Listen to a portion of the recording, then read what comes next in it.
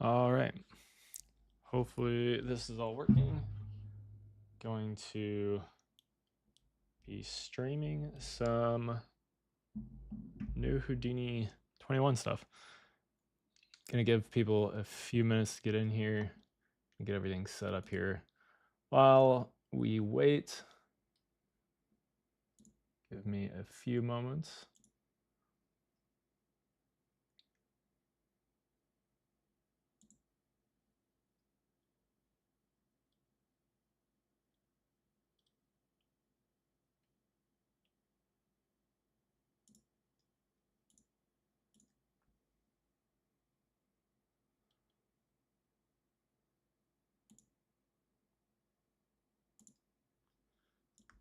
Get everything set up in the right places here.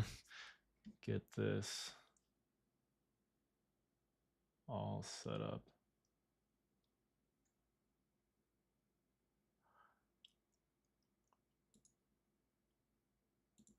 I don't know why I can never remember where the share button is for the stream.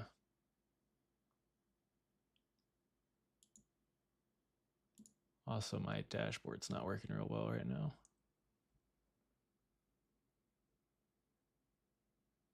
There we go.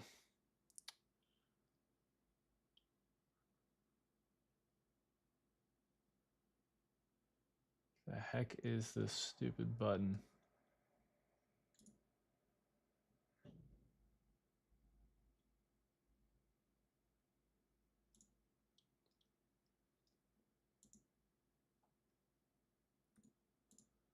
Guess I will do this differently.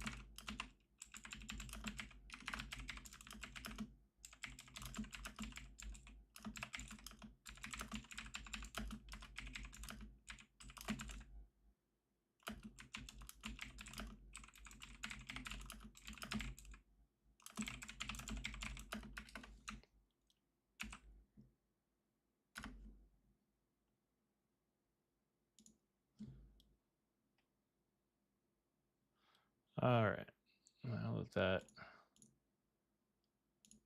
that is up there, we'll give it a couple more minutes for people to join up. Just send a message in Discord here for anybody that is looking to join. Plan is to make a couple of tools here for cops. I've got some stuff that I've got in mind that I think is just kind of missing right now that wasn't introduced. So we'll talk about that and build those, make them all available for free as part of the HouMats series of releases. Let me get that link for everybody in case you don't have that downloaded. There's a free release of HouMats. Bunch of people have already downloaded it. And you get a few awesome tools. You get some, most notably, the time shift node available inside of Cops that I built. You've got SDF setup and SOP setup that I use in my videos all the time. Seamless tile, just does some tiling stuff. Trouchet tiles and the UV grid, which I don't know why that wasn't available kind of by default. What's up, KG? Let me grab that link here though. Copy URL, there we go.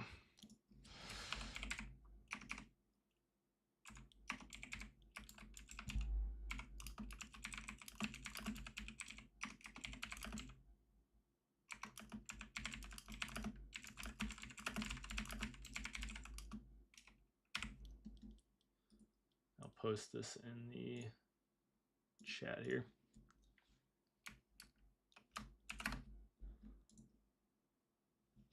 Apparently you can't shift and enter. Nice.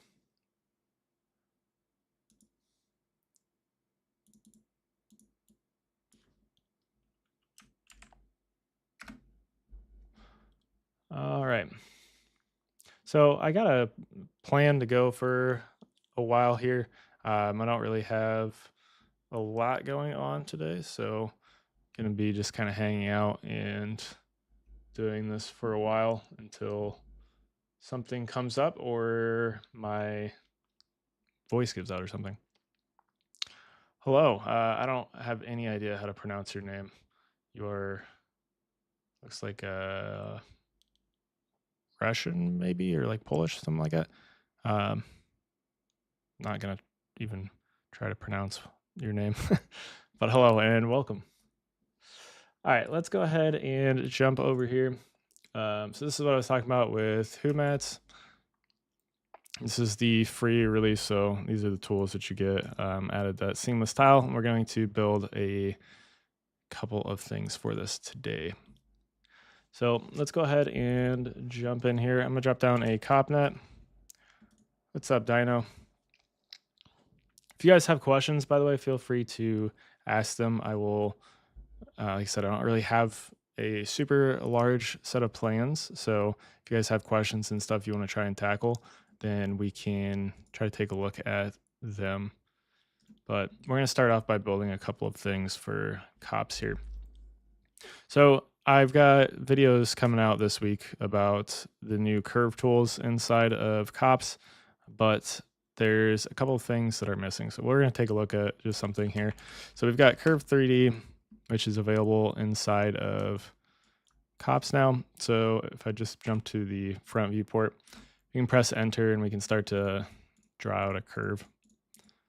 This is literally just a wrapper for the Curve 3D tool from SOPs. I have not messed around with any of the machine learning stuff, so probably not going to look at that. You probably have to train all that stuff, so that's going to be probably a no on that. But I am going to look at some terrain stuff. I'm going to jump into some terrain stuff, I think. So maybe some of the terrain ML stuff. I don't know. We may just kind of look at it. But anyways, with this curve, so we have a couple of other things with the curves. We have rasterized curves, we have mask from curves, layer from curves. So with this rasterized from curves, we can literally just make them like an alpha or whatever. But we can also take attributes and we can rasterize them down to a layer themselves. So the problem with this is we don't have any tools to really work on this inside of cops. We have to, if we want to do something with like OpenCL, we have to have the attributes, as far as I'm aware anyways. I can't for the life of me figure out if you can or how to create an attribute on geometry using OpenCL. I don't think it's possible. I think I read that somewhere, but if it's possible and someone knows, feel free to let me know. But what we have to do then is drop down a SOP geometry node. I'm going to go ahead and just grab this, and I'm going to drop down a CopNet in here and click use external cop. And this is just going to bring everything in. So then we can add in something else and do like a attribute create, or let's do an attribute randomize. What's up, Jimmy? Yes, I am.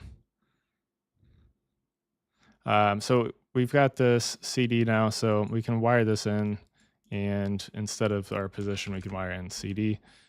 And then we've got our color on our curves. So what I think there's just kind of missing is some of these tools. Like obviously they're probably wanting to keep this somewhat like not cluttered, but we need some way to be able to create attributes on our points, especially with some of the pyro stuff. So if we look at the like billowy smoke, I might take a look more at this stuff later too. Yes, this live stream will be available on YouTube later. They're always available on YouTube after. Give us a second to cook.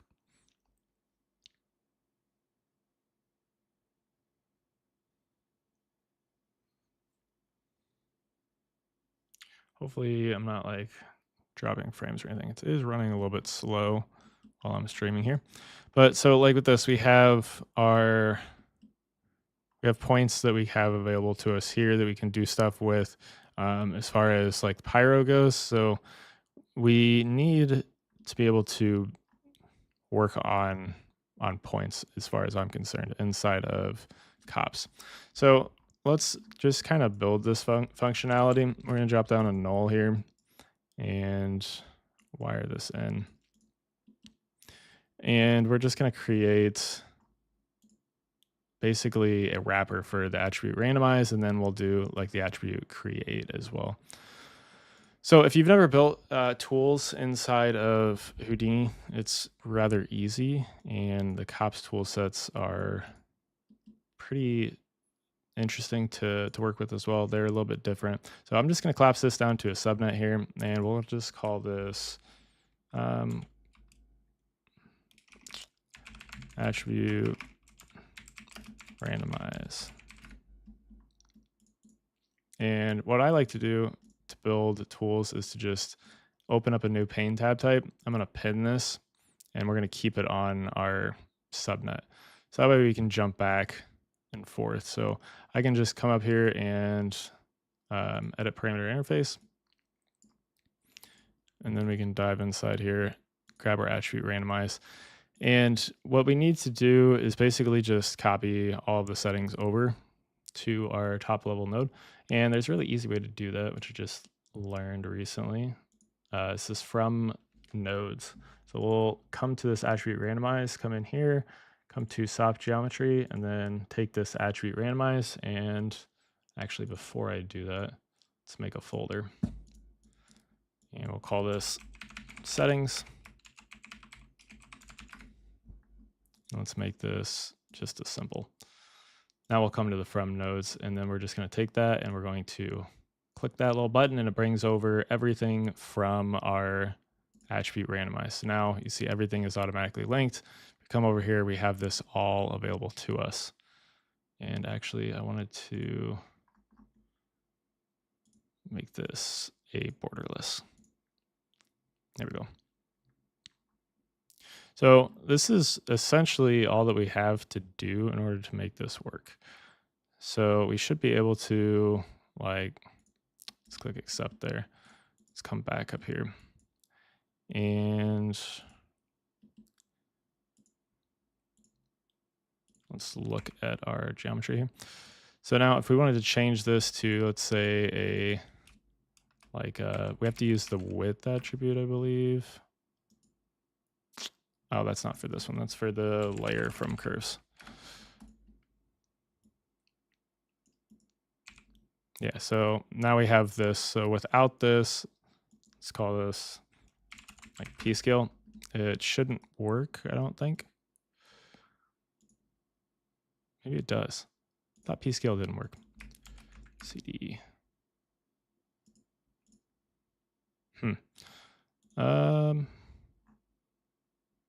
Which one am I thinking of? Am I thinking of the curves?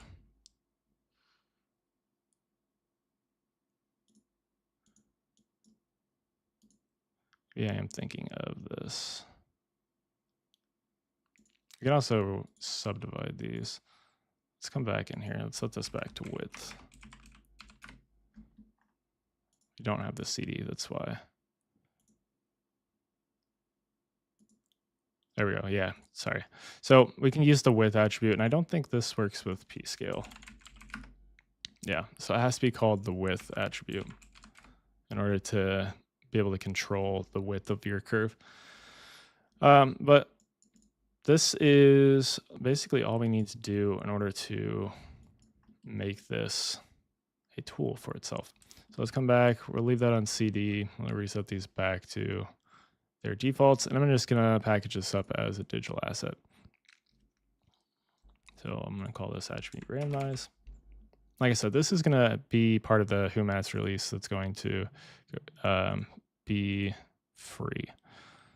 So let's come in here, make sure it all matches. Make sure the tab submenu is set correctly. Let's go to utility.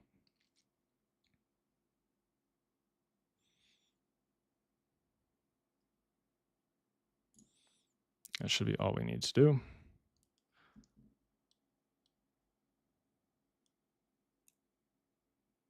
Let's see. I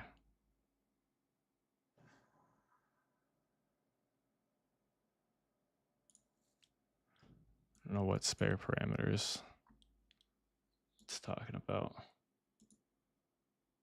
Still have everything. Right, we still have everything from our attribute randomize. So you don't have the normalized and the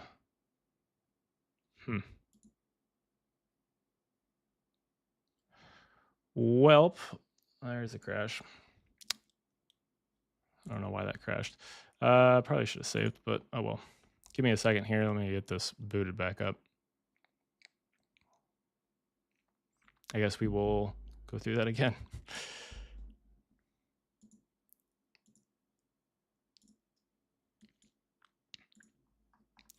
One moment. Let me get everything saved here.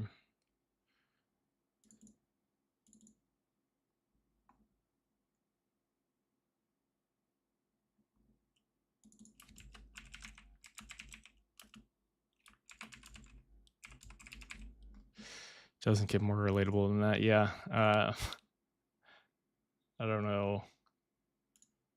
I don't know what went on there. All right. Let's rebuild that real quick.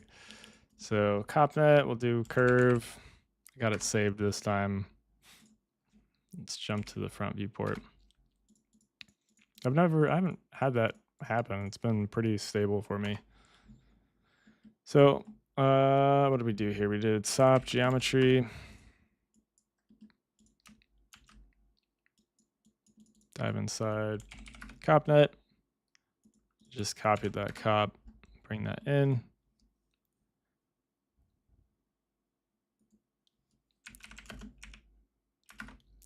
Anyone else experiencing insanely quick cop cache filling up and slowdown? I have not had any issues. I know they changed some things with the caching. Pretty sure I read that in the changelog somewhere. Let's drop down a null.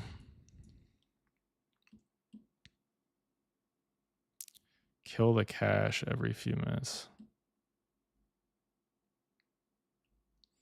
That is weird. What's I think this should all be running off your GPU. So what kind of GPU do you have?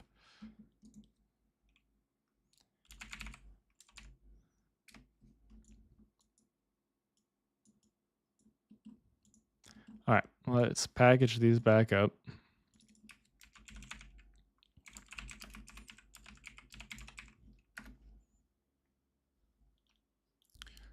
Getting it on your work machine and your personal machine. Maybe it was in the, I was looking through like the daily build changes. Yeah, you shouldn't be having any issues with that. Then 4070 and 4090, you got plenty of VRAM on those. I was looking at the daily build changes, and I mean, there's a ton of changes that have already been made, but they're not any. There's no new production builds yet, so I haven't jumped into any of them. But I think I read maybe in those that there was something going on with the caching that they changed. I could be wrong. Let's come back up here. Go ahead and pen that again. Let's pop out our parameter interface.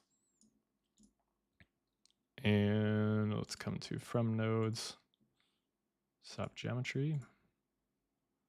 Oh, I did it again, forgot our folder.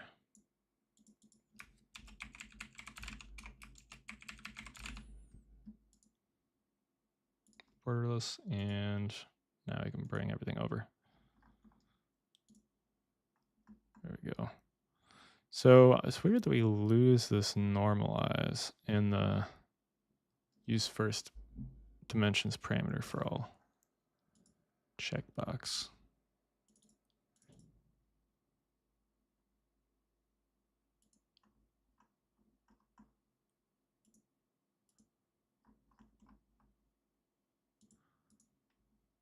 Yeah, there's references are there. Weird. Yeah, they're making a lot of change. I mean, there's always daily build changes that happen a lot. I'm personally been looking through them every once in a while just to see if the new grunge maps that they said that would be coming out have come out, or yeah, the like noise types I should say, because I'm really looking forward to getting my hands on those. But I think this is good for this. Let's go ahead and create our digital asset. Attribute randomize. Make sure this is set to utility and HouMats.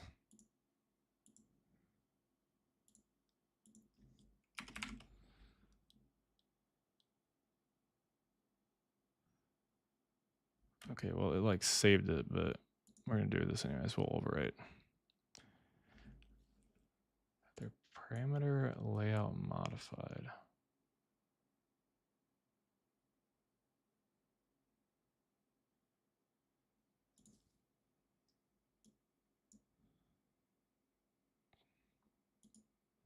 Okay, I'm not sure which spare parameters it's talking about because I thought we lost these before, but now we didn't. All right, well, apparently it really doesn't like this. And dang it, I meant to save before I... All right, well, at least I know I created it now. I don't know why it doesn't like that. I guess we will avoid doing that.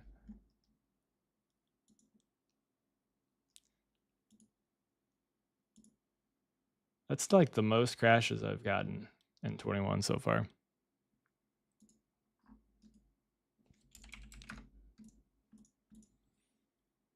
All right. Round 3, I guess. Okay, well, it's like working, I guess. Oops, not curvature.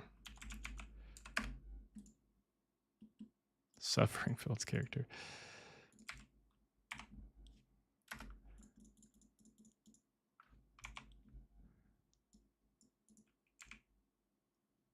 All right, no crash there. Maybe it's the perspective viewport. I don't know. I have no idea what's going on there.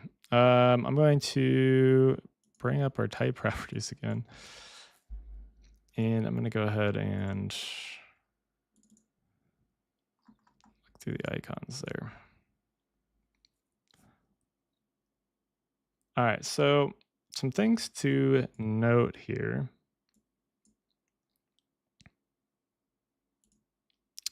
I guess we don't have multiple things. So there's some interesting stuff that goes on with these inputs and outputs. There is, so like you can add like a new signature, right? You have the ability to allow automatic selection. So you have the default name. Once we have a second one in here, and call this geometry. This will be like the default name. So this is going to be like if we have,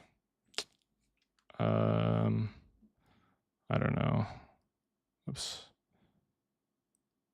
Let's do, this is something I built recently, actually. So we have like the signature, so we have the select automatically, and then like your default one would be like the geometry label. So if I set this to, like for this one, this is the first input. So imagine this one's RGB and this one's RGBA. If you have this signature label set to default, you would have select automatically, and then you'd have default and then RGBA. So you got to make sure that you name these appropriately. Segmentation fault has gifted me the ability of patience. Yeah, that's like the default error that happens way too often. Anyways, I'm gonna go ahead and delete that. And then I think that is all we need here. Lock and save. And then save node type, match current definition. So we're all good on that one. Let's go ahead and make another one of these. Basically the same thing. We'll see if this one crashes. Let's say an attribute create on this one instead of the attribute randomize. Let's drop down a null here. And then I'll do rasterize curves. Oops. So I've also been jumping into OpenCL quite a bit recently and just learning as much as I can about that. So we'll look at some stuff with that too. Call this one attribute creates. So I understand why they didn't create these. Like HDA is basically for cops, but at the same time, if we're going to have the ability to work over points, it's going to be nice to have those available to us inside of cops. So let's bring this back over, and I guess we really don't need to be in the node at all. Oops. Settings. This is basically the default thing that I do for all of my stuff. So if you don't know too, you can, if I wanted to, I can just dive in here and just like grab this if you've never made an HDA before. So once I do that, it's going to automatically link that, and then we get that on our thing. I'm going to just delete that though, because we're going to remake the entire node.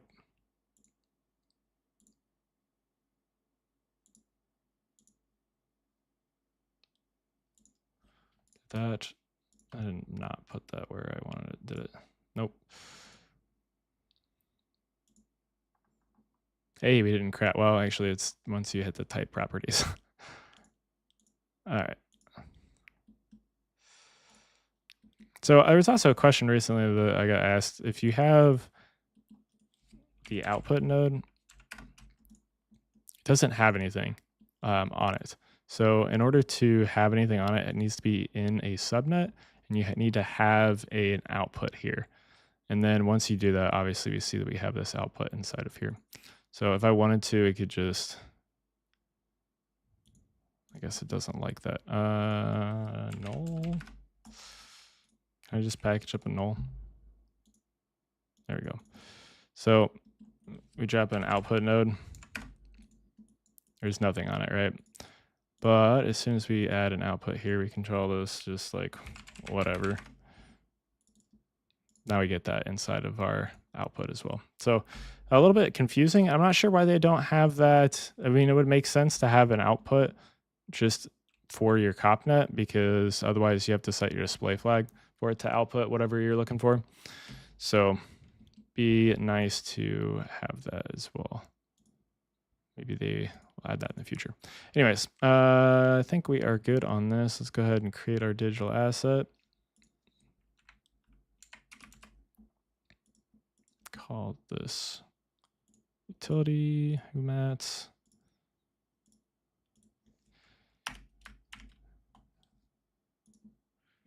And should be good here. Again, I don't know what's going on with that. I don't know what it's destroying. Probably something that's hidden or something. I'm not sure. Either way, it should be good enough for what we're looking for. Let's come in here and set our icon. And that should be good. Save node, match current definition. So one other thing, if you're building HDAs and you don't want people to be able to dive inside, you can come up to our assets, click create black boxed asset from selection. And then whatever node that you have selected, it's going to create a black boxed asset from. So just do that real quick. And then now when we click on this, you can see that it's not going to let us inside. If you come up here to the assets and click on asset definition toolbar and set it to show always. Normally it's set on hidden. You see that disappears over here. Come to show always, then we can see where that is going to be saved, and we can switch back to the old one so we can dive inside and edit it. I would recommend saving like a file out of anything that you're building with your stuff in there.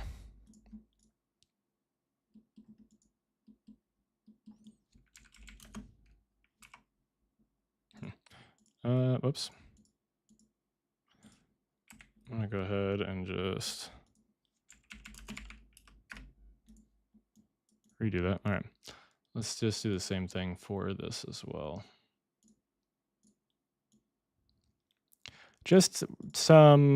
We're just making some tools for cops that I feel like are missing, specifically for working on geometry. I'm gonna put them all up on Gumroad as part of the free HouMats release, so you can download them there, make them yourself if you want. Either way, but we got these curve tools, and then like for this, if I just wire this in here, you see that we have our curve, but we don't have the ability to like add attributes, even though that we have the ability to rasterize attributes.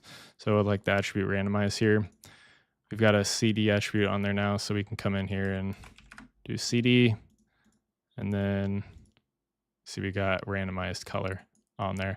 Or like with this, let's me delete that real quick so it doesn't throw an error. If I change this to P-scale, or not P-scale, P-scale doesn't work. You have to set it to width, and I set this to one-dimensional. Now we get the ability to control the width with this without having to just dive into here. Otherwise, you have to make a SOP geometry, and you have to make a cop net, and then you have to import your stuff and then drop everything down. It's just like a few extra steps, so just a couple things just to kind of speed that up. But that is basically all for the tools that I wanted to create. Why don't we look at some OpenCL stuff, because I've learned a little bit about that recently, and it is kind of fun to work with. So let's just take this. I'm gonna pop this out.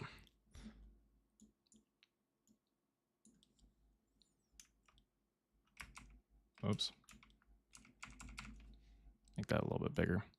Control and plus will make your stuff bigger if you don't know that. And Alt and E will pop out any of these boxes. You can pop out like even these if you want.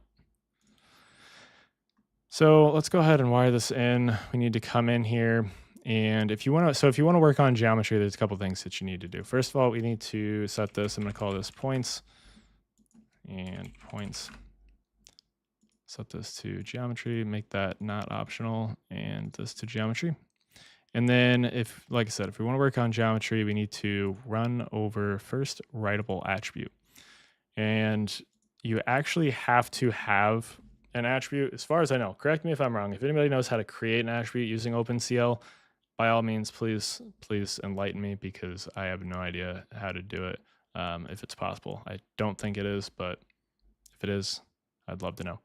But in order to have this actually run over the attribute, we need to have the attribute. So let's call this one, we'll just work over the width just to kind of show you what's going on. And then we need to change this to be run over. I don't know why I'm doing it in here, and I should be doing it over here. We'll do run over attribute. And then we need to bind our attributes. So we'll do bind, and then I always forget this point, and then we need to give it a name, make it writable. So we'll do and call this point width, and then we need to do the name. In this case, it's going to be width. So the name of our attribute.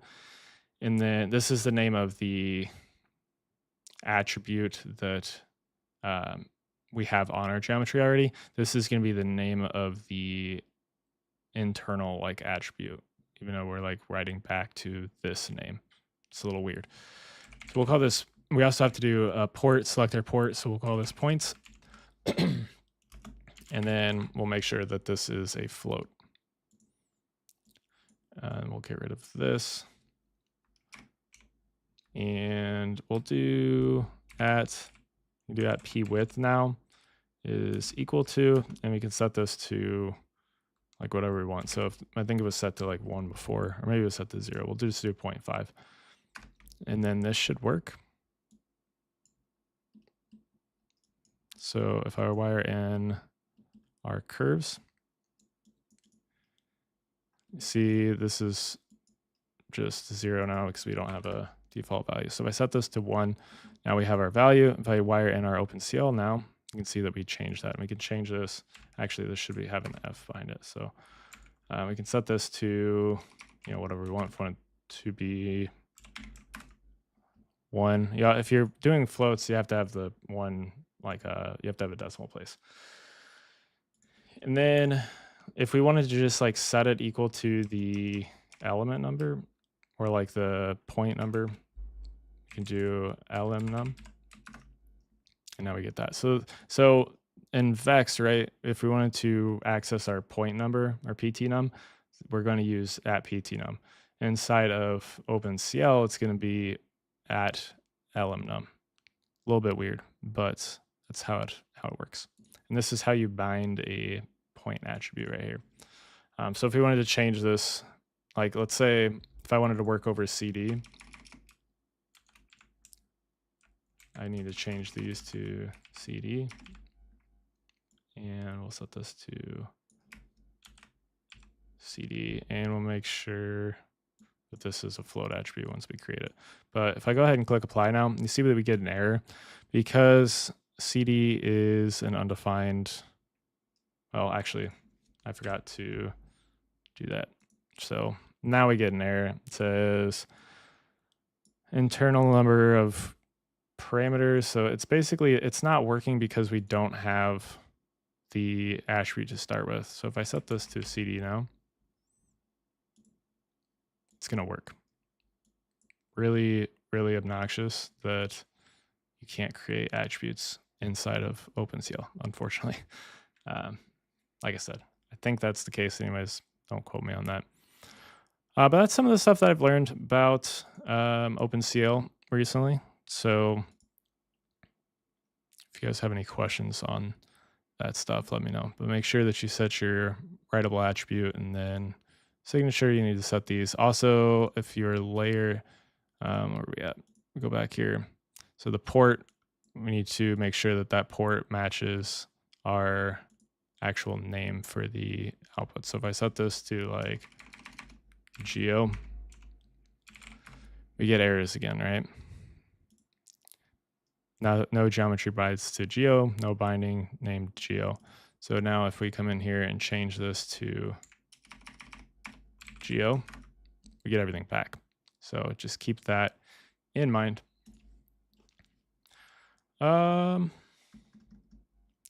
What should we look at now? Guess we'll do some, actually I'm gonna clear this out and just save this and open up a new scene. Is there anything, any questions anybody has? Anything that somebody wants to focus on? Otherwise, I think I'm going to move on to height fields. So I haven't really messed with height fields inside of cops yet, at least like working with them.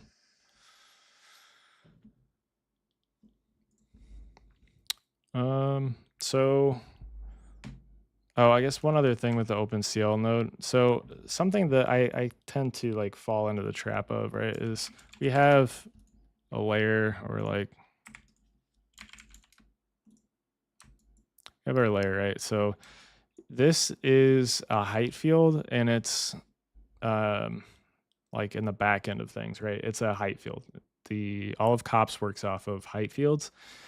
If we bring them into SOPs,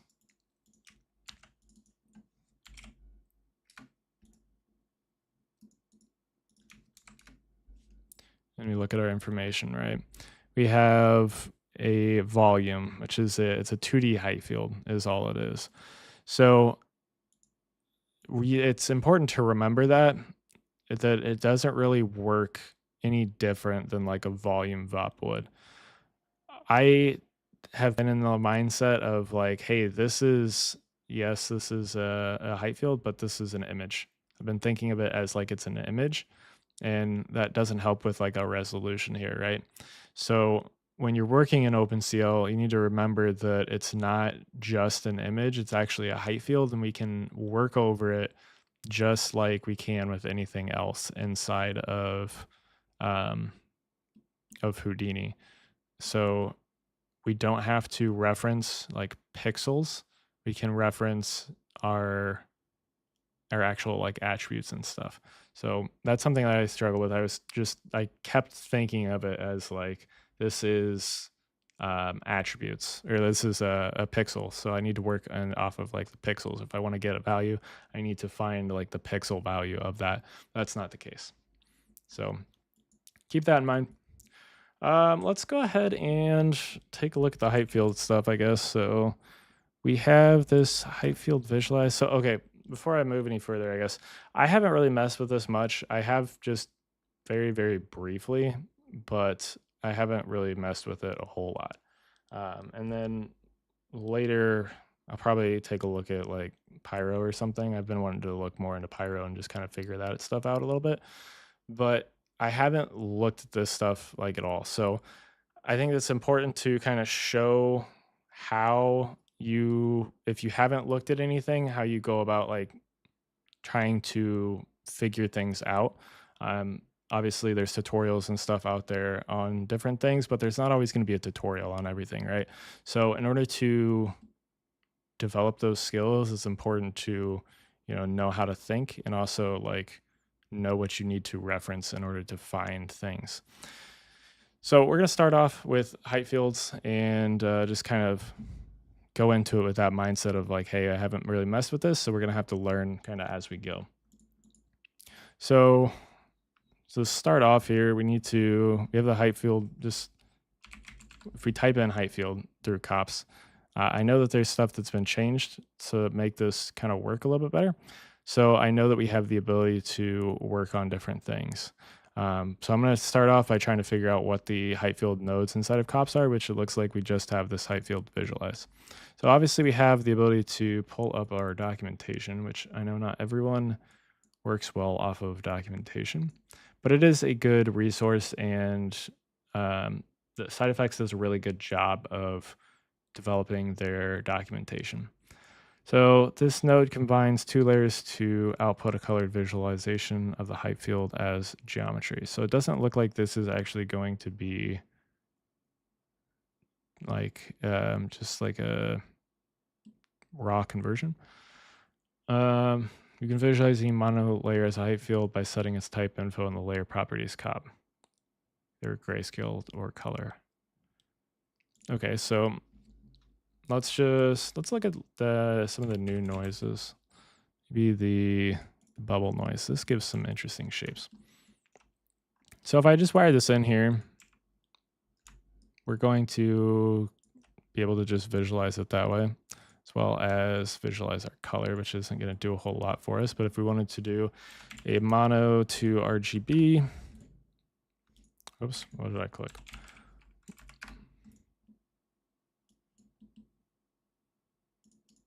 We can wire this in, and then we could set this to, I don't know, whatever. Why do I always click grayscale? Let's do that. So now we are able to visualize kind of our stuff onto our height field, our color on our height field. So that's interesting that we can do it that way. They also said that we can do it through the layer properties. Let's look at that. So this should go into the size ref. source. No, sorry, this is backwards.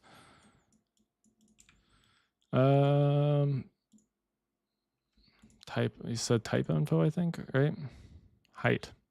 Yeah, okay. Interesting. So we can visualize it that way as well. Okay, so let's take this and then let's bring this into, I don't like the way, can we transform?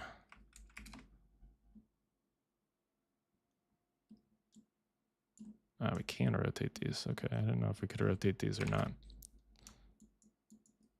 Interesting. So we can do this, but we'd probably have to do this with everything now. Height fields obviously are going to sit on our origin here. Let's go ahead. Let's drop down a SOP geometry. I'm going to drop down a null as well. And we'll call this out height.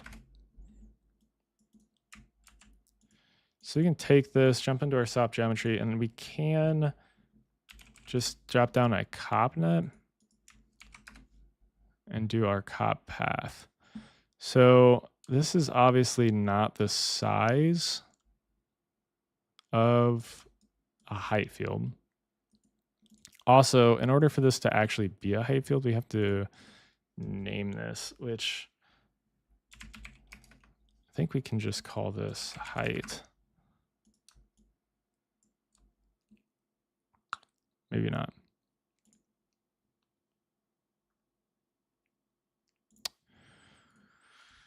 Let's come into here, just drop down a height field. And this should be,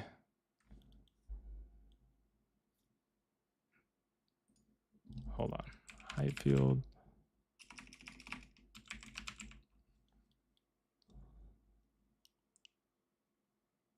So we could do a height field from file. We could do a cop, we can paste in our cop.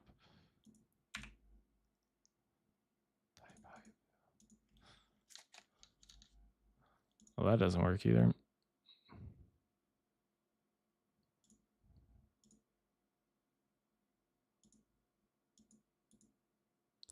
That's weird that that doesn't work. Does it not like it? Because, whoops.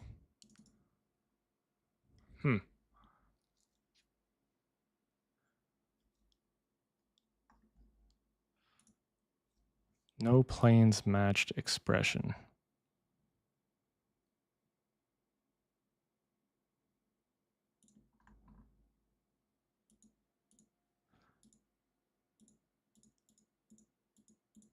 Channel.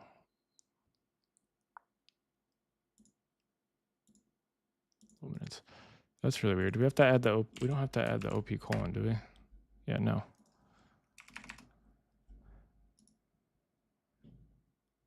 I don't know what I'm missing here. CX. This should be, can we do it through this? File. Fail to open cap network. Okay, it doesn't like that. All right, I don't know why that should work, I would think. Not sure why that's not working. But we should do like a, we should be able to do a transform on this. So a normal height field, also we can come to our copnet here and we can set this to be on the ZX plane. Normal height field is going to be 1,000 by 1,000. So we need to take this cop network and we need to scale this up by a value of 500 in order for it to match properly. Yeah, cop2net is going to be, oh, you're right. Cop2net is the old, let's pull that back up. Oops, height field file.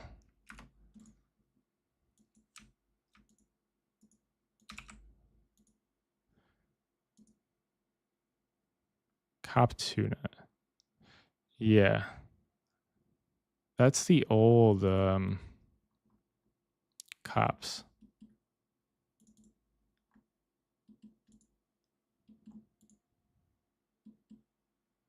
Interesting. Maybe this isn't set up. It's interesting that they don't have it set up for the new cops.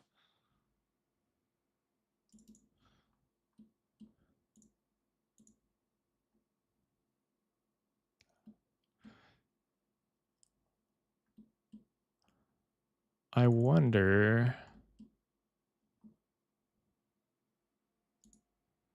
All right, let's just see what this is going to take. What this would take.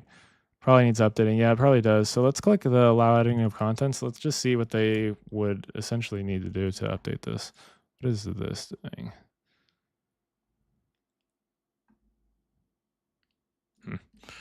So if we drop down a copnet here, we could do a file that gives us that. Just for fun, I don't know, just to recreate what they're doing. So essentially they're taking a switch and then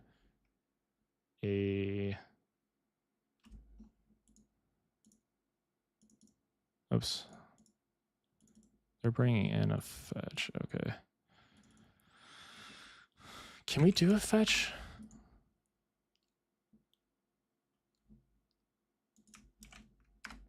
Oh, nice. All right, then we could do an RGBA to mono.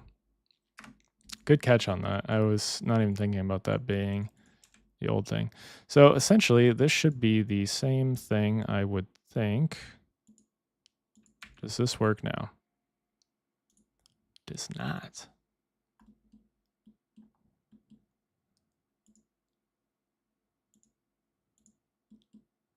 Okay, I guess that's going to take a lot more work to do. I figured we could just drop in a cop and have that work. But essentially, they're just taking they're, I guess, just going to do the same thing that we're going to do, essentially, which is take this, scale it up, and then do a height field copy layer.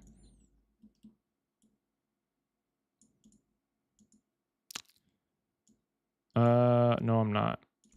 Not a height field copy layer. Height field. Is it just a height field layer? Yeah. So we'll do that base train and then train to layer. I guess we don't even really need to do that because this is already, whoops. This is already a height field. So we could do a height field in like noise now.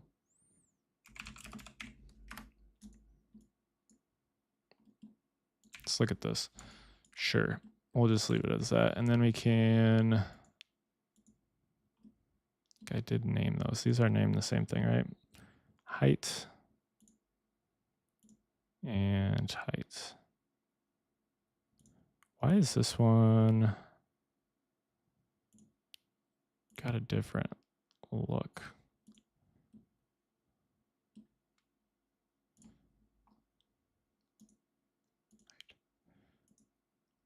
Oh, this one only has a value. Let me just reset that. We also need to take our values and scale them.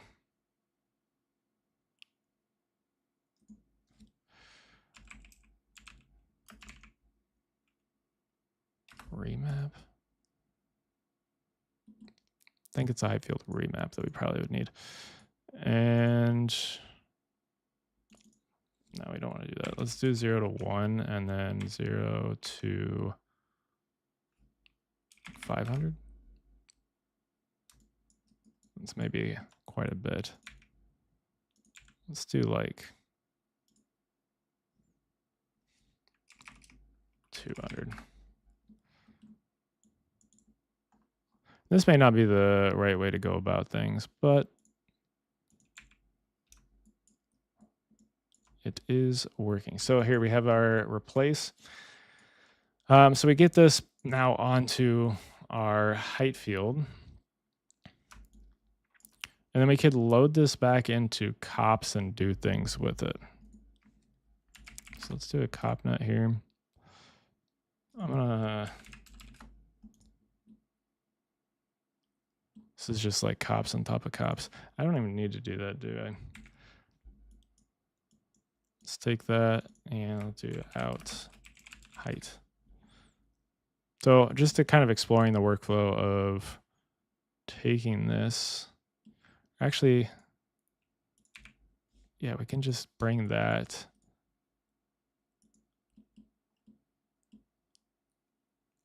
This is as geometry now.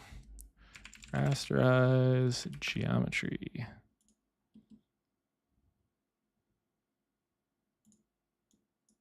Can we do a mono channel? Can we rasterize the height? Did I set this name appropriately? Yeah, I did.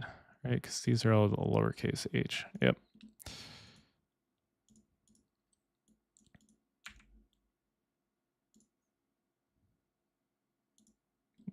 So it doesn't like that. Interesting. I wonder why that doesn't seem to like that. All right, I guess we don't do it that way.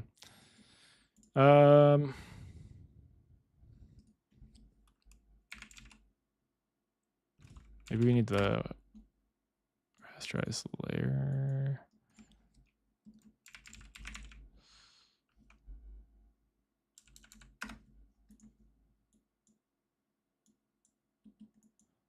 Maybe we need to do this differently. Rasterize geometry.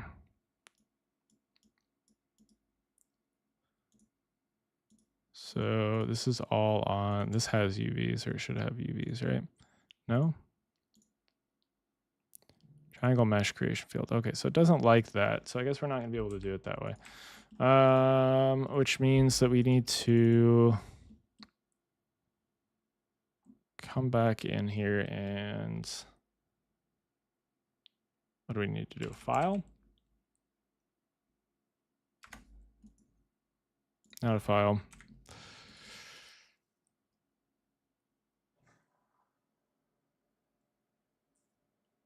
Geoda layer.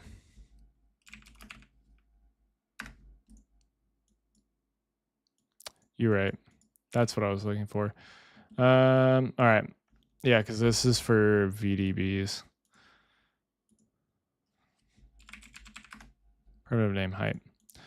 So, and actually, so we can do this. This is something that I have done before. You can take this.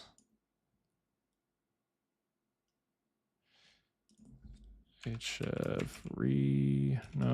field copy layer. This is where the height field copy layer comes in.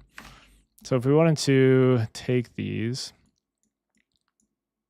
so we'll take the height from this one and we'll call this like height 2. And now we have 2 volumes, height and height 2, along with mask, I guess. And we can take that and add another one, height 2.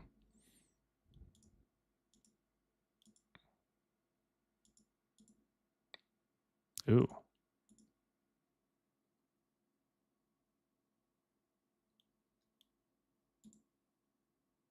With our mask. Why are we getting...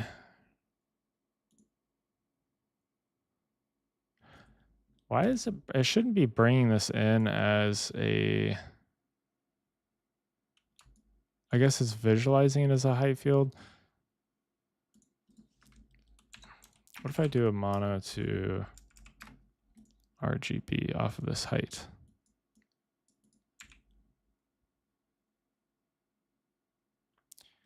Okay, that is...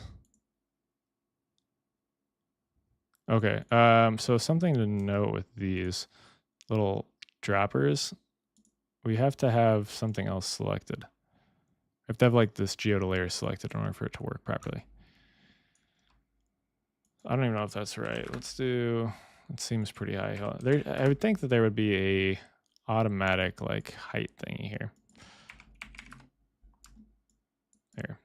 that should be good enough.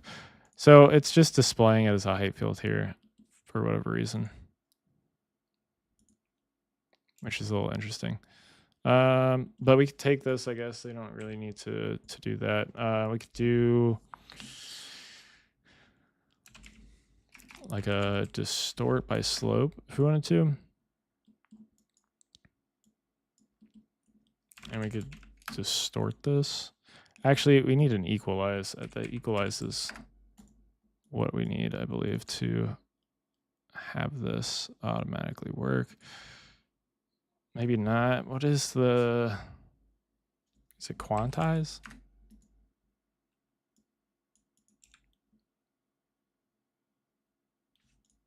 Nope, not quantize.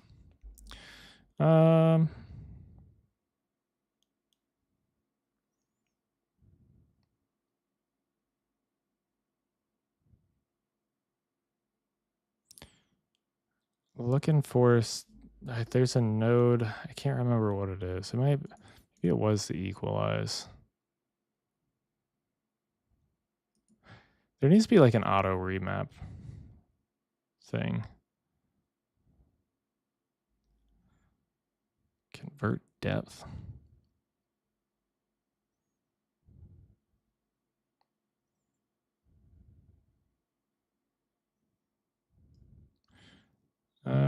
Terrain.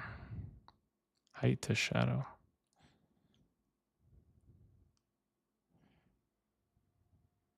Or like a normalize. Is there just like a normalize?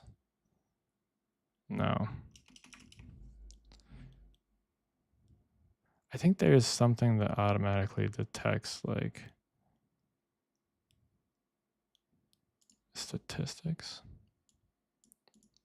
Ah, yes. And then a remap.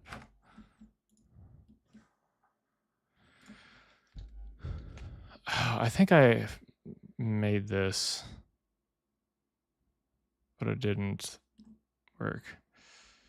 All right. All right. Let's see. What did you say? Been learning Houdini for the past few weeks. After years in cinema and Maya, your channel is a gem. Absolutely love your content. Just wanted to hop in and tell you thank you. I also jumped in from cinema from about 5 years ago, so I feel where you're coming from.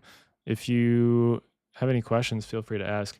My biggest recommendation, I would say, is to just understand that simulation is, I got two suggestions, I guess. Simulation is not somewhere where you probably should start. And I would recommend starting with like a procedural model.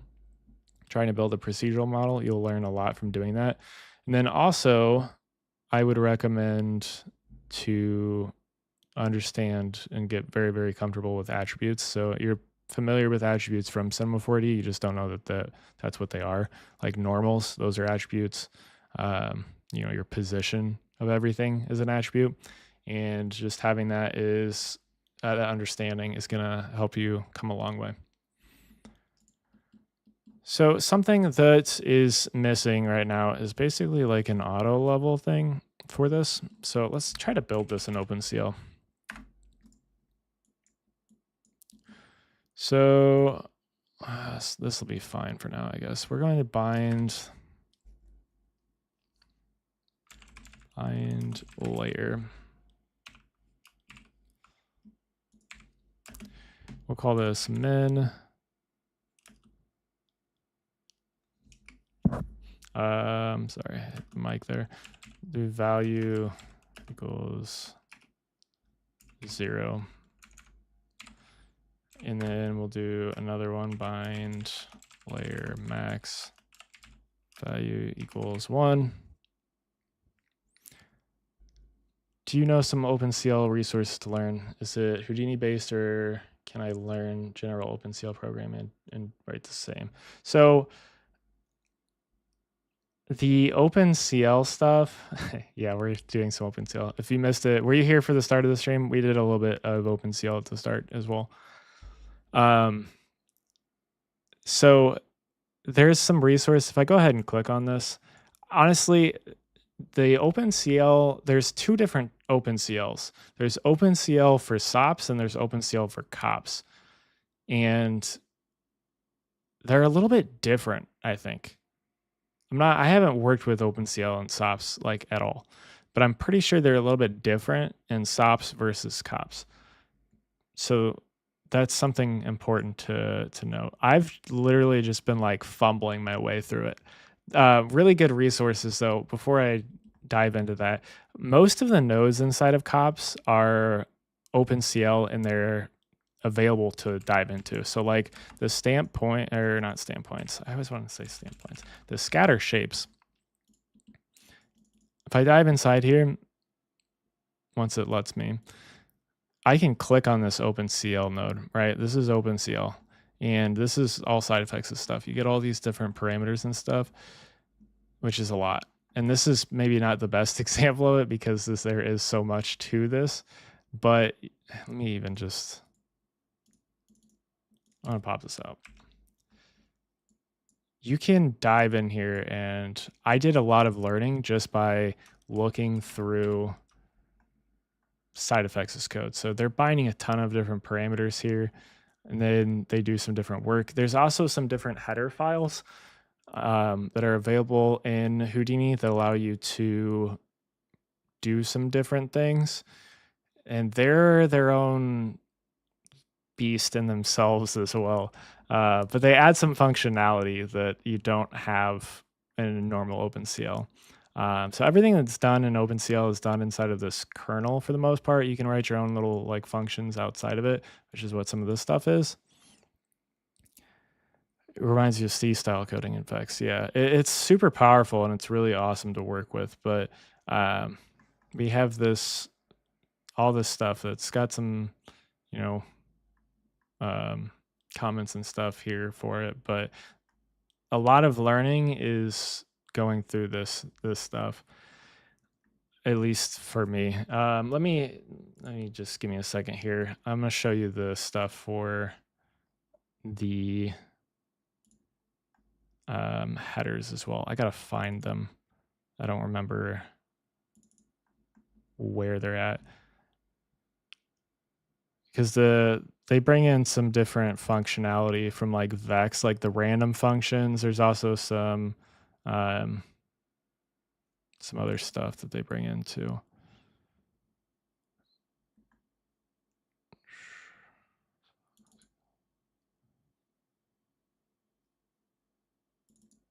Okay. So let me transition back here. So inside of your install, so not like your documents, but your actual install location, if you go to, so like this is mine. So if you come to the Houdini folder, you come to OCL and include.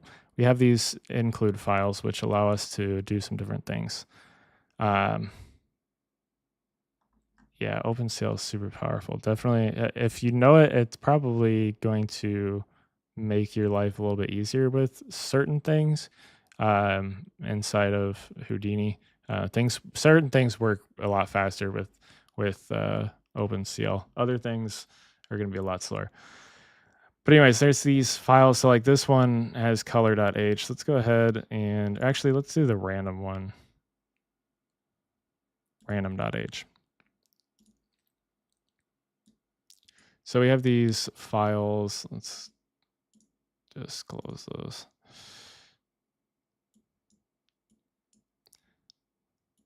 So these header files bring in some different stuff to OpenCL. So if we look down towards the bottom, we have these different things, which are like the functions. So we have like this random, this is like the function that we would call if we wanted to do a random value. So we do vex random _1 and then we'd feed it a float value. If we wanted to have, random x and y, we do these, or float, like a vector2, I should say. So there's some different things in here, and there's a lot to the header files. So dive into those as well. They add a lot of functionality that you don't have in OpenCL otherwise. But let's come back to this height field here, and let's come in here, wire this in. So this is just going to be a pass-through to start off with. So min is missing. So I need these to be, I think I can make these optional, right? Can that make them optional?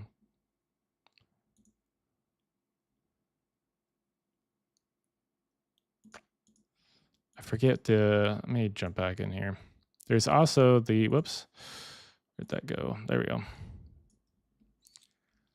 I do not have a programming background at all. I fumble my way through things and pretend I know what I'm talking about. I just learned by doing, basically. I picked up Vex a little bit here and there. I mean, I've done some coding of different things. I started, man, I've fumbled around with a lot of different things in my life. As far as just like 3D and the internet goes, just in general. I kind of had websites that I've worked on and off for 15 years now, and I kind of looked through the code just by, you know, inspecting the page elements and doing things that way. So I had a little bit of experience just with that. But as far as like if an actual background, no, I don't have an actual background. I just kind of learn things as I need. But there's also this, so we have this OpenCL Copernicus node. Do you know, you probably know Vex. If you know Vex, there is a OpenCL for Vex users somewhere. There we are. Which this takes you to a page that's more for like SOPs, I would say. Because there, I feel like there is, and I could be totally wrong about this, but just in what I'm working with, there's seems to be a difference somewhat between OpenCL and SOPs versus COPs. But I was looking for, I always forget the question marks and the, yeah, okay, so these are optional. So these should be, if I have this, they should be optional. I shouldn't have to feed those in. But I think since I didn't mark them as optional initially, yeah. So if I clear those back out and then I remake them, they should remake as optional, yes. So this little button is sort of similar to Vex, where it'll create your spare parameters, but it's going to do this with your like bind layers as well. So with this, we need to get the min and max. So we have our source layer. So I'm going to go ahead and wire these in. And what I want to do is take, we'll call this like float, because this should be a float value. Height is equal to, and then is there a fit? Like a remap?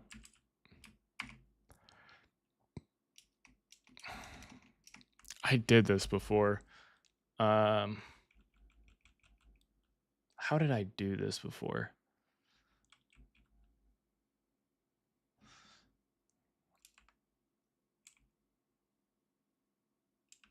I thought there was a fit function. Let's come back in here.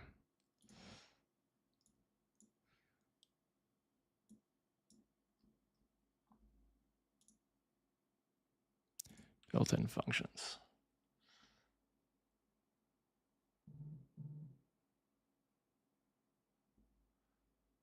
So there's not.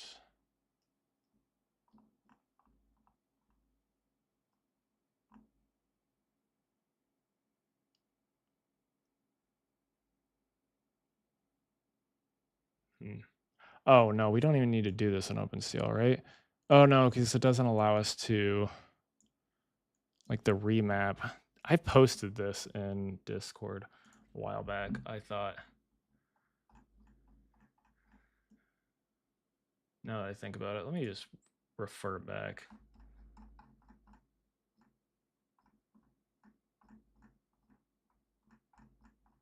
see if I can find it.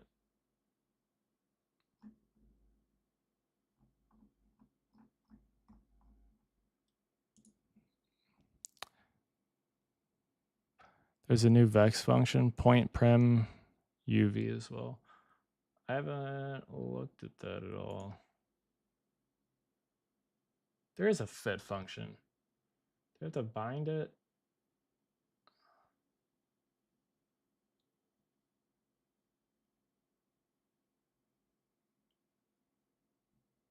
All right. This was asked about in Discord, and I sent it to the person that asked.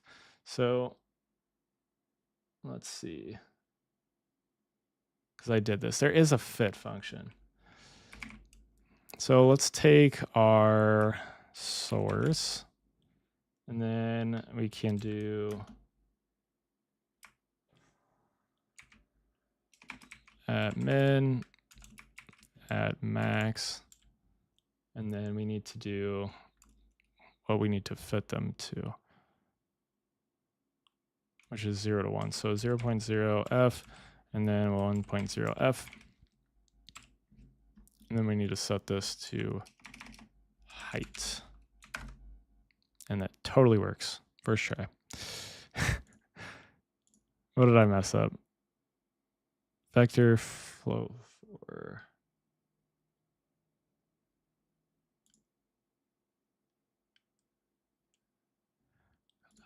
Okay, we have to do things a little differently.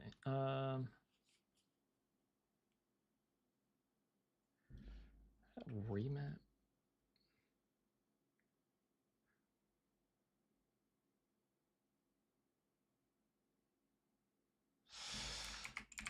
So this is what I did basically. Remap.get at height. Does this work? Nope. The heck am I doing here? Oh, ramp. It's because I didn't set the ramp. Find ramp remap float. Does this work?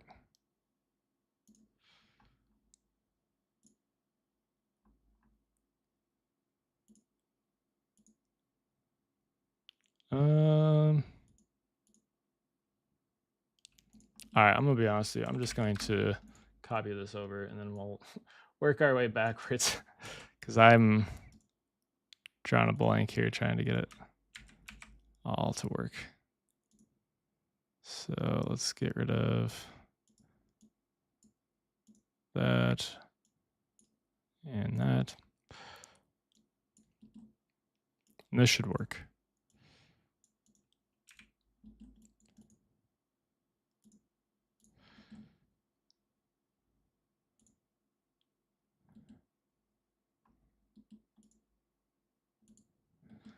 But it's still not getting what I was expecting to get out of this.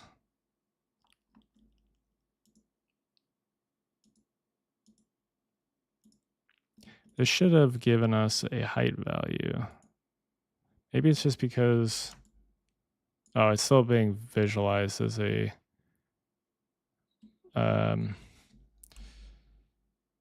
that's kind of annoying. Layer properties. It's still being visualized as a height field.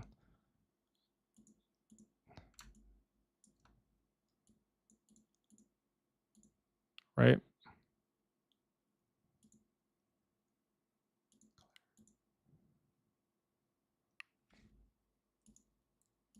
No. Mono. But if we do like a mono to RGB, does this like works? No, okay, it doesn't work. All right, what am I doing wrong here? The statistic should automatically give us what we're looking for. Does it work with this height?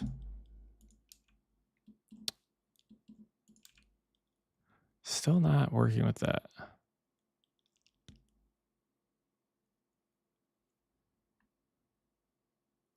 Huh.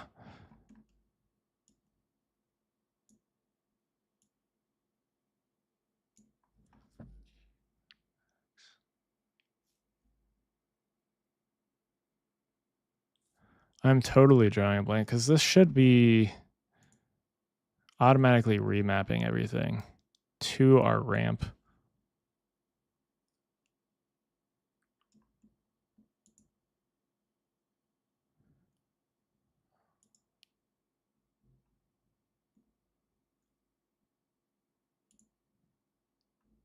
Yeah, I don't know. I am losing my mind here because I did this before and it worked. Does this work with this? I think it was the statistics that I used for this.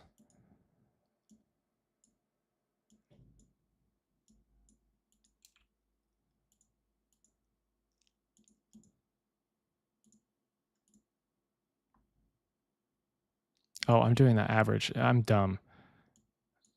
That's why it's not working, right? Yeah, I'm dumb. Okay. We need the height here for...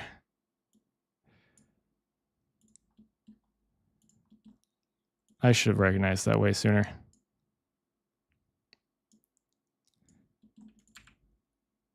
That's still not working. There's a size ref node.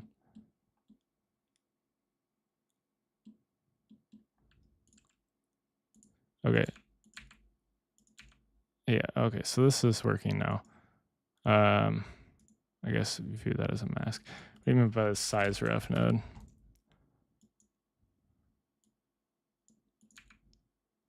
I'm not sure. Oh, that's the same thing for the type. That's just it just gives you the same kind of things as or not. As a layer properties. Yeah, that's gonna be different. That's for like the size ref there. So you can set individual things here, but you need a layer properties in order to get this to stop showing as a height field because it brings it in as a height field. But yeah, so this is how you make you know what, I should make this I should make this an HDA as well. And this will automatically grab everything here. It's like an auto level node.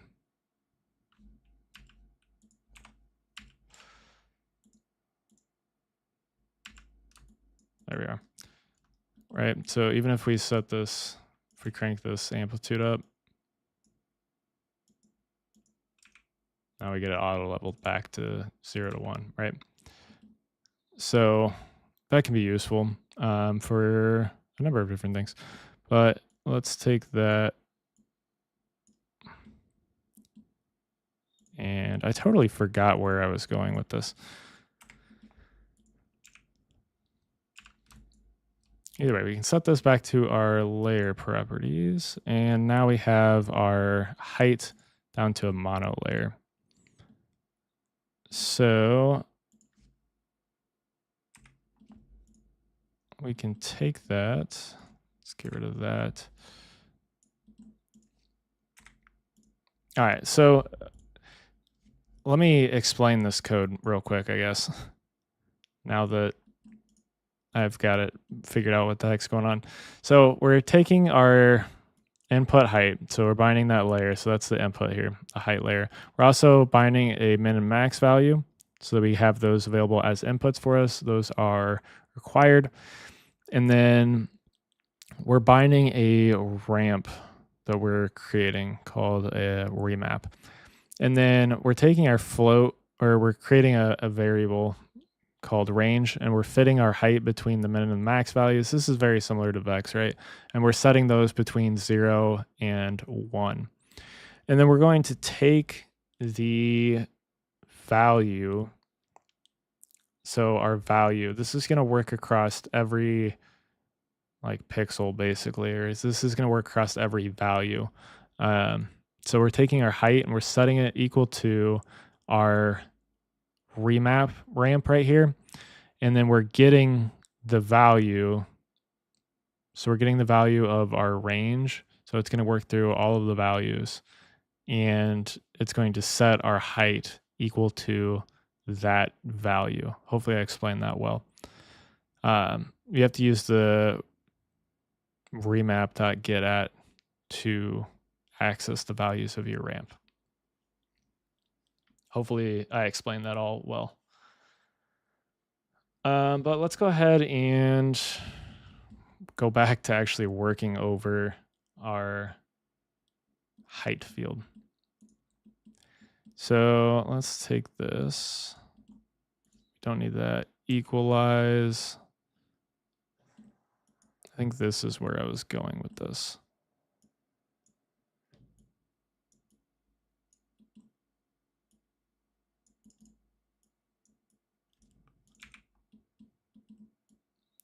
Now I can do like a fractal noise to do something to this height. Let's increase our kernel size here. And I don't have a plan for this height field. I'm just messing around with getting them to kind of work together. So we can really crank these things up. Let's maybe,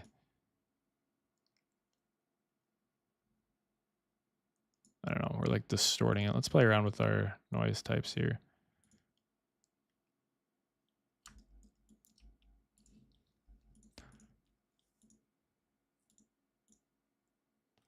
See what all we can get with this.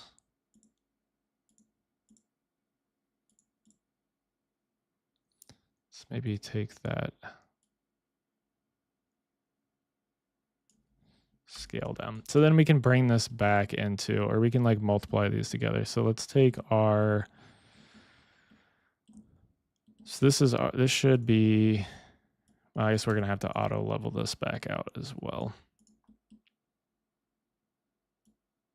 So we'll plug in our height there, our height 2 layer. And then let's multiply them back.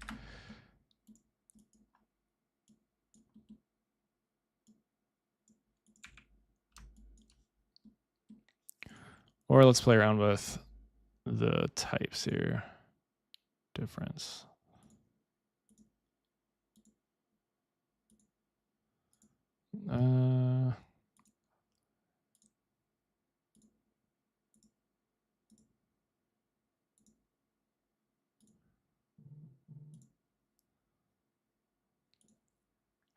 Not really sure what I want to do here. Let's see.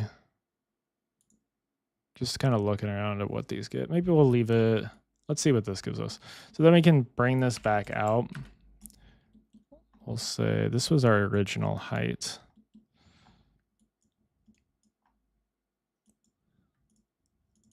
Do height, actually out height 2. And then we can, this is kind of confusing. So we could do everything inside of this SOP geometry node. I don't know if that's necessarily what we want to do though. Maybe we'll just work across.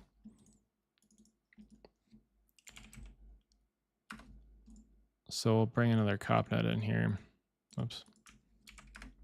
I guess we kind of have to do the same things that we did here.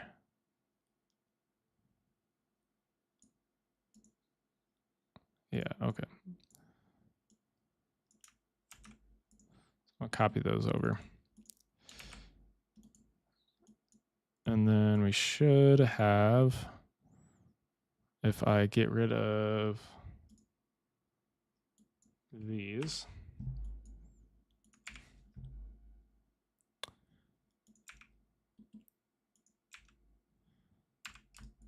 okay, we don't have what I was looking for.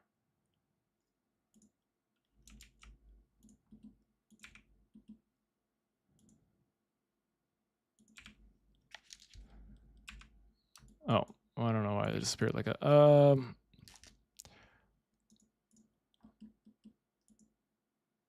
Well, that's interesting. What do I have here? Oh, wait, do we already have this named as our height? It does. Okay, so it kept our height field name. That's interesting. I don't want to transform that then. Good to know.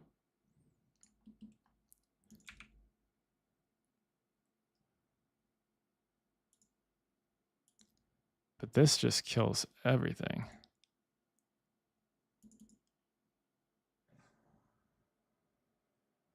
Why does this go? This shouldn't. Oh, because I was like multiplying it back over. Okay, that's fine, I guess.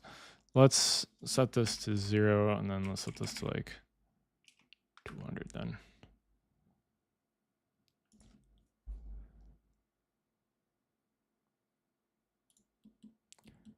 Why? Okay, there we get it back.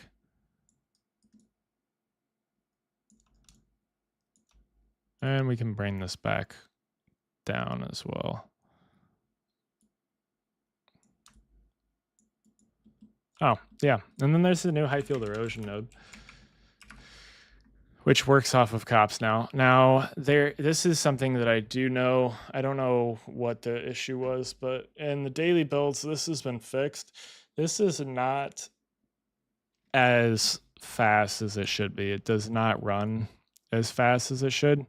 There's something that's like not checked or something in here. So with the next production build update, we should get a little bit faster of the height field erosion.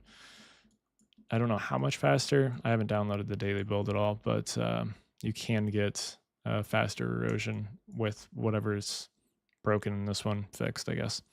So keep that in mind. Let's see here. So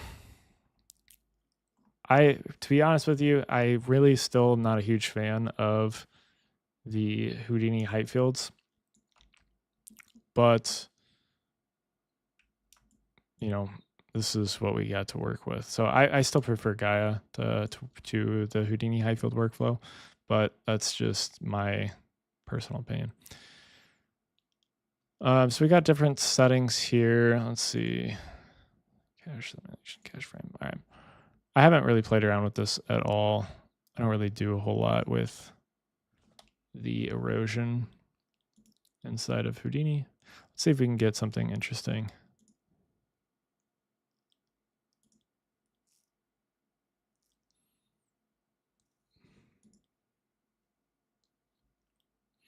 So it's just going to control like the amount of erosion, it looks like.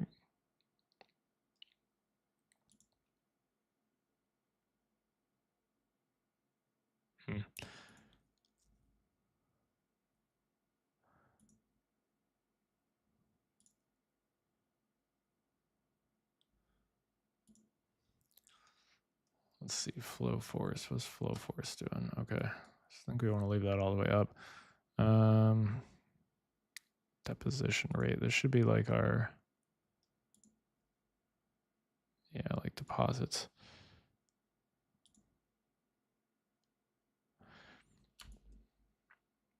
So we're starting to get some of those like deep kind of crevices there. So our like lines.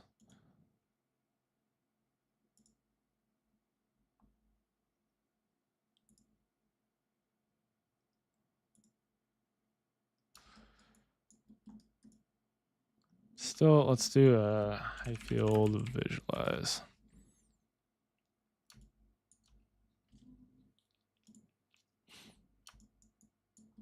It's a little bit easier to kind of see what's going on sometimes with these. Also, this is a rather low resolution for our height field, so we can take this up.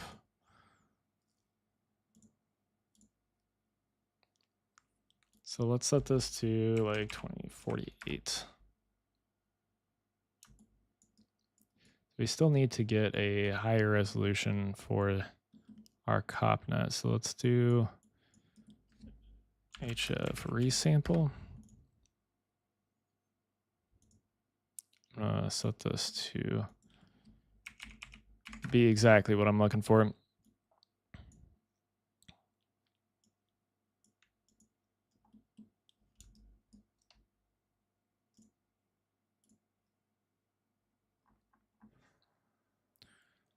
Let's just get rid of that for now. So now, let's see, without that, yeah, we get some weird stuff going on. So a little bit higher resolution here. But yeah, this is kind of the workflow, I guess, of going back and forth between cops and height fields. Let's try and make something that's a little bit more of like an actual kind of like mountain. So let's maybe like a hero type mountainish. Let's come in here. I'm gonna preview this. And let's draw out a shape here. And maybe something like that. And then let's do a rasterize curves. Ooh, sorry, not a rasterize curves. Let's do a mask from curves. Where did that place over there?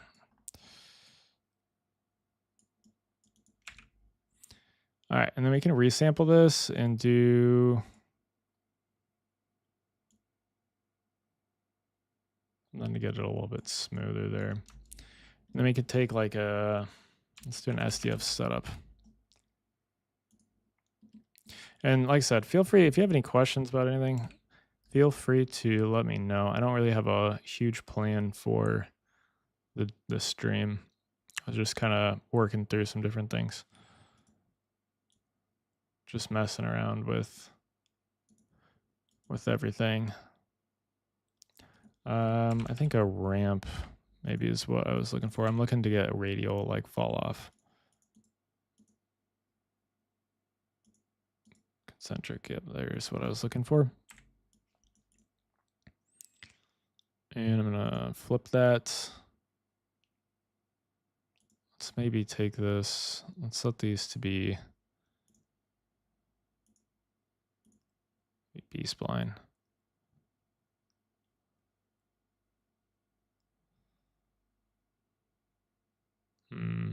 What do I want to do here? There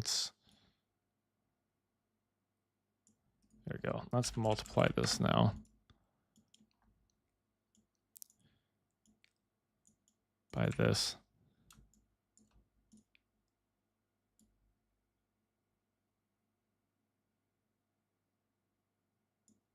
Yeah. All right. And then we could use this as like our base shape, but let's distort this maybe a little bit to get even more of an interesting kind of base shape for this. And let's do, I don't know if these will give us anything interesting or not. This phaser noise is really cool, the different things that we can get with it. I really like this intensity field thing. Let's see if it'll give us anything interesting. Not exactly what I was necessarily looking for, but I kind of like it. Let's do a blur now.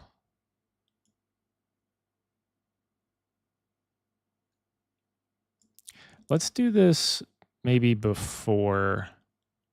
Yeah, let's do that before that. Although that did give some really cool shapes for like rocks or something. I kind of like that. Actually, before we even do that, let me visualize that as like height. We can do that. What was it, layer properties?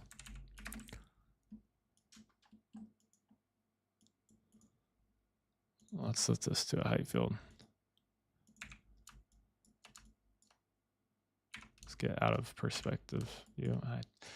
This is one thing that does irritate me about Houdini or Cops or whatever you want to call it, is having to reset the viewport all the time with this. This does give some pretty cool, pretty cool shapes. It's a good way to get some like rock type shapes. Just needs a little bit more work just to get there.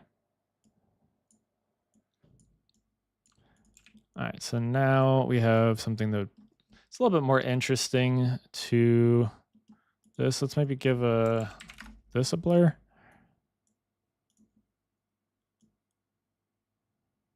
Just kind of smooth out those edges just a little bit. I kind of like that.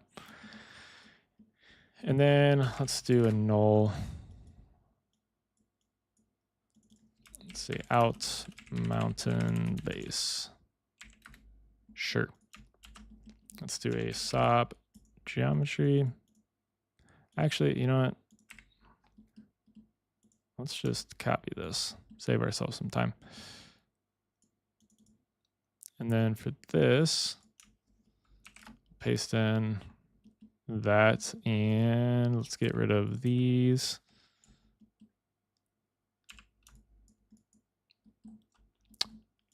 Ooh, I think I'm gonna blur this as well,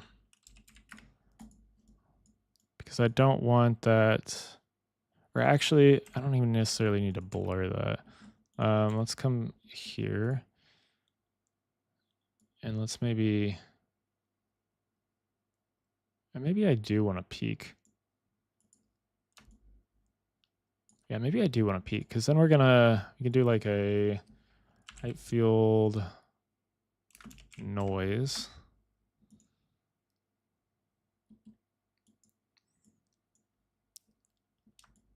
And we can get some interesting things here. Let's maybe crank up.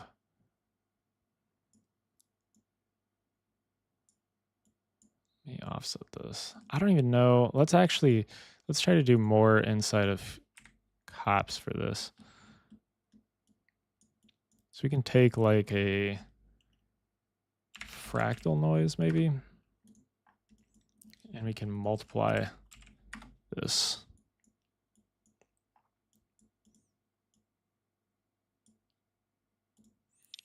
Let me just crank up.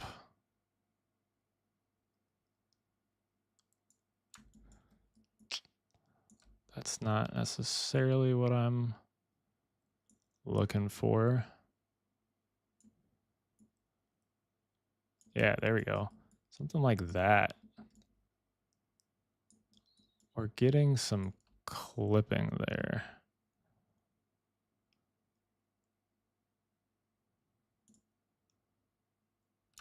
Why are we getting clipping though?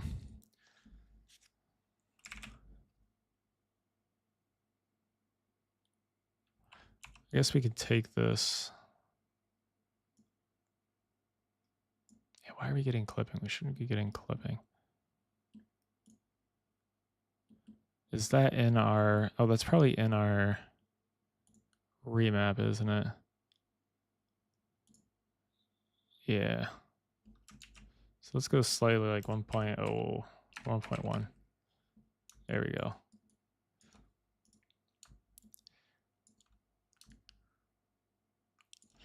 And let's actually come in. We can export our mask.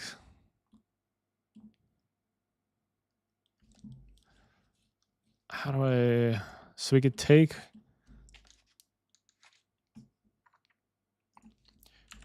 let's take a bright maybe.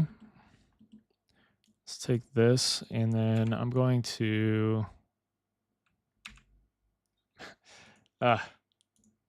frustrating. Let's crank this up super high. 100, sure.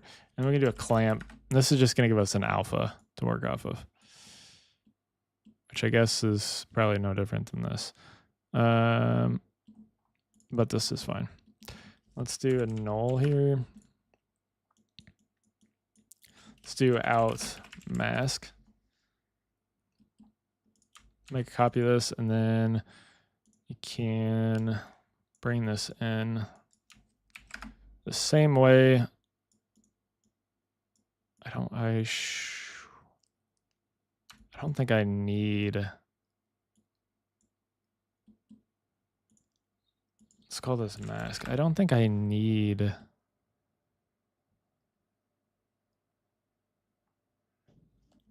to. I don't know. I lost my train of thought. What I was gonna say. High field noise. Let's go back up here.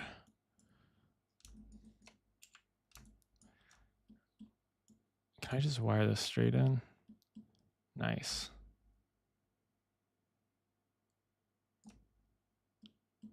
But I want to invert that. So let's do an invert.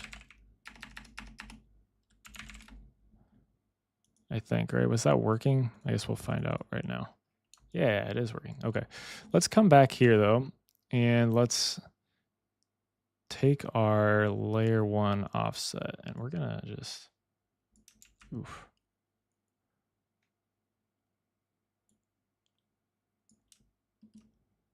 Why?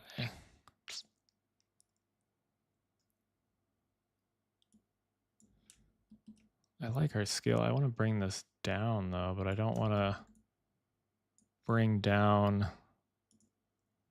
our base. I don't know why that's not giving us something. All right, let's go back here then. Instead of doing the noise after, come on, there we go. Let's do it up here. Let's just lay out everything. There we go. So instead of replace, let's do maximum. Actually, let's do a blend. And we can blend it based off of this.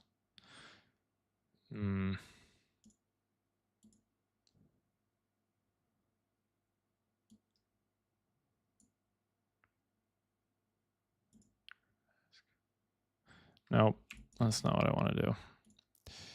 Let's do maximum. And let's take our noise now. Let's lower our amplitude maybe. Bring the size down quite a bit. And let's play around with this. There we go. So now we can bring this, we could bring that up. But I want to offset this. There you go. Something like that.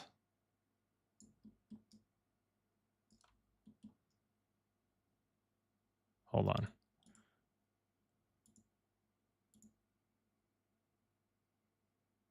Why is that? I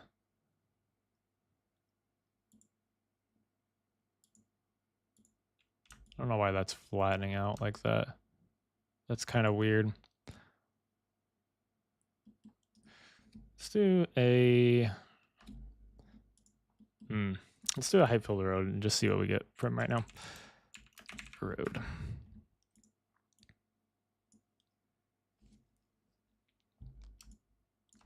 Okay, so I need to tackle that somehow. Let's just bring it up a little bit, I guess. All right, we get something kind of cool there. Let's get, I don't like this harshness. Just blur.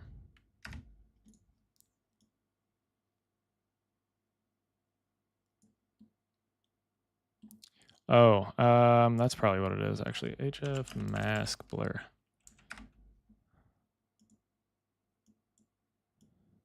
So I'm gonna take that and crank it up just a little bit there so that we get the ability to bring this down. There we go.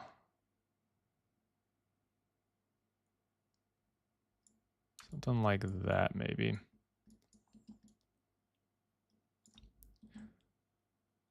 And then let's crank up this amplitude some.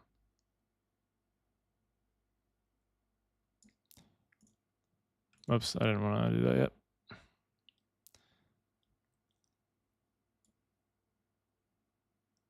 Just to raise that up a little bit too.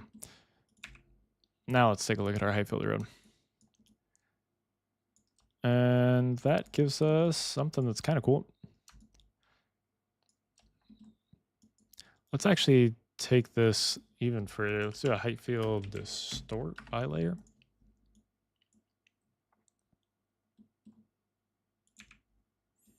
And we can do another height field noise. Or we could bring in a second noise from cops if we wanted to. Let's do that. We're just messing around here. Let's take let's do like a bubble noise.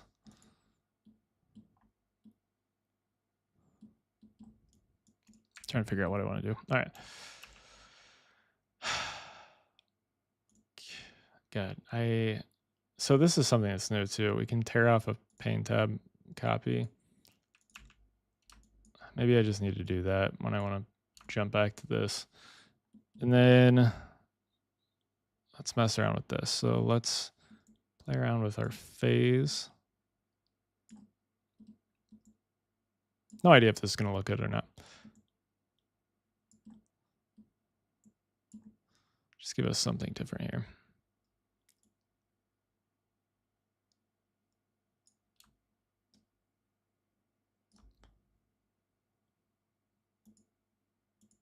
I don't know about that.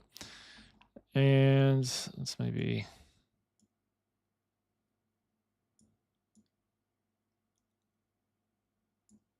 Sure, maybe something like that. And then let's do a null here. Let's do out distort. Sure. And we can do this same cop setup again.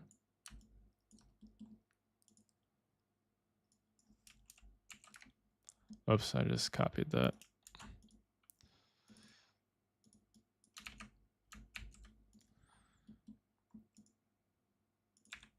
Let's go ahead and get rid of that. Let's computer range. All right, we'll do 0 to 1 on this and then 0 to 200.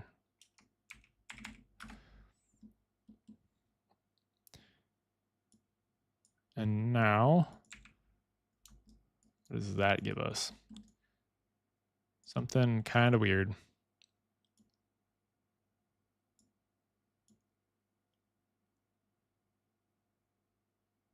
Yeah, I'm not sure I'm going to like that all that much. Smear. I don't know. What does this give us for that road?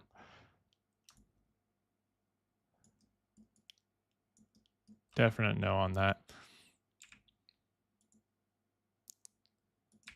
See without it. I'm looking for a little bit more distortion. All right, let's try a different noise.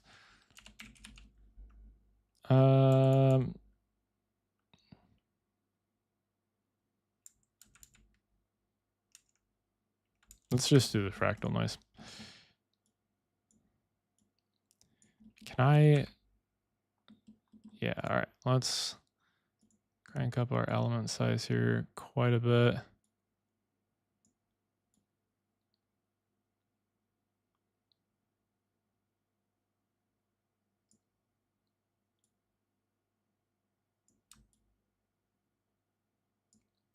Not sure that that's giving me what I want.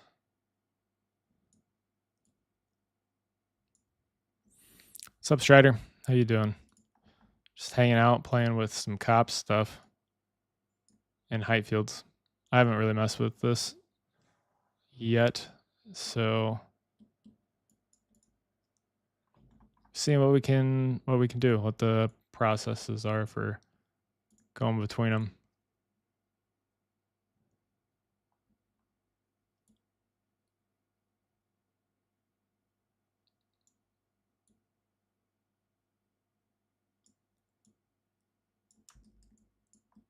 I don't know that I even really like this. Let's come back in here. Let's see if we can get something different here.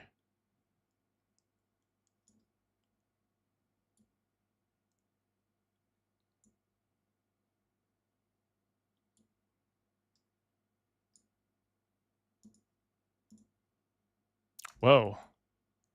That's pretty cool.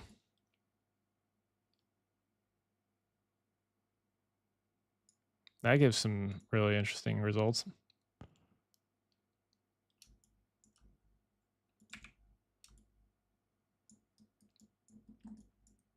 That was totally unexpected. Yeah, I don't know. That's interesting. At the swirl, we get some other interesting stuff going on too. I kind of like that. Yeah. Really interesting workflow. And then we can bring this back in and color this as well.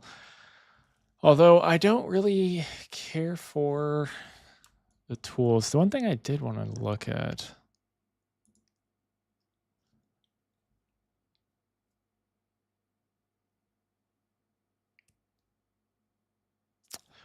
All right, we're going to try something.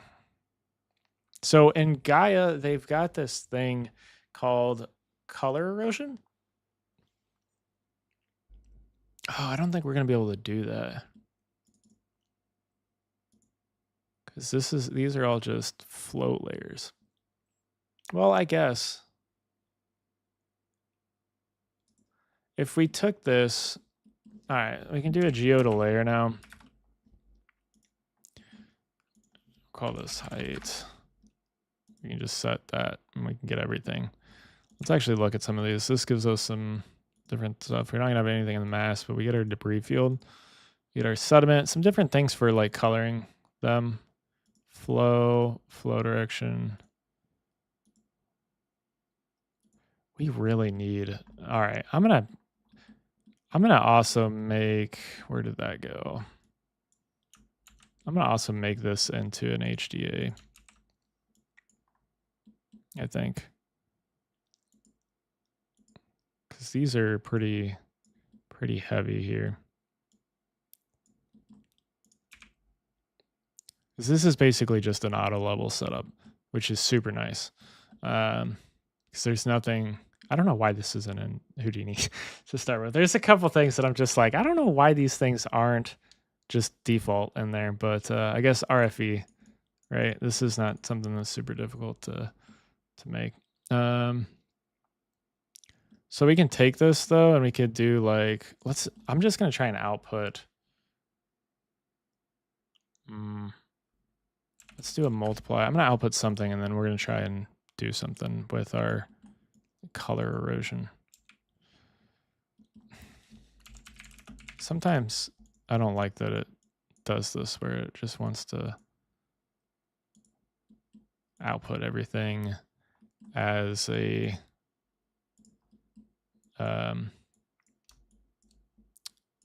height field when you're working with them. All right, so now we got some remap going on here. Let's take this, let's multiply screen, maybe. Divide, nope.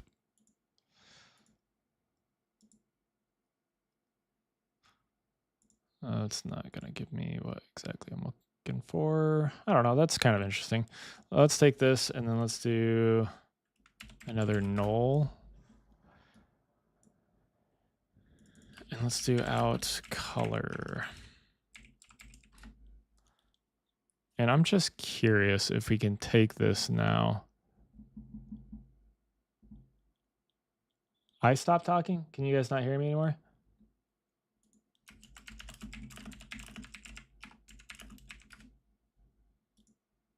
I don't know.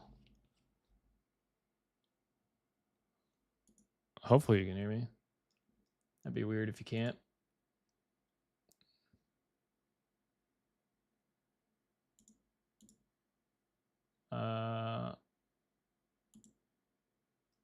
I'm gonna unpause my thing. Looks like I can hear myself. Okay, thank you. I don't know. Maitland, looks like maybe you need to refresh or something.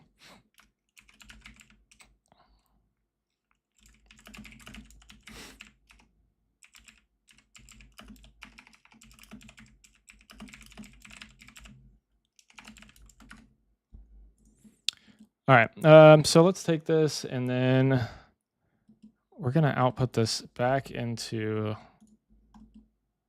another SOP geometry.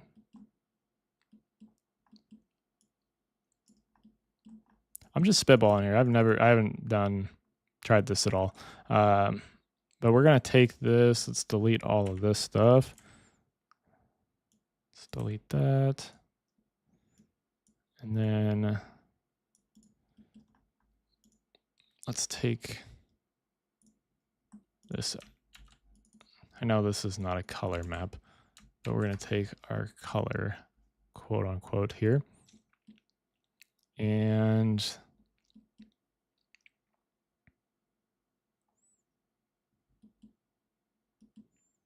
I guess we're leaving that as a, oh, I just deleted everything that I was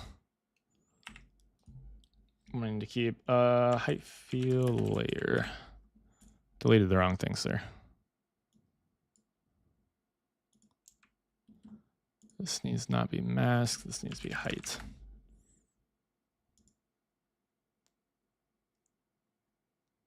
And then I did a HF remap.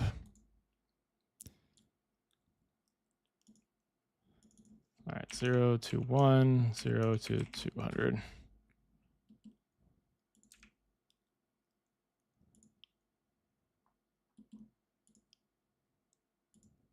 Height transform.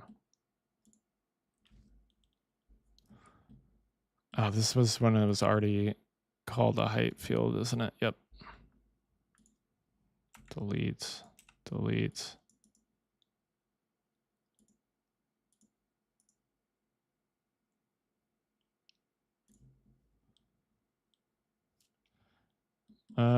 What did I do in this other one?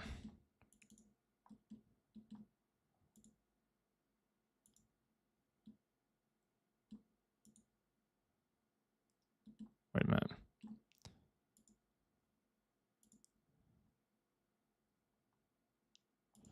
I got myself all confused.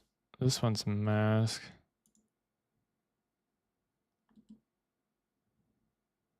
How we name this one height? Is that not where I was thinking?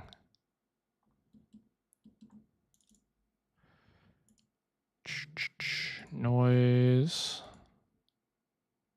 Height.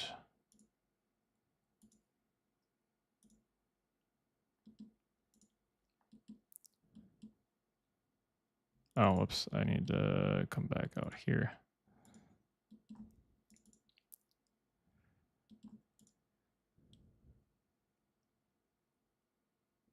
I suppose this probably needs to be set to the same resolution. Resample. I think we were at 2K resolution.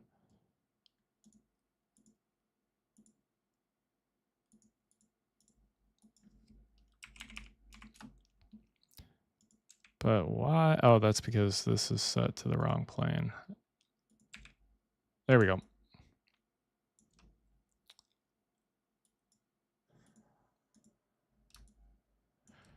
All right, well, we're going to need to mess around with our mask here. Let's do a brightness. Oh, bright. And we need to bring down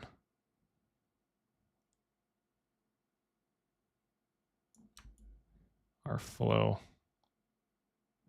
Maybe. We may not need to too much because we are going to erode this. Let's mess around with these erosion settings.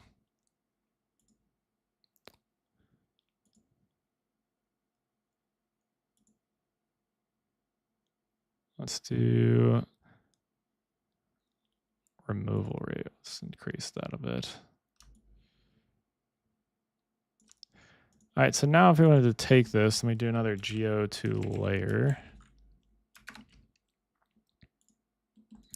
And another one of these layer properties. And set this to mask. And again, we need to do another one of these auto levels. Really, that's probably what we're going to do next, is just make this an HDA.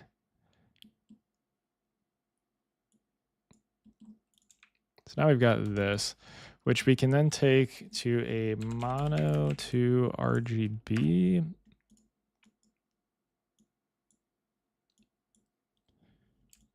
Did not mean to plug that into the ramp. There we go. All right, and then we can.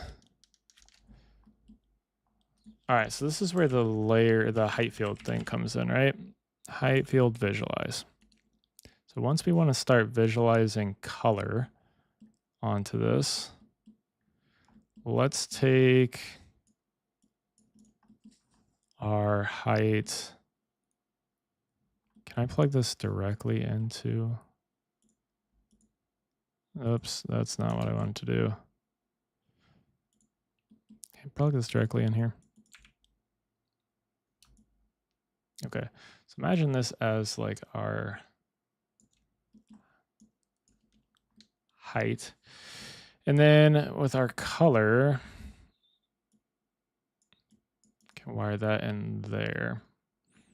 And then I'm gonna just pull up a image of like a mountain.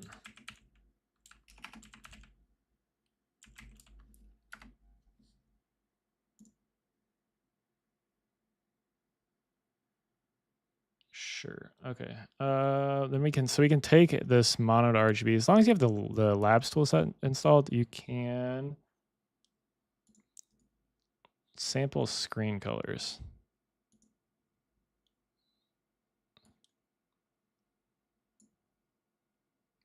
Which did not give me anything close to what I was looking for. Let's do. Dang, that is not working real well.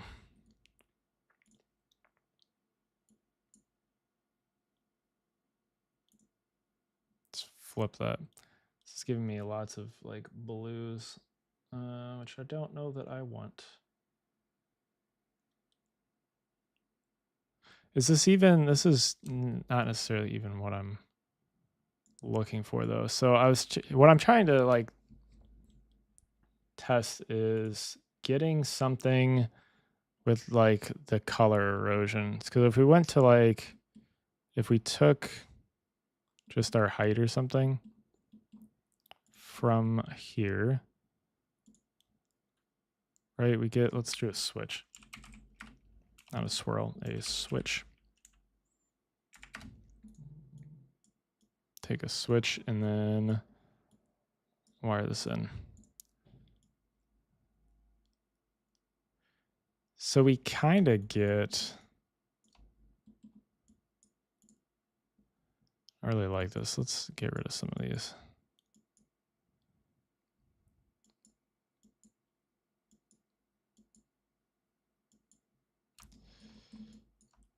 Trying to get like a sat map type look going, and then we could, let's like, I don't know, multiply these together. Let's get something. Well, no, because I wanted to take the color and erode this.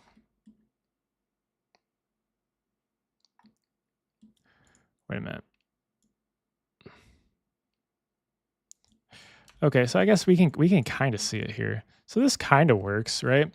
So like Gaia has like a height field, like a color erosion. So specifically in these areas, right, we would get these not very realistic looking like gradients. But if we output our erosion, our color, so like imagine this right here being our, like this is our final like color. Like if we created a mask here and did our color erosion, we'd get something that with our, where did that go? With this. So this is our final color, right? If we did a RGB, we had our full colors on this.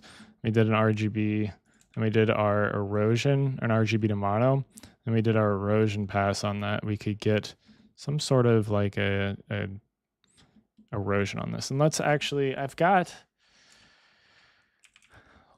let me just load. I'm going to have to do it inside of a SOP.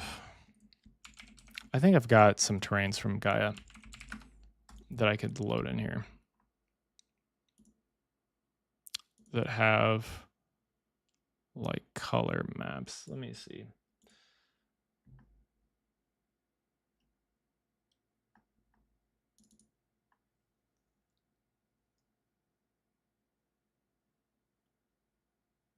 Just trying to find something. something that's a little bit more like pre-made. See if this will work. Because they're like Gaia has really good like sat maps for terrain texturing. Where did I have this saved at? Here, this one will work, I think. Terrain.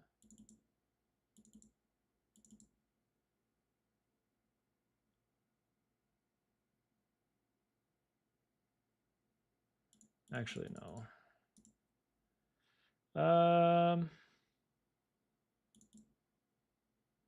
Where did I had something saved. What did I have saved?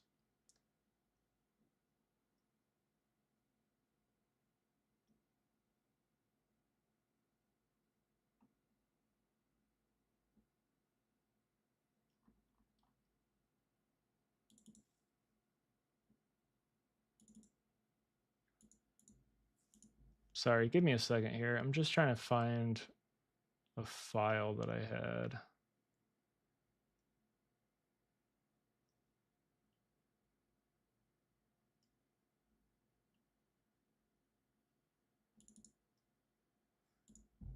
I don't remember where I saved it.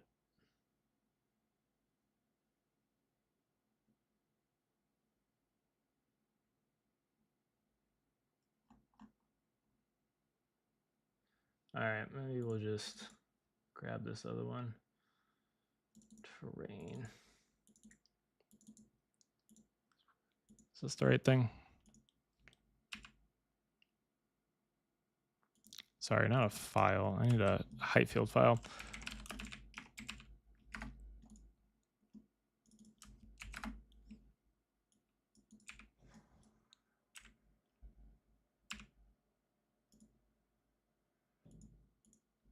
All right, height scale 500, sure.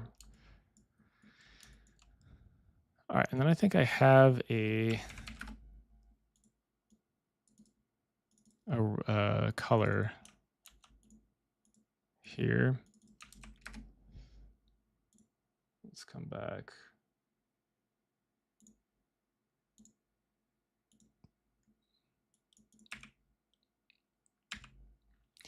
Have to reset our viewport again. Whoops.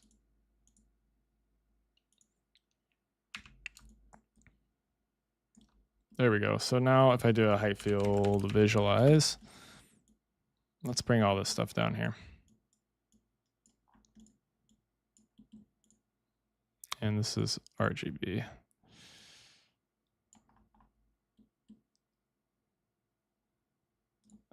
Geo to layer.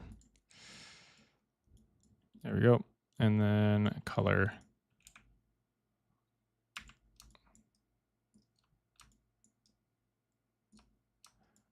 Oh Lord, okay, that did not.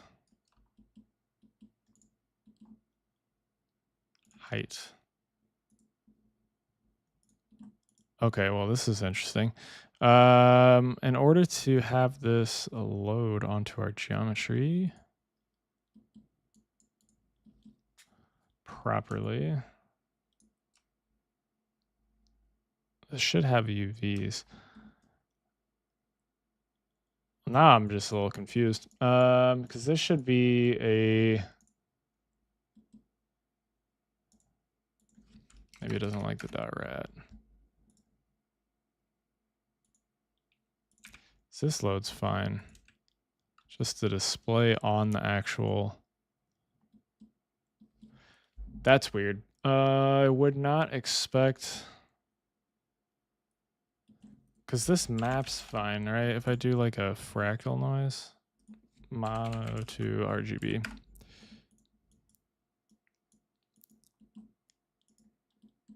This should map fine onto our geo. Or not.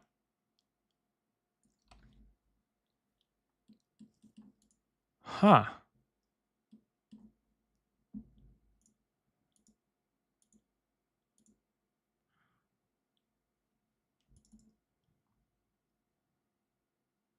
What do our UVs look like on this? Oh, because it doesn't have UVs probably. Or wait, no, because this would be not a height field. This is just a height field. It's not even a... It's not geo. Maybe it doesn't like it. Let's do a height field. Let's just do a height field and then height field layer.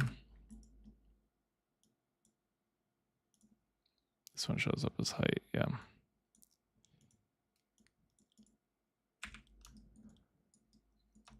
All right, let's take this and set this to by axis 2048. I think this is a 4K texture. Nope, that still doesn't do it. Man, that is weird. Why is it giving us such a weird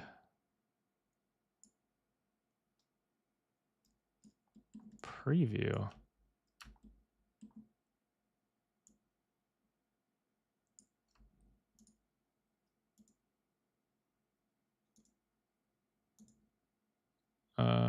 Here, no, that should be interfering with this. This should all be working properly.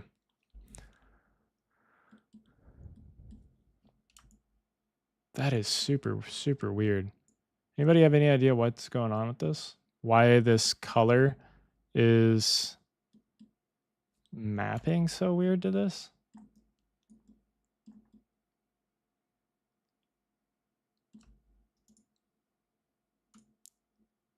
I don't have any idea what is causing this.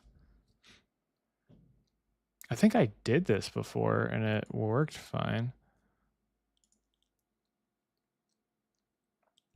No, this is not all cops. I was trying to test, like, so, I mean, this is what I had started to build in cops. Just messing around with the workflows. This terrain is from Gaia, though. But I'm trying to get...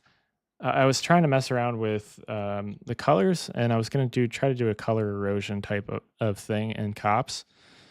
But for some reason, which I can't seem to figure out why, when we map our color to our geometry, it's displaying, or any color, to our height field. It's displaying completely wrong. Like, it doesn't have any sort of idea like where the UVs are at or something. But I mean, it's a volume, so it doesn't have UVs, which is super weird. And I can't figure out why. Even with just this, like, we get the same sort of thing going on here. This like banding, where it should be mapping properly. Because if I drop this into anything else, let's try. Oops, let's go back here. Let's do a HF convert.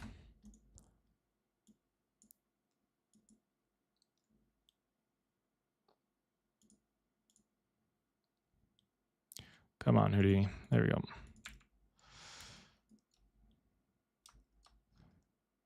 I should probably save this, actually. Let's do a file save before this crashes.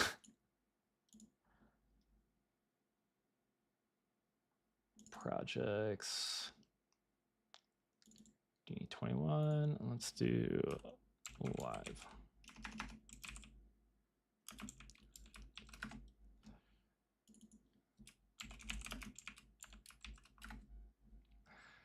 Okay.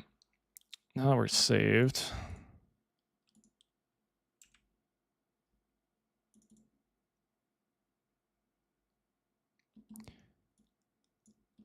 Okay, so maybe if we convert this.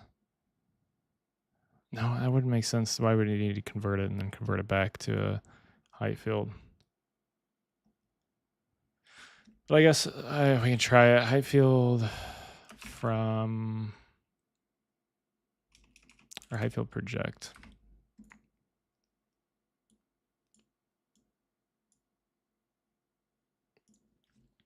This will probably be really slow.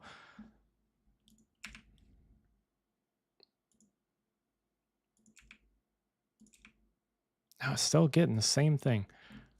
That doesn't make any sense to me at all. Why would this be displaying like this? But if I do a normal like height field, HF noise.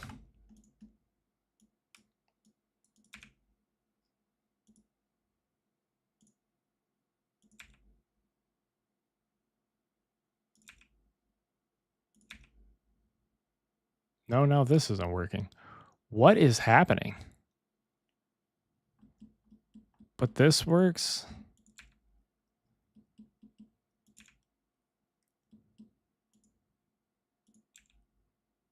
What in the world is going on here?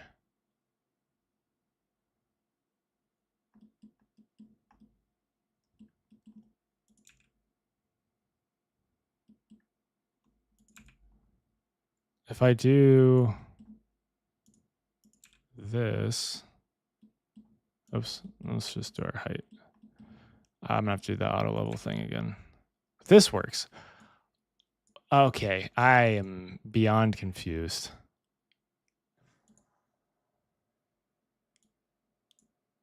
Maybe I need a transform.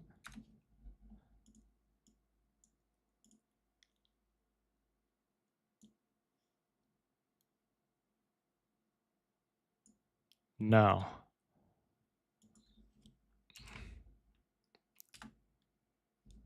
What is that? What is happening? Why does this not map properly? If I did a preview material, can you wire in a height field directly to a preview material? I guess you can.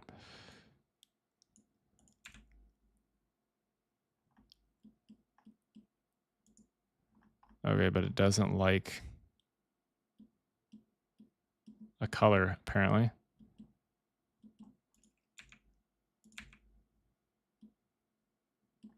Guess you have to convert, maybe. So it doesn't know how to map it.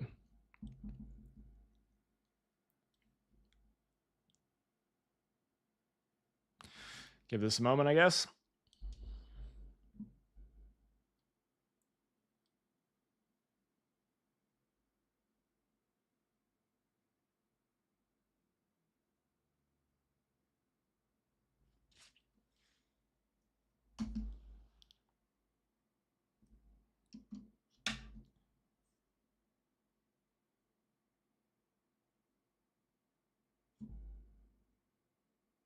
Sorry, give me a moment here, guys. I just got a message from my son's school. I thought maybe not.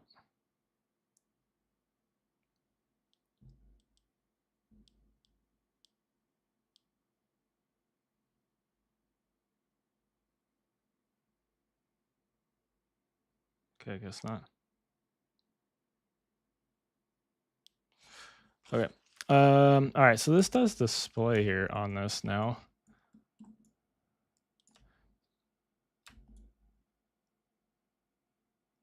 So this is kind of, is the texture showing up properly? Let me change the specular on this.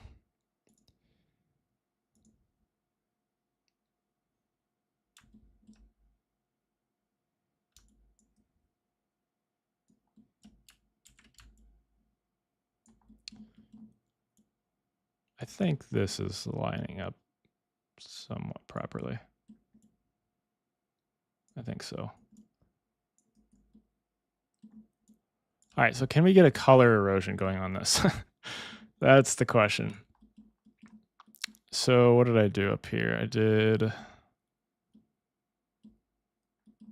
let's take this and copy it.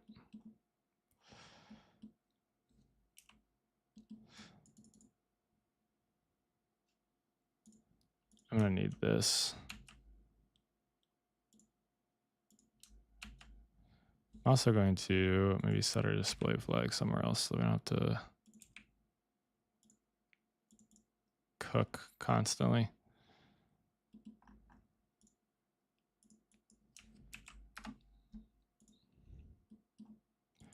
All right, so we take this.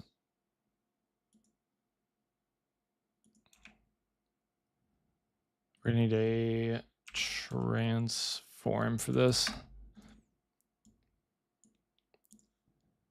We need to set this to the ZX plane. Let's transform this. Let's set this to 500.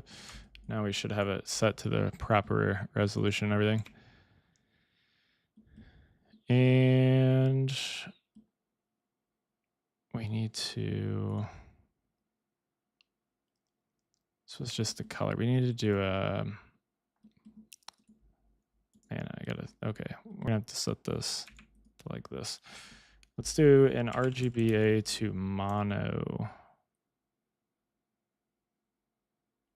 Or yeah, RGB to mono. I guess this isn't gonna really work all that well either, because I guess what I'm trying to do is probably not gonna work.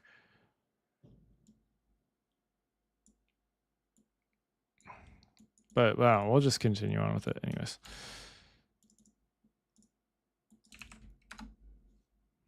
All right, so now we got this.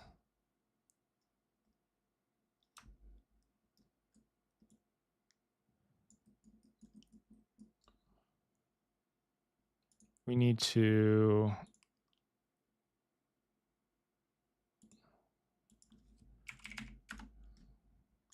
this should be giving us some sort of height. We need a name, don't we? Yeah, we need a name. Call this height. There we go. Oh God. Okay. Let's take this and scale that down maybe quite a bit. Maybe something like that. And let's run an erosion on top of this.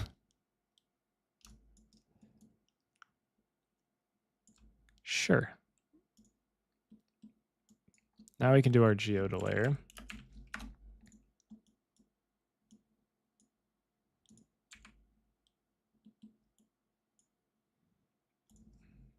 Set from geometry. I don't need all those really. I'm gonna also disconnect that. And then I guess we're probably going to need to auto level this back out. So we need all of this stuff.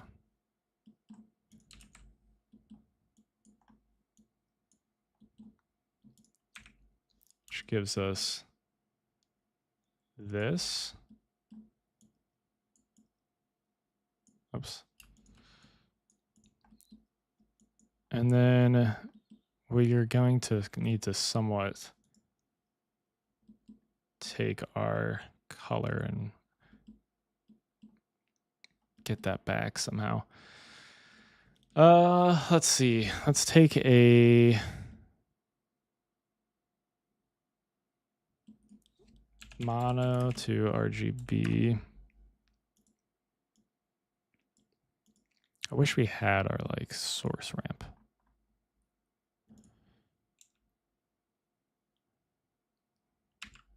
Let's make a copy of this.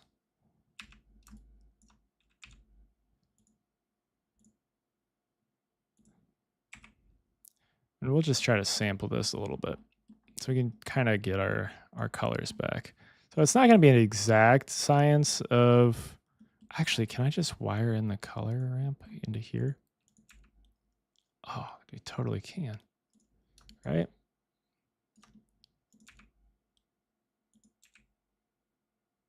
Nope, nope, definitely can't. That's not going to give me what I want.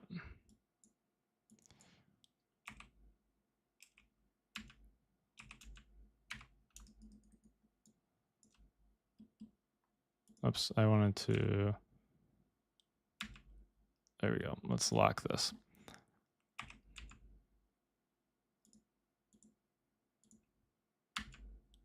There we go. Now we can take this and we can screen sample this to somewhat get our colors back. So if I take like that, that gives us something kind of interesting. And let's wire this back into our base color.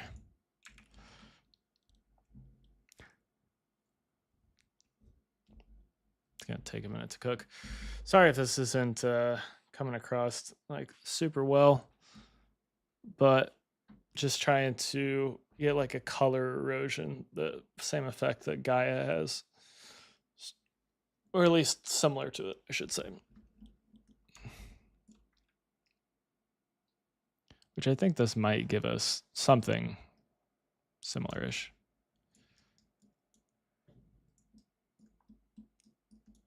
Maybe a little bit more noisy than I want. Yeah, doesn't really work that well, I guess. Yeah, that's a shame. I was thinking maybe you could get a similar effect, but not really worth the time. Fun little experiment though. Let's go ahead and let's see, where are we at? I want to leave some of this for the file. Let's see, did I leave? Let's see. I guess this was kind of our final height map.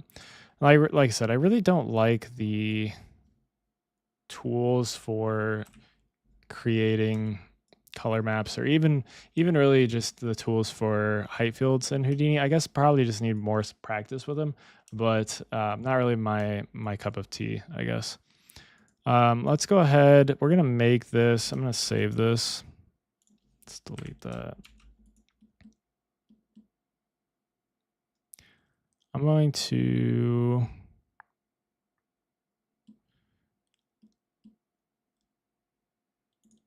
save this as a different project too. We're gonna make a tool out of our auto leveler system here, because it's something that should be made, especially with working with height fields. So let's save this as something else. All right, let's do auto level.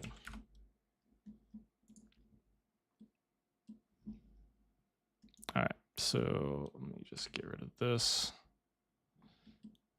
And then I'm going to take these and package them up. And all the tools that we've made are going to be available for free on that HouMats release of the free HouMats release. So let's come up here, package this up into a subnet. We'll call this, if I can get it there, auto level. And we'll do source. We'll call this level for the output, I guess.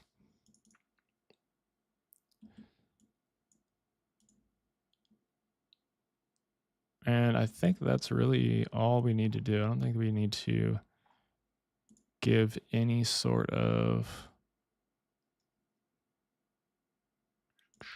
I don't think we need to give any sort of parameters. What does this look like with a color? I'm going to have to change things here if I want it to work with a color. Let me just copy these back out. Sorry, we're getting kind of into a lot of OpenCL stuff. Okay, so that's not going to work super well, and I don't want to jump into too much here. So let's come in here. Actually, we're going to create a digital asset here. Let's call this auto level. Oops, cancel. Let's make this HouMats utility, HouMats. And then we'll set the name correctly.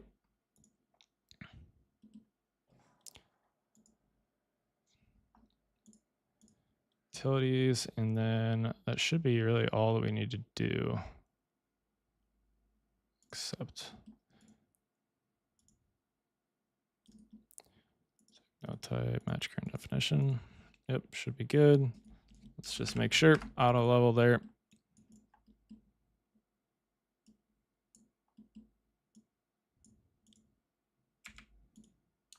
And we get the same thing.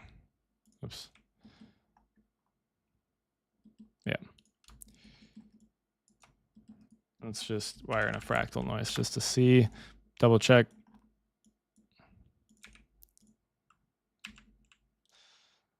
Always having to reset our viewport.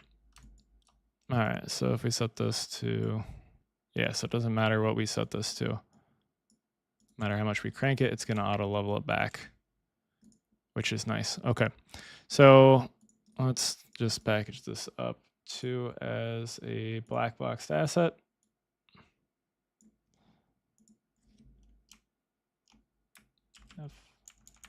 And then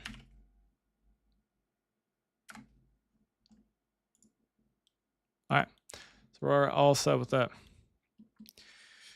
Okay, is there anything anybody wants to tackle? Is there any questions or anything?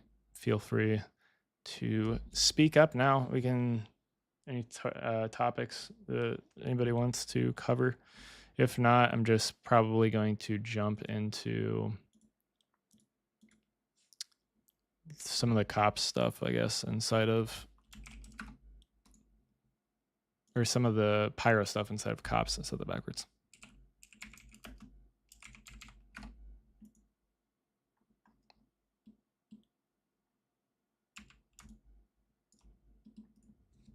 There's some different recipes. So there's billowy smoke, color smoke. This I haven't messed with like hardly at all. So this is going to be all new to me as well. We just kind of covered how to work with height fields and cops. So that was the workflow. I'll toss project files up on Patreon after this for free for anybody that wants to download the stuff that we did as well. But yeah, I haven't messed with the cop stuff, the Pyro stuff like at all here.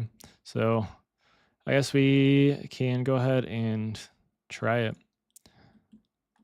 We'll try to rebuild. We'll look at some of the stuff. I do know, so this Pyro configure node, this is going to be your resolution. So you can set this to like 500 and get a much higher resolution sim. It's also going to take a little bit longer to cook here, but we get a much higher resolution simulation. So something that I do want to talk about here that is very important for people to understand is with 20.5, COPS was basically like, it was kind of referred to as like a 2.5D. It was kind of like a 2D system, really. You could bring in stuff from SOPs and then, have it work to help you make materials inside of COPS. But one thing that has changed a lot with 21 from 20.5 is that COPS is not just like a 2D system. It is more of a fully like 3D system. You can bring in a ton of different things from SOPs into COPS, and as well as you can export them out to fully 3D stuff. So like this Pyro stuff, this is rasterized down to a 2D system, but it's fully 3D. If I look at this right here, this Pyro block end, this is a fully 3D VDB. So we can technically export this out as a VDB to SOPs and do further things with it inside of SOPs if we wanted to. And we can render out, we don't have to render this out as a 2D, volume, as a slice here. We can render this out as a fully 3D system. So it's important to understand that has kind of shifted, in my opinion, from 20.5 to 21. It is not just a 2D system. This is a fully 3D system, but it has 2D elements, if that makes sense. So we can work on things in a 2D way with like more of like image processing nodes, and that's what this is. But it's still going to work as a 3D like volume in this case. So to start here, we start off with a shape. We can change this to whatever we want, but this is going to be our source for Pyro. And then we bring this into a layer to VDB leaf points, which generates these points for us. And this is going to be like our source points for our simulation. Like this Pyro configure is going to be what we're going to set our resolution. And then the Pyro block begin is where, and the block end is where everything really takes place. So let's look at some of the settings here. So we have our clip settings. So once we get to a certain spot, it's going to clip. So if I continue to play this,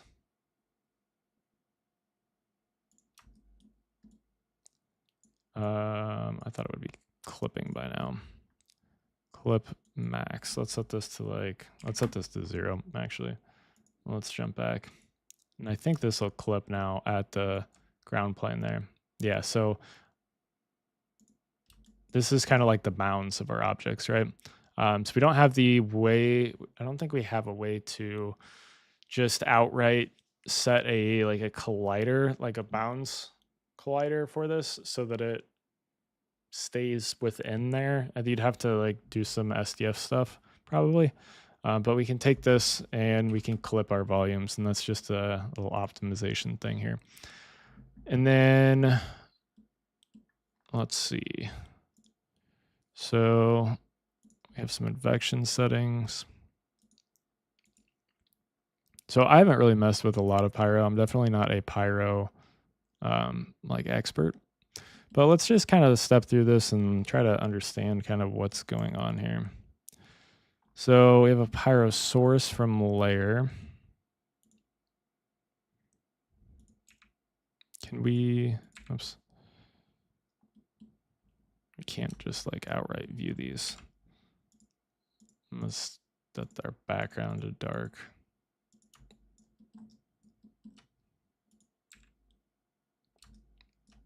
Oh, I guess we can, kind of. So Pyro source from layer. So it looks like we're adding some noise in here. So this is creating, okay, so this is just creating a volume, I guess. So if I, here, let's just, I'm gonna copy all of this stuff. Pyro block.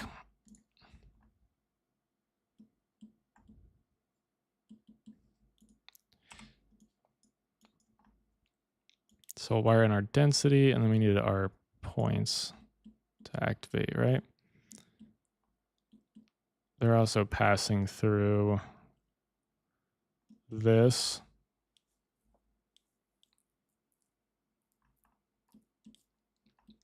For the thickness. That's interesting. Okay, so let's pass through our velocity and our temperature as well.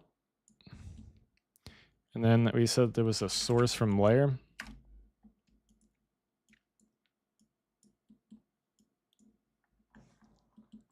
So we're going to take our density and plug this into our source.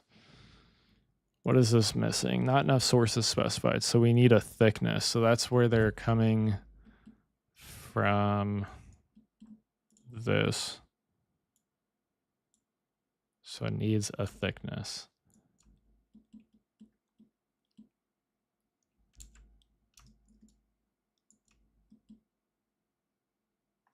I'm going to pull up the documentation for this node.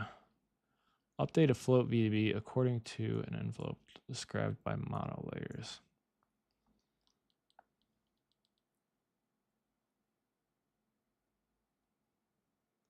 world units. Okay, so that's just setting.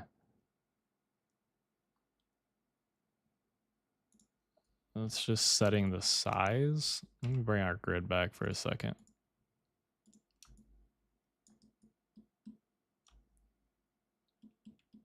Maybe not.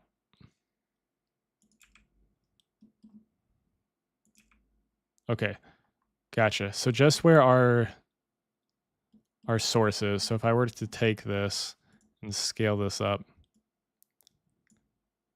we're gonna get a larger, yep, okay.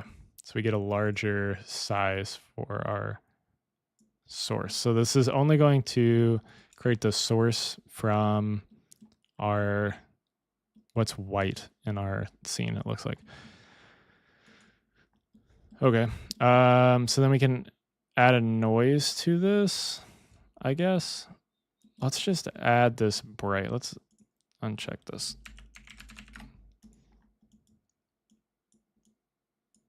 So this was like a value of, oh, not 110.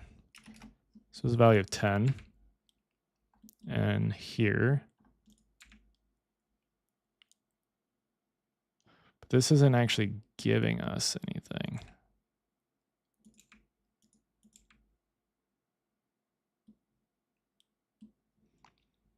What's up, Nee?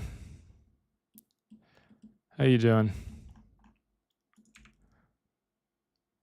So if I take this and enable noise, we get some stuff. What did it, hold on, I need to look closer at this. So this amount is cranked up quite, okay, there we go. So we get this. That makes a lot more sense. So with enabling noise, this is just noising up our source basically. So we don't necessarily have to do this, I'd say. We could probably do this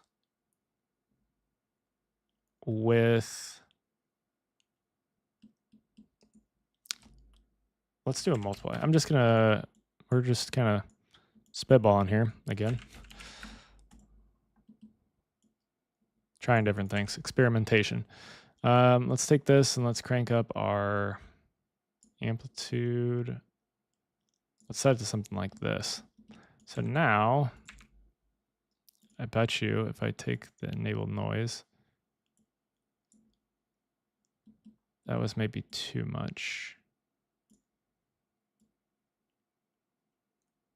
Yeah, so we can get the same thing, same sort of thing as this enable noise, just with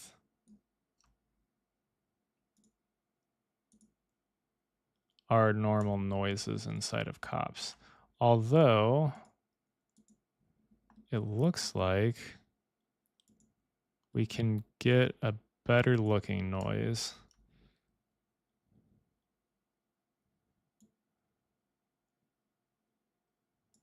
Maybe with using the method here. Even distort this.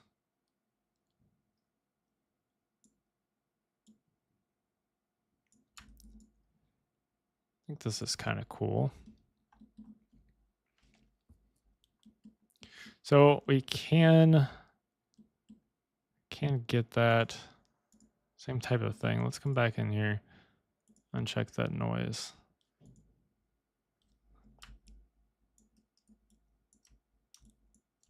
So it looks like maybe, and I think this is being clipped maybe by our textures cache scale. 3D textures. I think if we up this,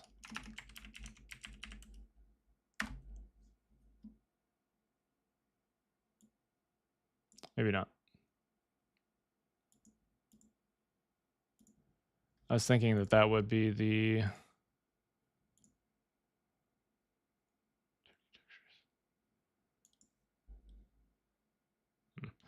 okay. Either way, I'm gonna disable this for now and just re-enable our noise in here. Although I think you can get the similar results if you want to do it without this. Although this is probably a 3D noise. Yeah, this is a 3D noise versus this is just a 2D noise. Yeah. So that's why that would be the advantage of using this noise value versus just noising up this here. Okay, so then what do? They add in the density. So they're adding the densities together.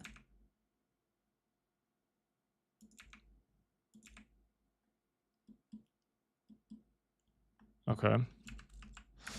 I don't think this is all needed. We're just messing around and learning. Let's take this. So we go from this to really nothing else. I guess this is going to be on a frame by frame basis. So it's going to continue to probably evolve. All right, so we're just getting movement right now. All right, so Pyro dissipate. We need to get our actual like movement happening here. So we need to add a Pyro buoyancy, it looks like. And then they've got a uniform force as well. What are they wiring in a temperature here? So we basically have the same thing here. Okay, so they're adding a temperature. So they're, all right, let's take our bright node from up here and then add our temperature, right? I think that's what they did. Yep. And then we're wiring that through to our temperature here. So we're still not going to have like anything, I don't think, because we don't have any sort of velocity. Also, where were they adding that? They were adding that to density. We have no dissipation right now.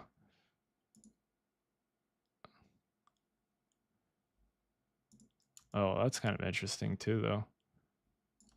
Hold on, let me...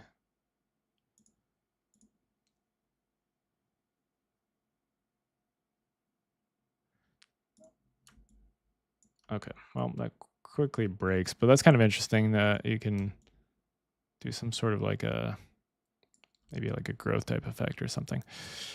So they did Pyro buoyancy. Pyro buoyancy. So velocity and then temperature. Do we need anything else for this to start working? Uh-oh. Uh-oh. I don't think I like that. Oh, and I didn't save this either. I guess we give it a second, see if it comes back to us.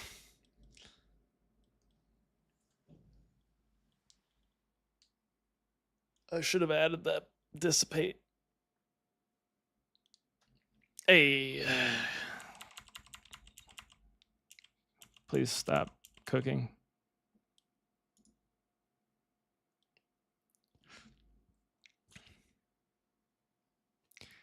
Yeah, we might have broke it. You can do it. I believe in you. Yay, crashes.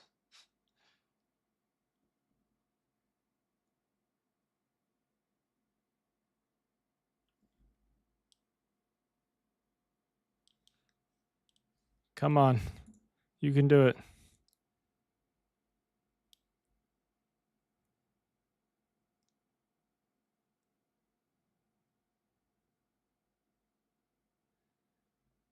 I don't think it's going to come back to us, guys. I think we broke it. All right. Uh-oh. Okay. I'm thinking I'm like fully breaking my PC right now. Hold on. Oh.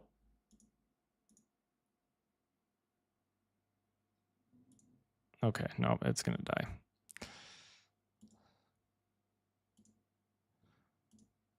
All right. Hopefully that wasn't totally breaking my microphone and everything. Let me reopen up Houdini.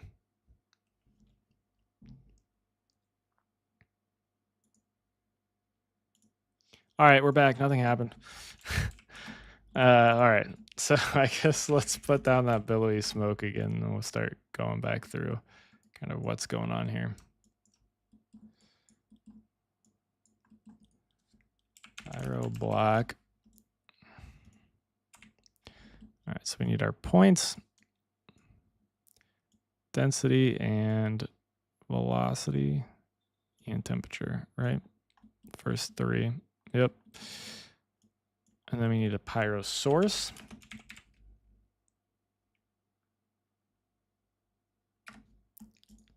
From layer. Yep. Pyro source from layer. Looks like there's also a pyro source from points. Very similar stuff. Huh.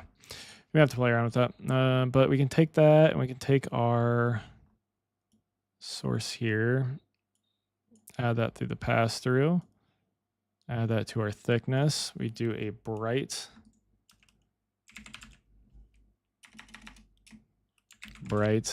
after this, set it to 10. Let's come back to our viewport actually here too and just set this to dark. And I'm actually going to save this too before I forget and we have another crash.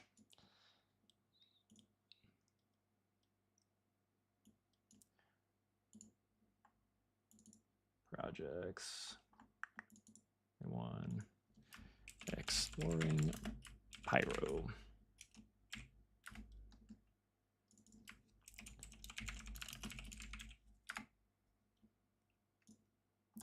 All right, so we have this, and then we wanted to add some noise in here. Set this to 10, right? Yeah. All right, we also need to crank this up. Element size. Let's add in some offset or something here. Come in here too. And something like that. What did we do? I thought we did something else. With our noise. Did we mess around with this? I don't know.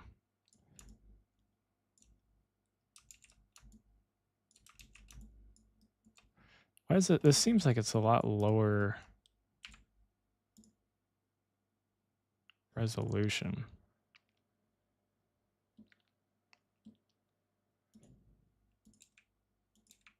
Am I wrong? Does that not seem like it's a lower resolution? I don't know. So let's set this to a pyro dissipate so we don't crash everything this time. Can wire that in. We also needed to copy this bright as well as an add.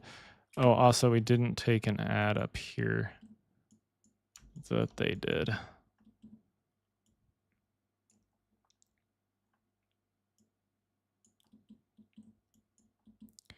All right. So we take these. Temperature, I think it was, right? And then we wire this into temperature. Let's see how much I remember. All right, that is correct. Temperature, yep, looks like we're good there. And then pyro buoyancy.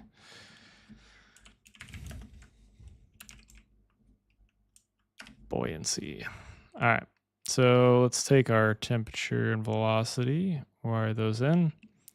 And then we can wire our velocity in here and save.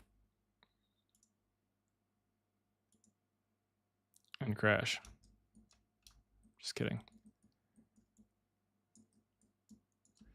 Okay. This is set to a resolution of 100. That's not too bad.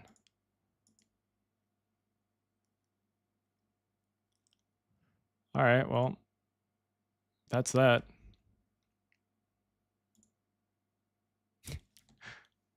Okay, so it seems pretty unstable, maybe, if you don't have the right setup.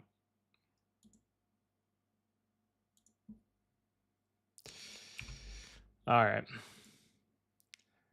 Let's try to open this up again.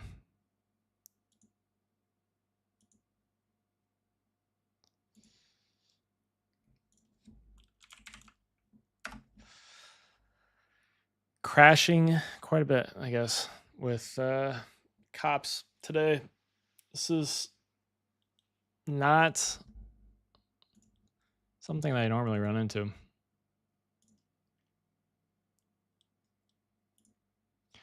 All right, so let's just look through here and see what I'm doing wrong that's causing this. So we have the same subtraction rate. Okay, so this maybe needs to be subtraction rate.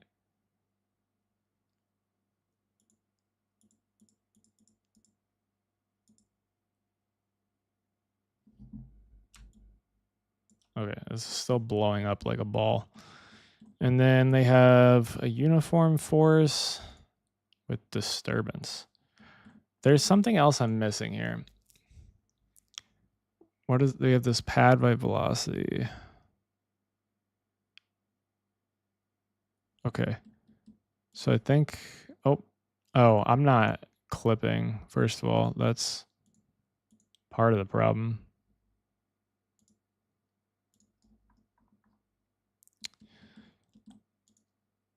Should be clipping. So none of these have been changed for this specific example. Scale by time step, border constant, method set. Ah, okay. I didn't have that set to set.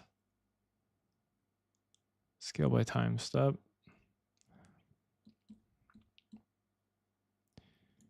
Is there anything on here that I'm missing? Nope. Mask by control field.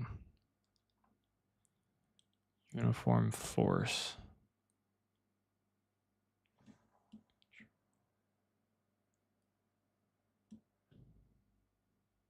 I don't think that we necessarily need that. I think we have everything that we really need probably for it. There we go. Okay, so I think what I was missing really more than anything was this probably pad by velocity, right? Nope. So I think it was a combination probably of the pad by velocity, but I think this being set to add is the real issue here. Yeah, because it just goes super crazy. Okay, so that needs to be set to set. And then we get something going here. Nice.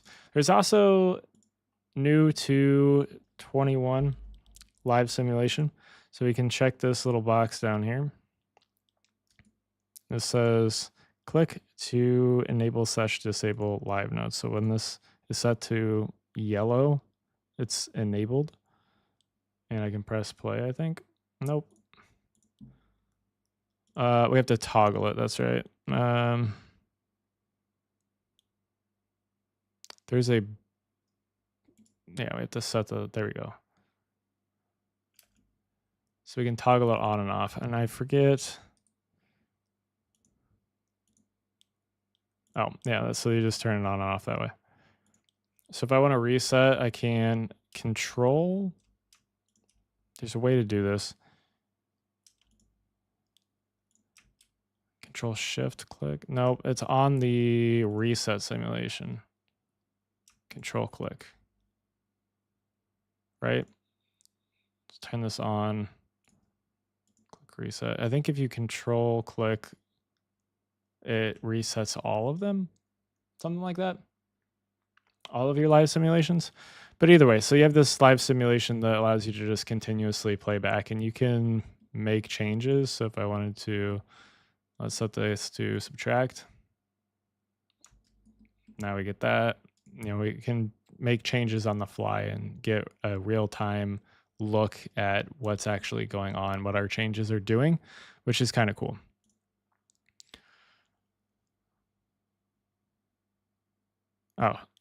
Shift click. Okay, yes, shift click to reset out of date. So that little brain icon, you can do that, or you can control click and it'll reset all simulations. Okay, so now let's see what else they had. The Pyro uniform force. So this is just drag. So,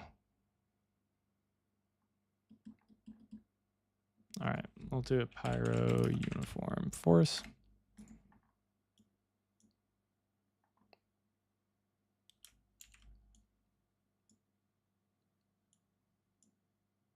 Stop. Okay. Stop connecting to the wrong thing.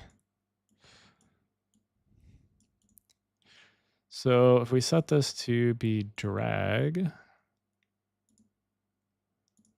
we just have straight up nothing now.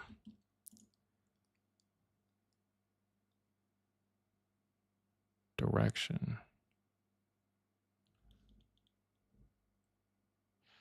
Okay, so this is the velocity to drag to. So if I set this to, they have this set to 5. I just do that, we get nothing.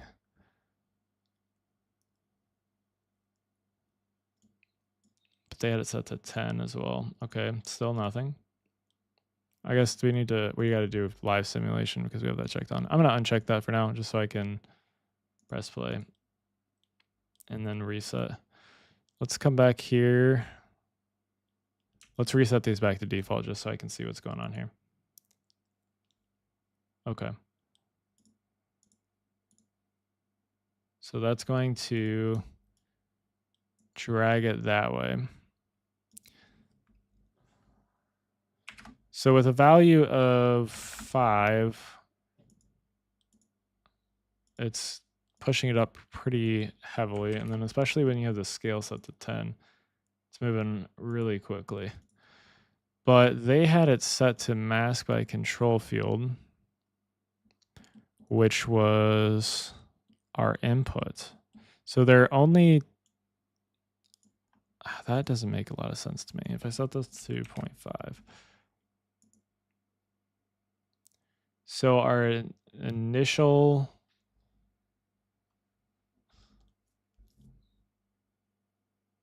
so our initial input they're going to use as the control range.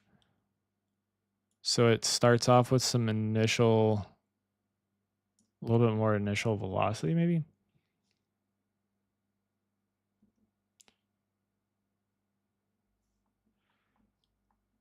Okay, so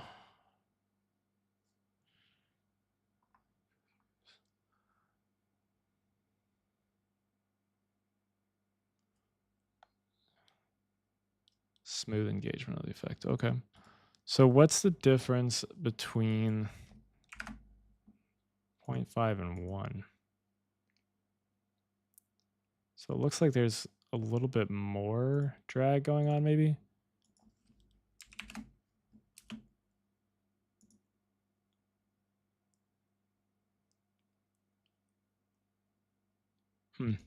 Yeah, it looks like maybe there's a little bit more drag going on. I'm guessing this is going to be like the upper limit of the values.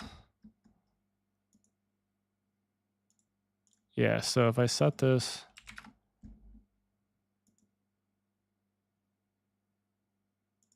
so it's like values above this, or below this, I mean, are going to be set to drag. This is kind of hard to visualize what's going on with this. I don't know. That's kind of hard to visualize, I guess. So then they do a disturbance, which is just going to be adding some more detail.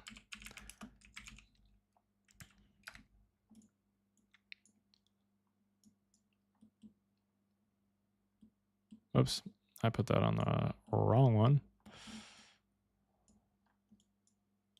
All right.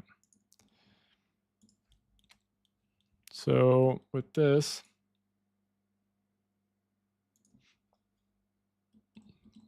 so we have different modes for it.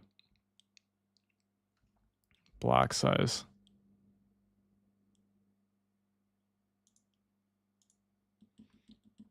All right, let's play around with some of these settings. So set this down.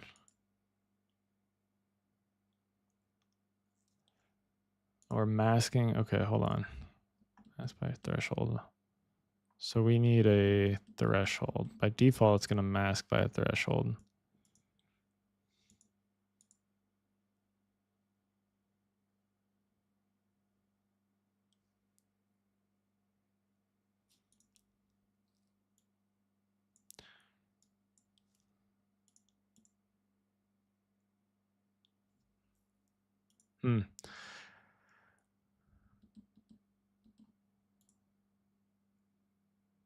Roughness. So they turn up the roughness and the octaves.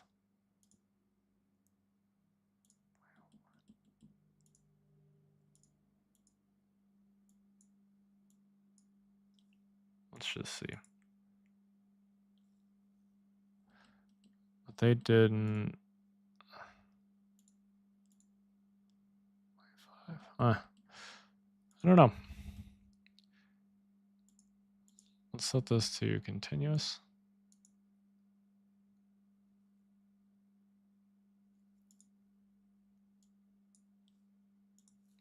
Interesting.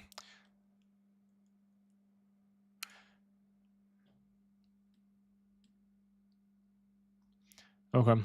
Let's take a look. So there's also these nodes down here, the Pyro light. These are kind of cool.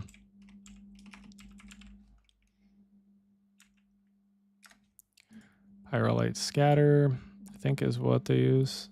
Nope, they use an ambient. But it's still the same thing. And then we have the rasterized volume. So this is what allows you to actually take your volumes and light them. And you can actually bring in other volumes from Houdini as well. So we just add this to, I thought it was to the diffuse color. Light density.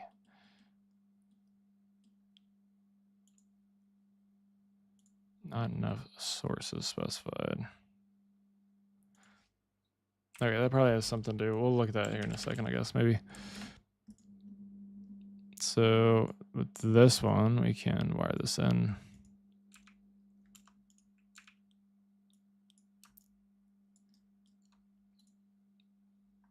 And what do they do with this? So density scale, quality. All right. So it looks like they set up the density scale quite a bit to this. And also in here, what did they set that to 100? Yeah, they did.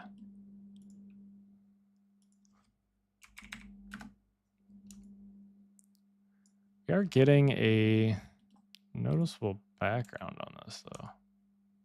I guess you get that here too. Is that because I don't remember seeing that before. Oh, it's just because of the display mode or our background.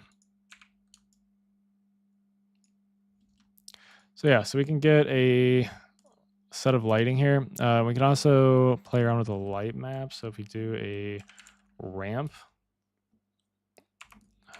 RGB, I think we can put this into our environment map and we can use this to light this, which we can also do like a different types for our ramps. If I take this, set this back to horizontal, I can rotate this around. And you can see how that affects our lighting as well.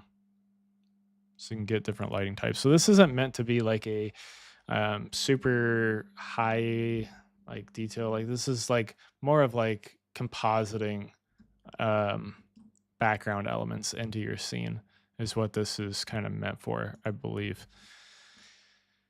And that's this. Let's see. I think they kept everything else here the same, but we upped this, the quality. So I don't see much of a difference there. Maybe with higher resolution sims. Oops. Yeah, I don't really see a whole lot of difference there. What is this Pyro light scatter?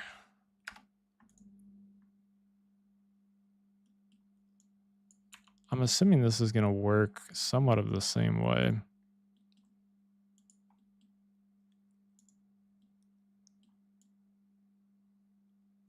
Oops, that was in the wrong thing. Put this into density. I'm assuming they want this though.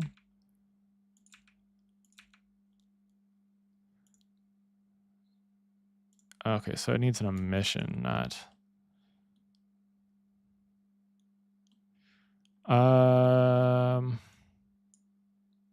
Let's just wire that in for now. Temperature. Okay, so we can kind of get this as well. So density scale, they set that up quite a bit.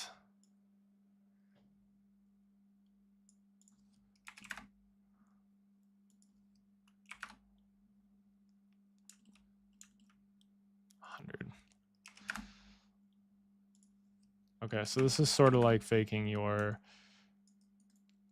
emission, I guess.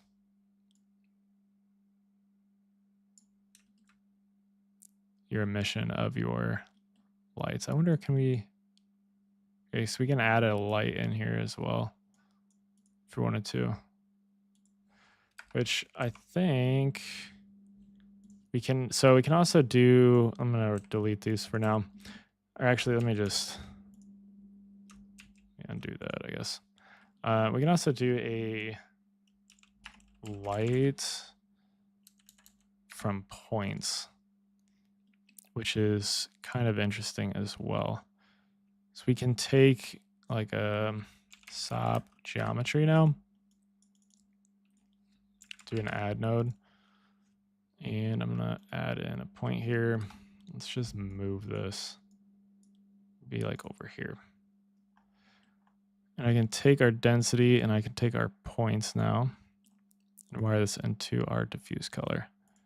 And you can see that if I kind of lock my viewport and dive in here, nope, it's not gonna let me. Let me do this. Tear off a copy here.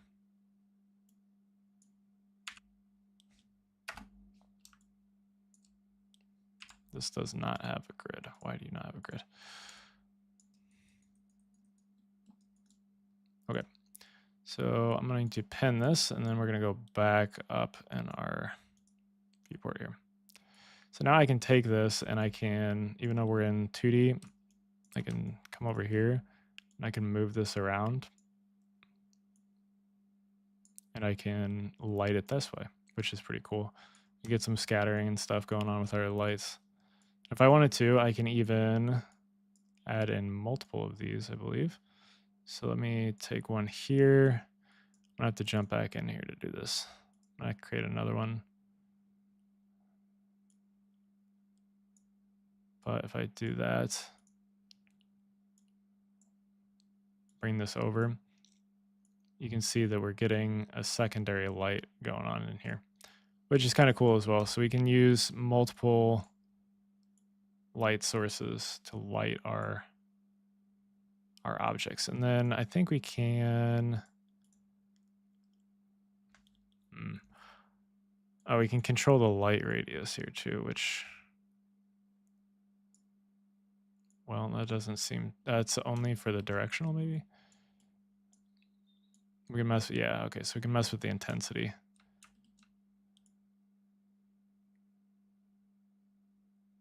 And the density scale. That's interesting. I thought we could control...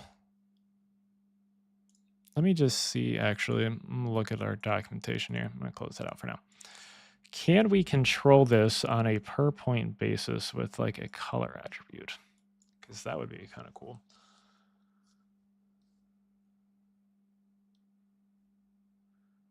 Okay, directional shading color. Okay, so it can be, this will be multiplied by the CD attribute on points. So I can come in here and I can do an attribute. Let's just do a color. So we'll keep this set to white. Let's add another one. And then for maybe this other point, we can add this as a red color or like an orangish. Let's go more orange. Yeah, so now we get the color attribute multiplied by that. So that's kind of cool.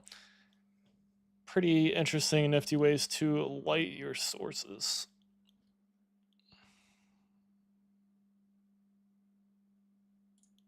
How does this light input work?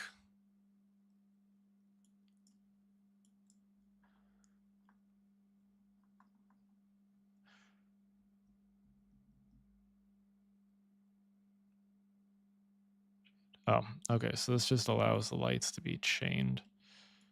What did I have here? Let's add in this one. So if I take that, this one, let's wire that into there. We add this into diffuse color. Let's maybe pen this, come back in here, and I'm gonna just drop down. This should drop down the intensity of said light. Same with this. We need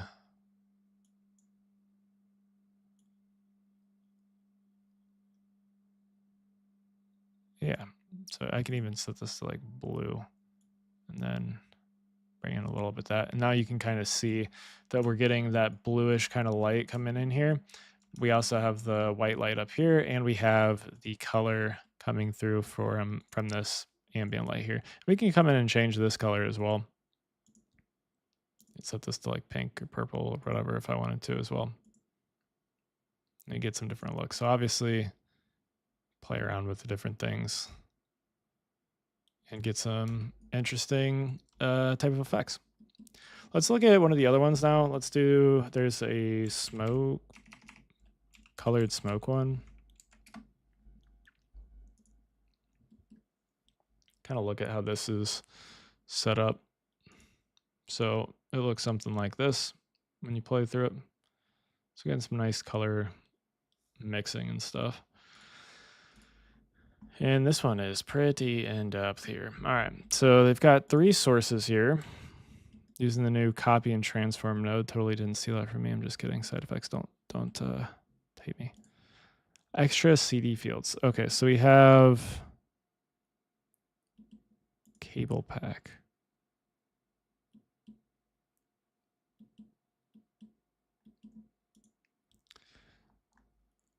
Density CD weight. Okay, so we have a cable pack here. They're bringing in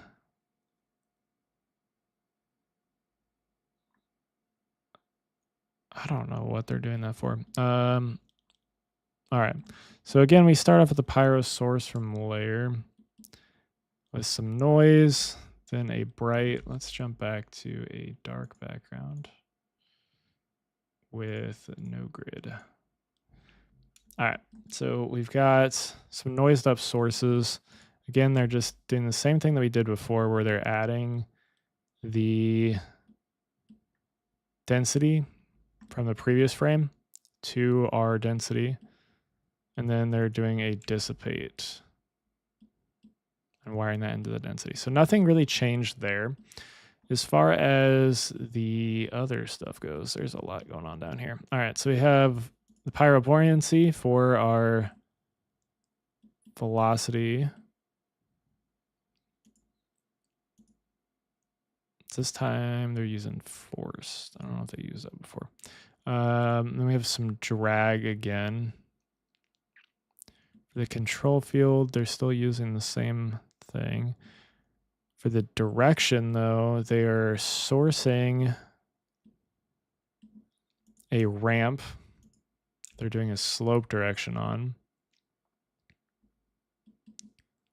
And then creating a UV map or RGB map out of that UV map. Interesting. And then they're taking the velocity. Okay, so they're taking the velocity volume as a reference, and then they're reading the UV values from the RGB to create an inward velocity, or velocity that's shooting inwards. They're adding that to the buoyancy as well as adding it to a bright node to control the amount of drag. And they're adding some disturbance. Okay. All seems pretty straightforward.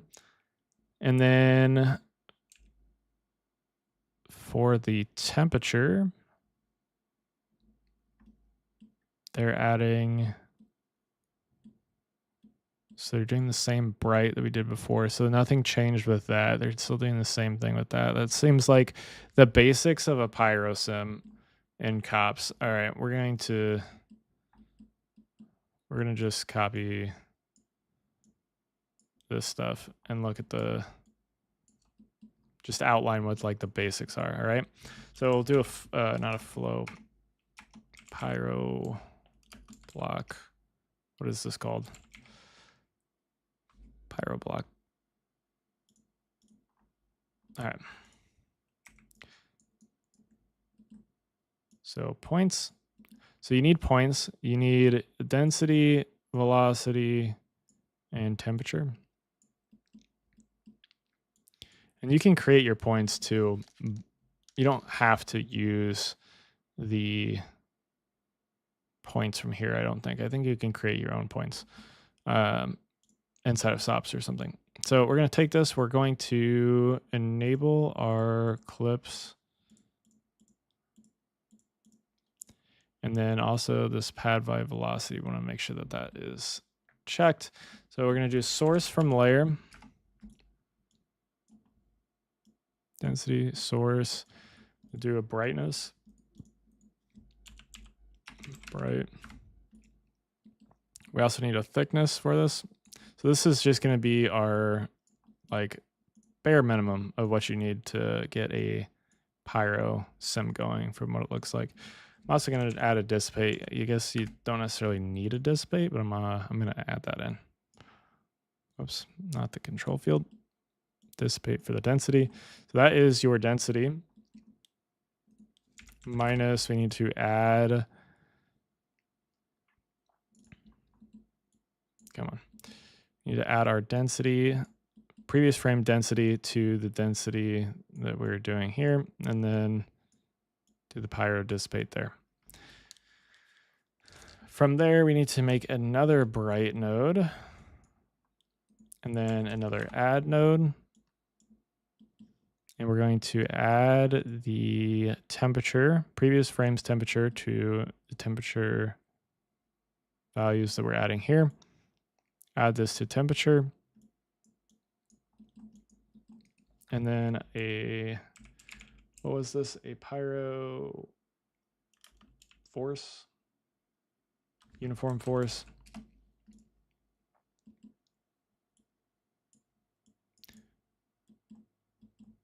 Wire this into our velocity. And I'm going to set this to go up instead of to the side. And I think this is really it. Also, this needs to be set not to add, but to set. And I'm going to increase the scale here on our brightness. Same with this as well. And then as well as the amount here. And I'm also going to add some noise.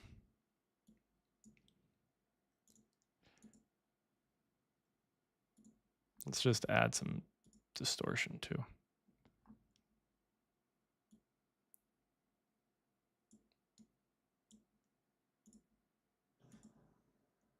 So that is really the bare minimum that you need to get a Pyro sim running inside of Cops. They also added a, oh, I guess it was buoyancy. Sorry.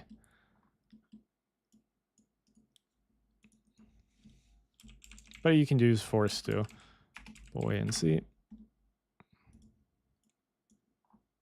And then we did the result of this into the threshold, I think. Is that right? Temperature. Maybe it was the temperature.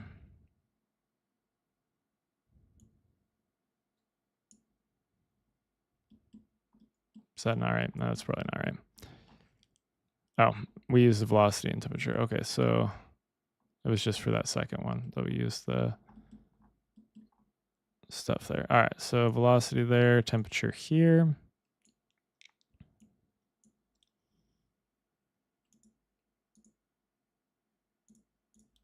Sorry, I need to be on our block end. There we go.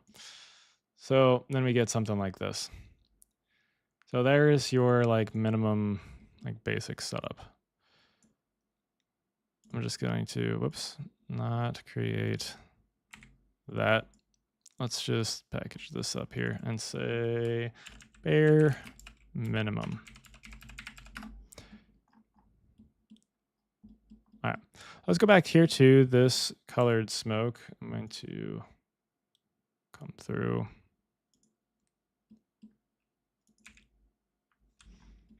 All right, so we had our temperature. What are they doing with this cable pack? So we're unpacking the color. Okay, so this is where they're creating the color of our Pyro. So if I take this and I change this, I can set this to magma.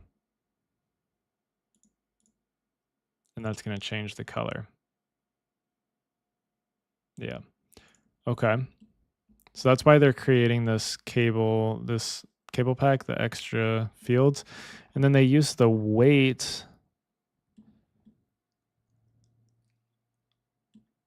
Okay. So they're multiplying our source layer to get probably to get the initial color, I would say. And then they're adding the weight. I would think you'd want to do this as like a multiply.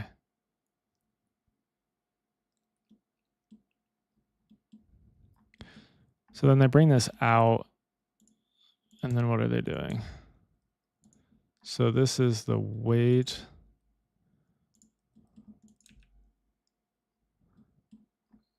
Light from points. Ambient light. And they're doing a light from points. They don't have any points.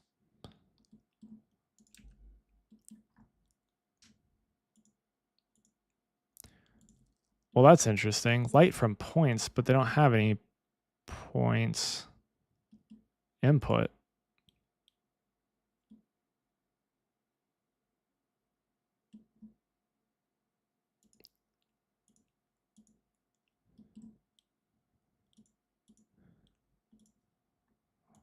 Why does this doesn't make any sense to me?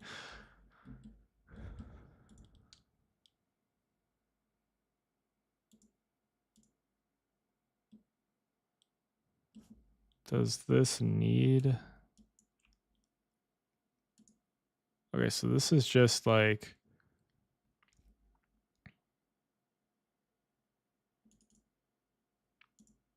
oops.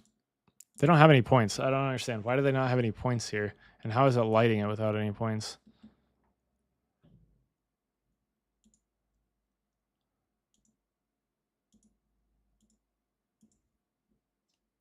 I guess this just works. Does this just work without any points?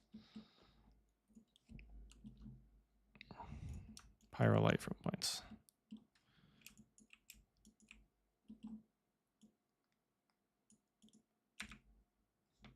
I guess this just works.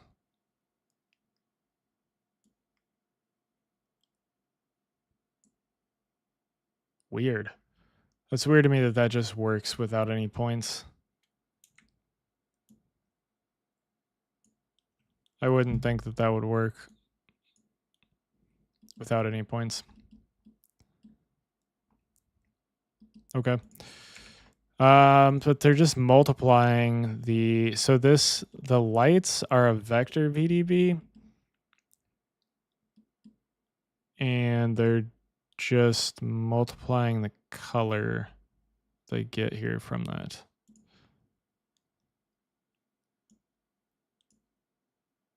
And they also have a second ambient light.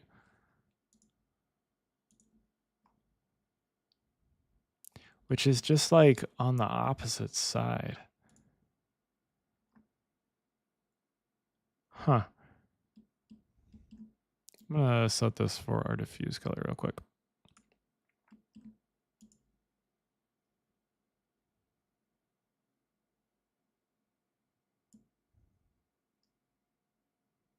I guess this just is kind of like a dome light with no texture applied to it, just coming from all directions evenly. I don't know. Yeah, so that's kind of cool. This is a nice setup, this smoke. And you can play around with you know, different things too, I'm sure. There's another one, dry ice. This one's kind of interesting too, because I think that's the last one as far as the recipes go. Yeah, Pyro, just those three. So for this one, it's a nice effect here, dry ice type effect with some collision going on. So let's look at how they did this. So again, we start off with the same things as far as like our inputs, our VDB from points, Pyro configure, and then our block begin. This time they're also adding in a collider, which is just the pig head with a SOP invoke. I wonder, why did they use a SOP invoke to do the VDB from polygons?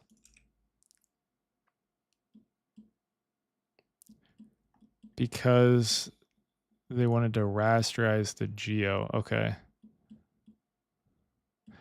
Okay, so I guess. Okay. So I guess earlier when we talked about the curves, we could have just done a SOP invoke. But still, I don't know. Kind of a weird thing.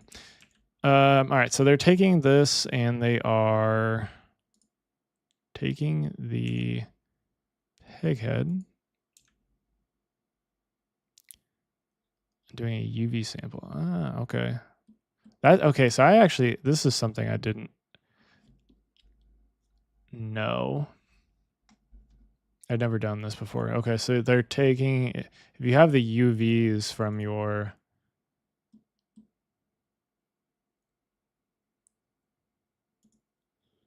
geometry, you can take a UV sample and apply a color map to it. Okay, didn't know that. I never done that before. That's cool. All right, so then they're taking the VDB, they're packing this. This is a collider.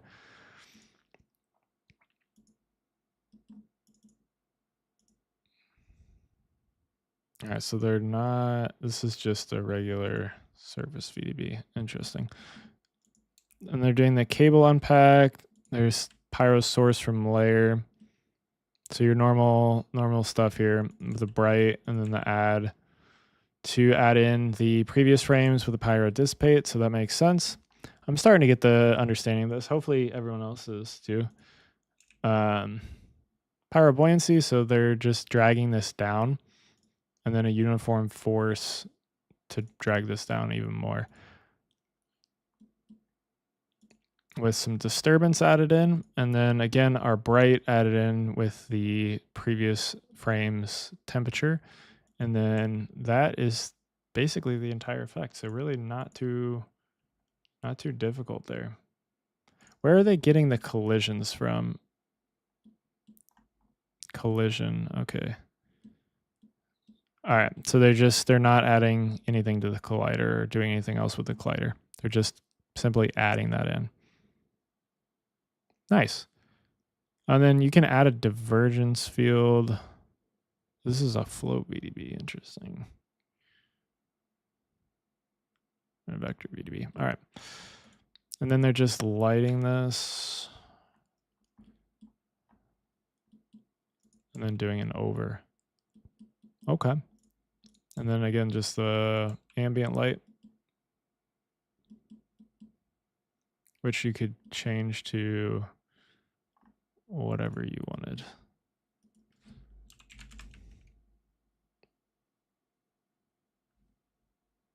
Yeah.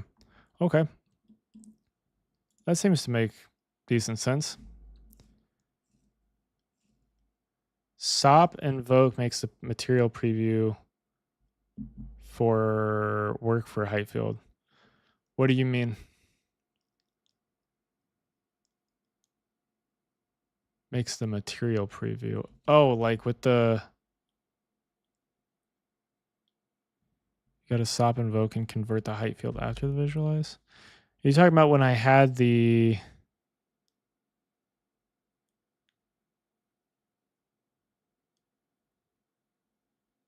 Are you talking about when I had the... like the height field that I brought in from Gaia? Is that what you're referring to?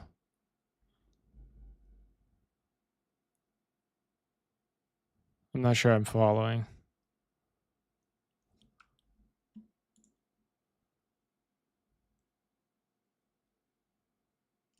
Maybe that's what you're referring to.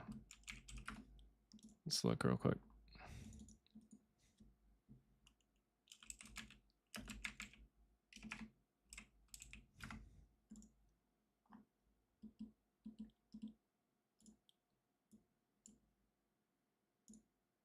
Oops, I just clicked the wrong folder.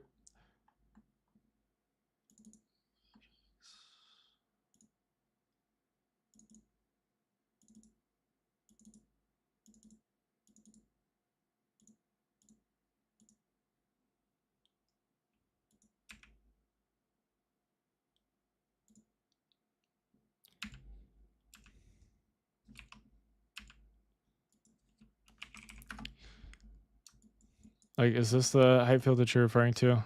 I'm not sure I was following what you were saying. Like to get the texture onto the...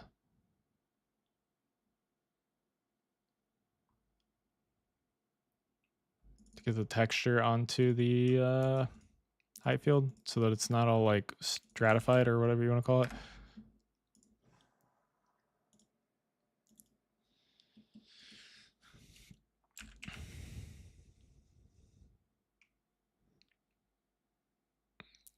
After the visualize, so height field visualize. Geo2 layer.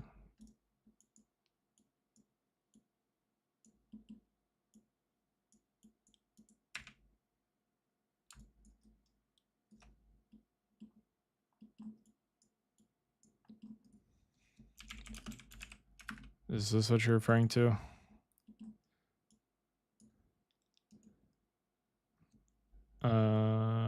Let's see. Convert height field. This is the same. Oops. HF convert.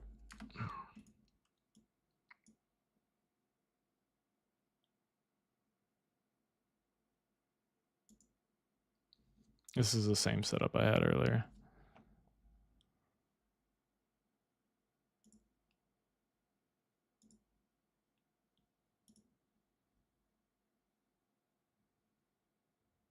You were trying to preview material of the height field we were working on in COPS.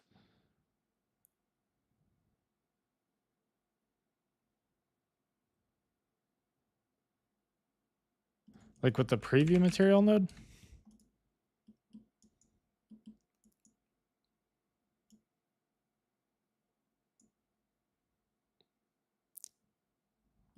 No, it's fine. I'm trying to learn here what you're referring to. So like this, is this what you're meaning? Let's set this back to RGB.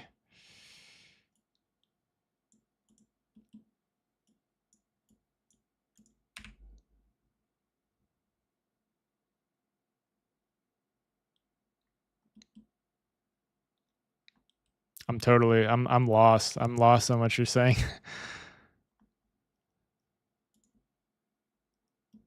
Like this wasn't working.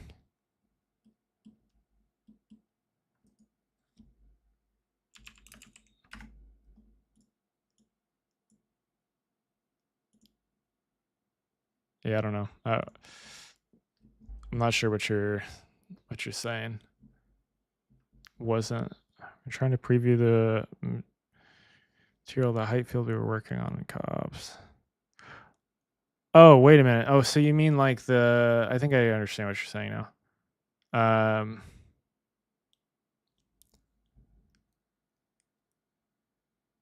Yeah, to do the preview material node in COPS on the height field. Okay. Okay. I don't know. Maybe I'm not sure. I'm not sure what you're saying. Never mind. All right, that works. I don't know. So, anyways, we're gonna have to reset our viewport again. I love this.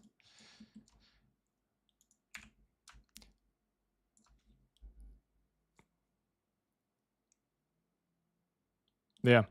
So that is, I guess I feel like I've got a decent understanding of Pyro in COPS. Seems to work pretty well. This also is super, super fast. Like this stuff, you can really crank up the resolution here. Not 30. And it runs so fast. Even with lighting applied and everything, you know, like this is running super, super fast. And I feel like this is a pretty decently high res simulation. Pretty cool stuff.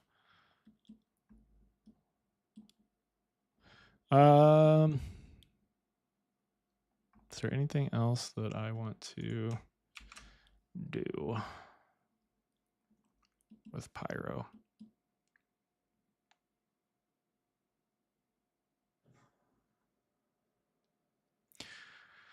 I don't know. My brain's a little fried at the moment. I think I'm going to maybe call it here. And unless there's anything else that you guys want to take a look at. Actually, before I do that, let me just look at some of the what's new stuff in Houdini 21. See if there's anything else I missed. We'll start off with COPS.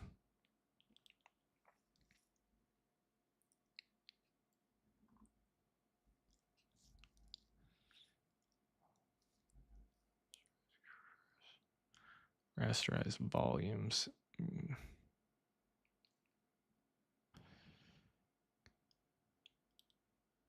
Color correct. I don't think I've looked at the color correct SOP actually, now that I think about it. Crystal noise.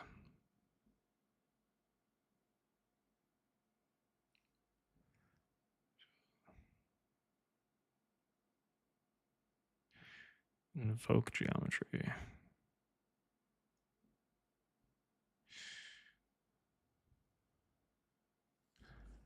VB visualize velocity. Oh, I feel like that. Hold on. VDB visualize velocity. Can't remember if I looked at this or not. Is this similar to like the trail node? Yeah. Well, that's kind of cool. So you can kind of see what's going on with your velocities in your simulations. Yeah, that's pretty cool.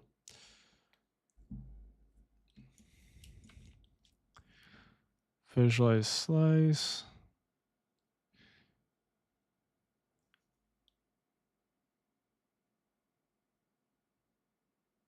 B2B reshape.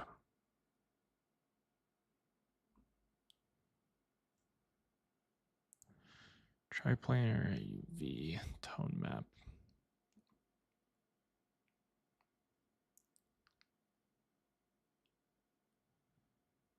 Space transform. Interesting. New SOP invoke.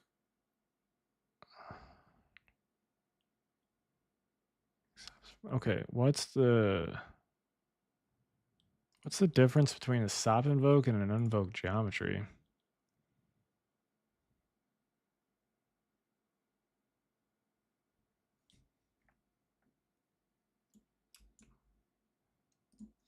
Invoke geometry.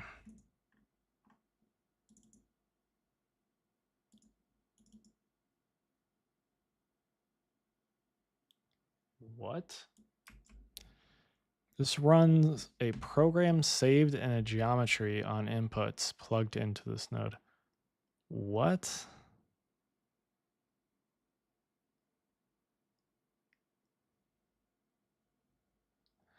Do I know anything about Houdini engine support for cops in 21?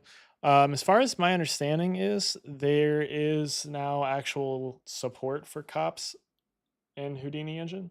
So you should be able to use them freely.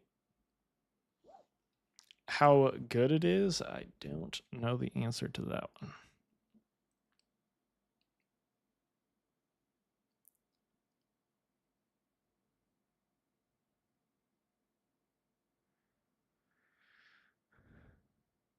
What? The geometry representation. Okay, what? This node is something. Okay, the geometry representation of a compiled program used a block to geometry cop to generate program geometry from a block. What? Geometry.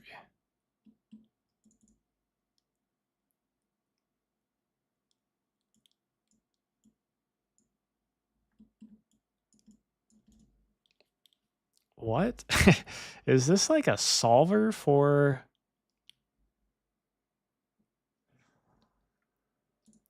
cops? I'm confused.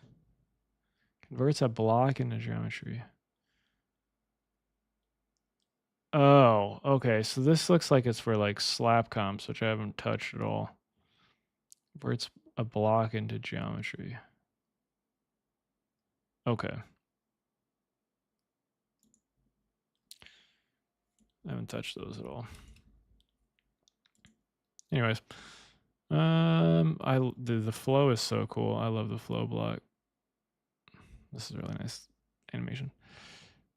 These are just improvements. I can't wait for these to come out either. I'm not sure when they're coming out, but very welcome to see them once they are.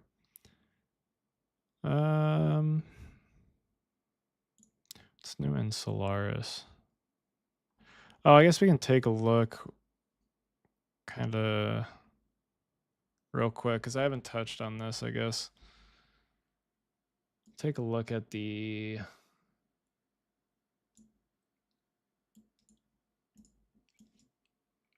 what's it called? Stencil. Let's drop down I guess we can just do a grid. So there was before. Let's create something here. Let's do a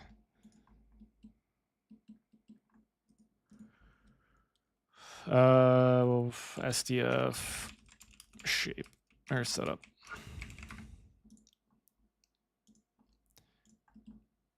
Let's set this to be something more interesting just for fun. Compound, let's do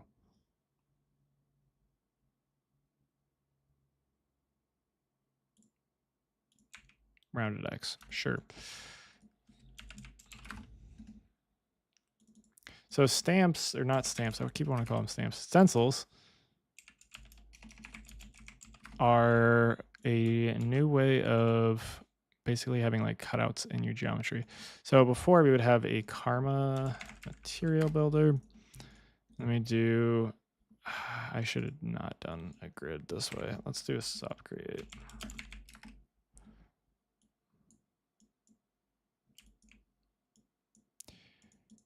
Let's drop down a grid here, and then we can do a UV flatten. Get some UVs on our geometry. So if we take this, we can, there's also this new open PBR surface material, which is a little bit different. We'll just use that. It's fine. And then we can do an image. This just needs to be a float. So we'll do OP colon, and we can paste in that stencil map. So normally you would, before you'd have to wire this into opacity, and then we can take this autofill materials and assign to our geometry. And we would get it this way, but it renders a little bit slower with opacities. Opacities can become kind of expensive. So let's just undo that. The way you do that is with a render geometry settings node, I believe. Also, can we take a second and just like, there are so many new icons like weren't available in 20.5. It looks great. I think this is in here somewhere.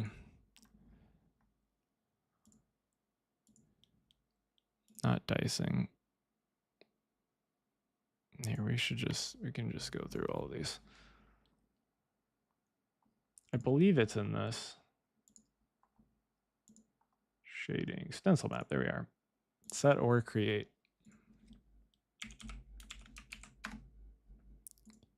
And we need to apply this to our primitive.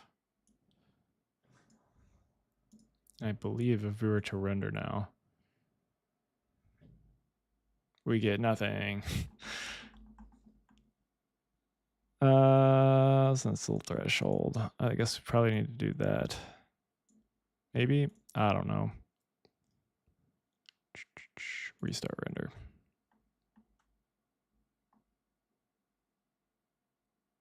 Huh. I figured that would have worked.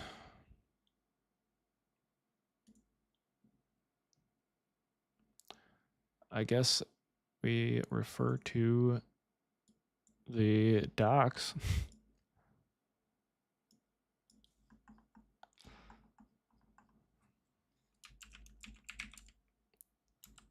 Stencil map.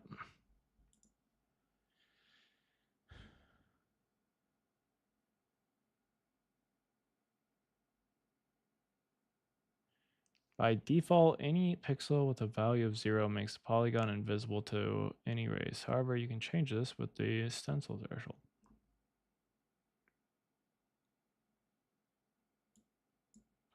But it didn't work. Maybe it doesn't like the... Does it need a camera, maybe?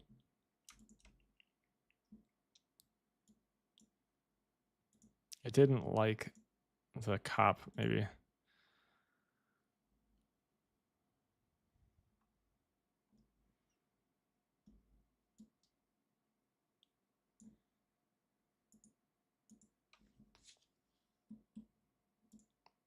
Maybe, well, no, we'd still have that. Huh. Well, so much for me knowing what I'm talking about with this, huh?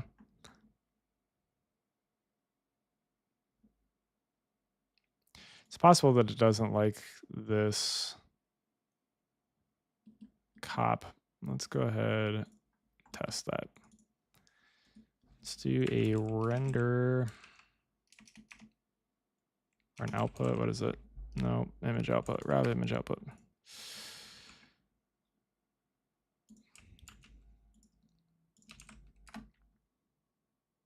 We can also wire this in now, I think, right?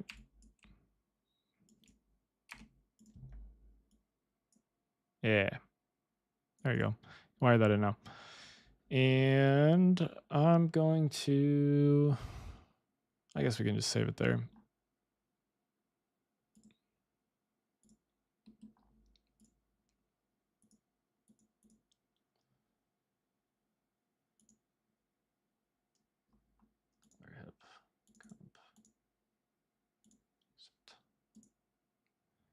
Let's try and render now. Yeah, okay, so I guess it doesn't evaluate cops. That's interesting. So it has to be rendered to disk. Good to know. But now that works as well. But that's not going to show up in your viewport, so it's only going to show up once you start rendering.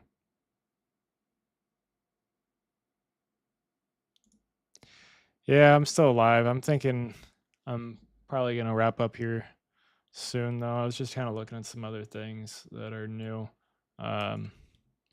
Getting a little bit antsy and tired. My brain's kind of shutting off on me. It's surprisingly more difficult. Like I can do stuff all day with Houdini and just not get like brain fog or whatever you want to call it. But it's different when you gotta like talk to people. I don't know, or talk to yourself, I guess.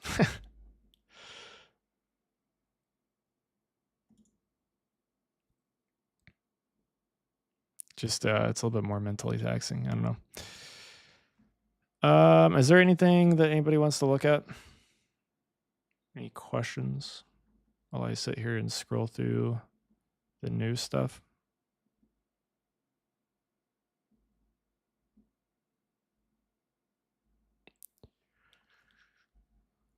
The scene graph tree is so much better now too. You want to train a fluid particle solver with ML, like collisions, but I don't know. I'd have to program a lot. But yeah, that's weird. That's gonna be a lot of sorry, I read the word weird there. That's gonna be a lot of work. I don't know how good the machine learning stuff is in 21. I haven't looked at it really.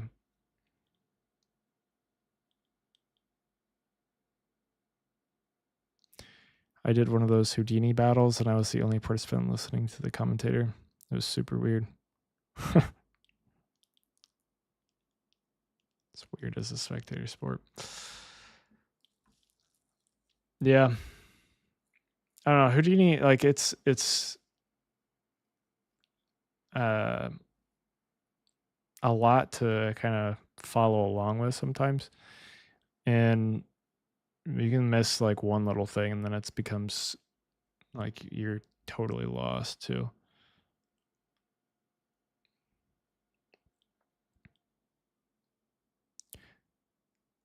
Yeah, so there's like a particle fluid measure or something now.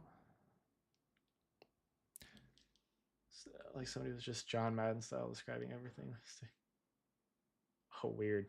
That's weird. There's like a particle fluid measure now. Particle.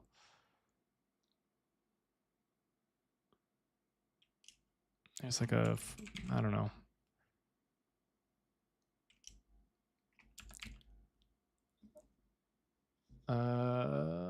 Where is it?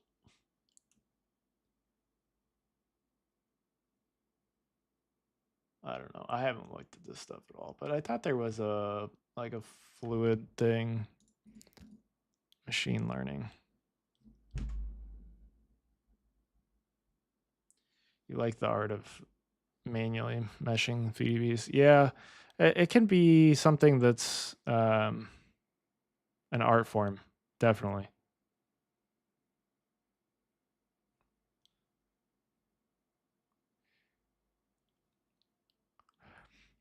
Yeah, I saw Intagma had put up a video about the machine learning stuff. I haven't messed with it at all. I haven't watched the video. I'm curious though. I should probably watch it.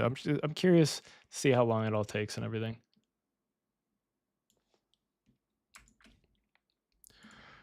Let's jump back out here though. Let's look at Karma. So the stencil map. Neural point surface. Is that what it's called?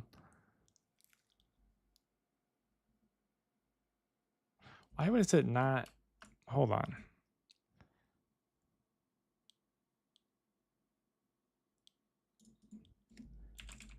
Neural point surface. Why is that not in?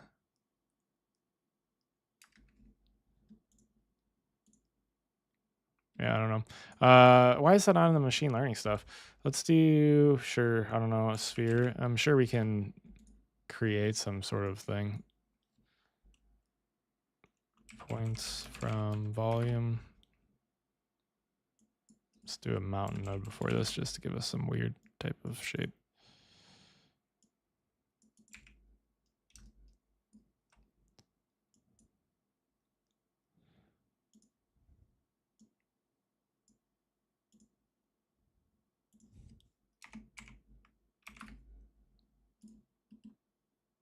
It's obviously not the use case for this, but let's see how it does.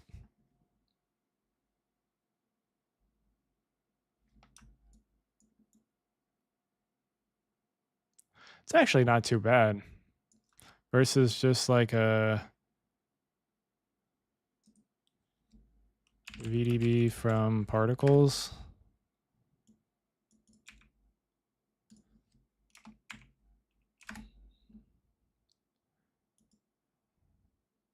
I should have done that differently. Fatal error. Love it. Well, there's another crash for us. Close.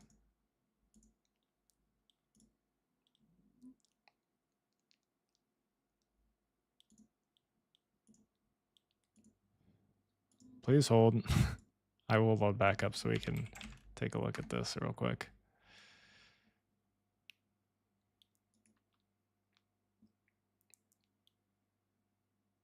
P-scale crying in silence. Yeah, I should have changed the scale first.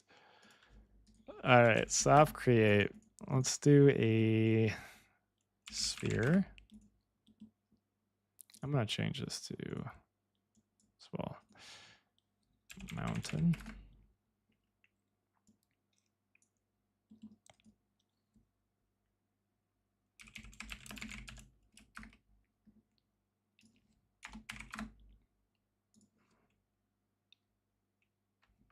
Sure, we'll leave it at that. I don't know. And then let's just jitter it up just a little bit.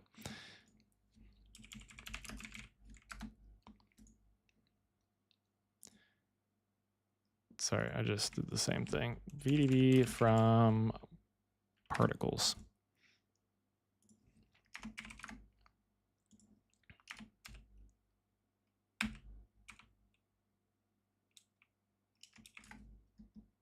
Hopefully this doesn't crash. There we go. Yeah, so you'd have to, the neural point surface. It looks like it does a pretty dang good job, to be honest with you. Like for just converting points to a surface.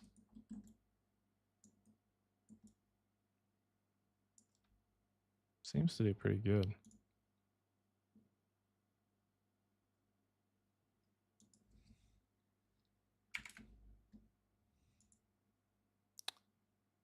You can even like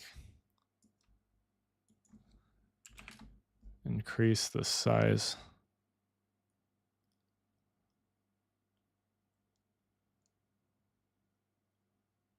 .5 is probably not a good idea. It's probably too much. We're going to let it cook. Yeah, I'll change it to liquid and see what that gives us here after that.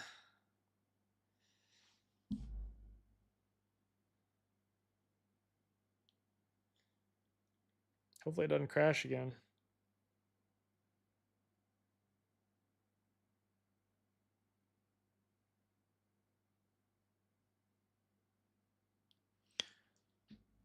That looks great.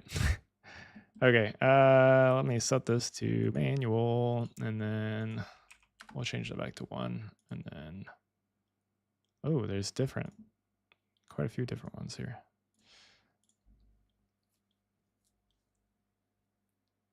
I'm glad you brought this up because I forgot about this, to be honest with you. And now that I know about it, you know what? Let's make a couple of these. Balanced.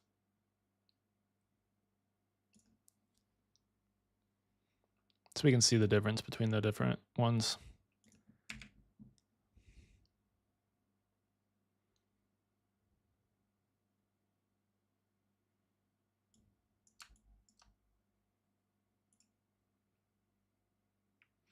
Gonna have to recalculate every time I make a copy of this, huh? We also have granular. Which one haven't we done? Smooth?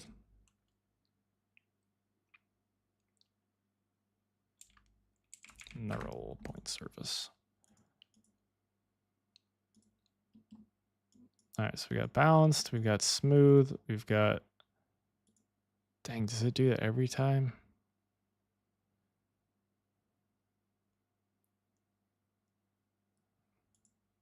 Wait, this model was balanced too. I didn't set this one to liquid. Oh, did I set the wrong one to liquid? Oh.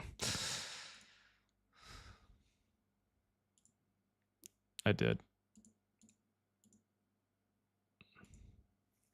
All right, balanced. Then we've got smooth. Then we've got liquid, and then we've got granular. So now we can wire them into a switch.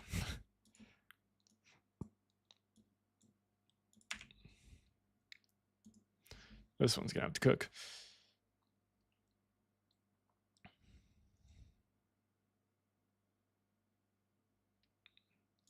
All right, so smooth. Definitely looks a little bit better on smooth. Get rid of some of those nastiness. Liquid was the third one. Yep. And then granular.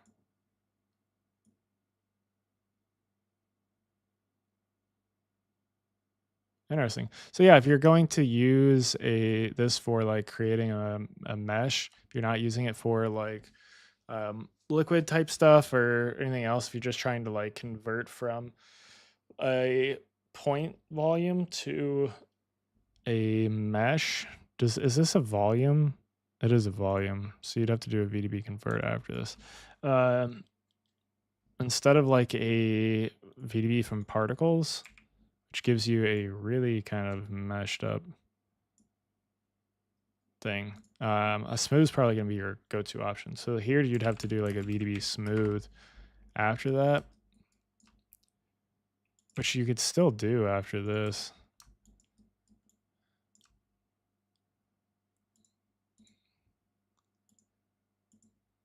But it's going to, yeah, like you're just going to get a better result from this. Then we can also just, like I said, use this on our mesh just to smooth that out a little bit more. So we go from this, which has a little bit of ribbing type stuff going on, to that. Yeah, and then you get a VDB convert going.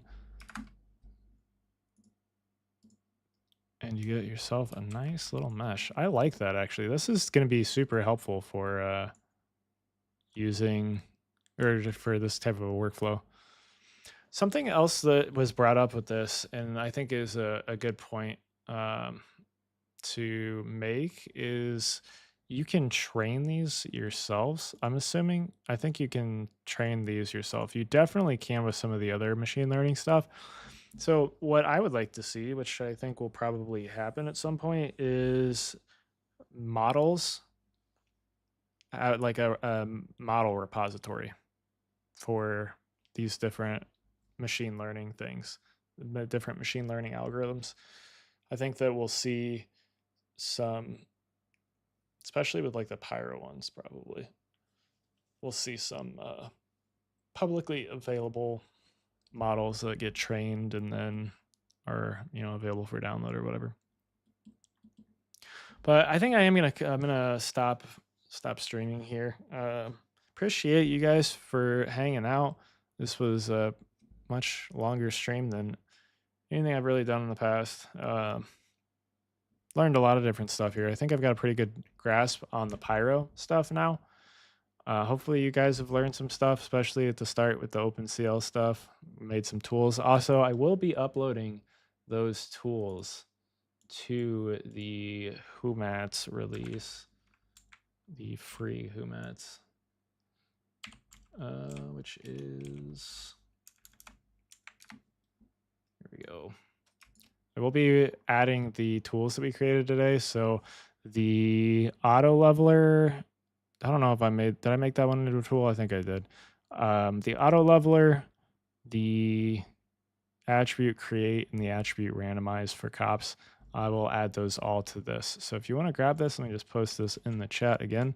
If you haven't already grabbed these, there's a couple of things in here. Most notably, like this time shift node. That's like the one that's like super, super useful. But I also use the SOP setup and the SDF setup all the time. They're just recipes that drop down everything you need to do to create like the SDF setups and the SOP stuff inside of cops. So definitely something that I would recommend downloading. And like I said, it's free. I also have the utilities release of HouMats, which is a little bit different. Let me just go back. If I can type, man. Please hold.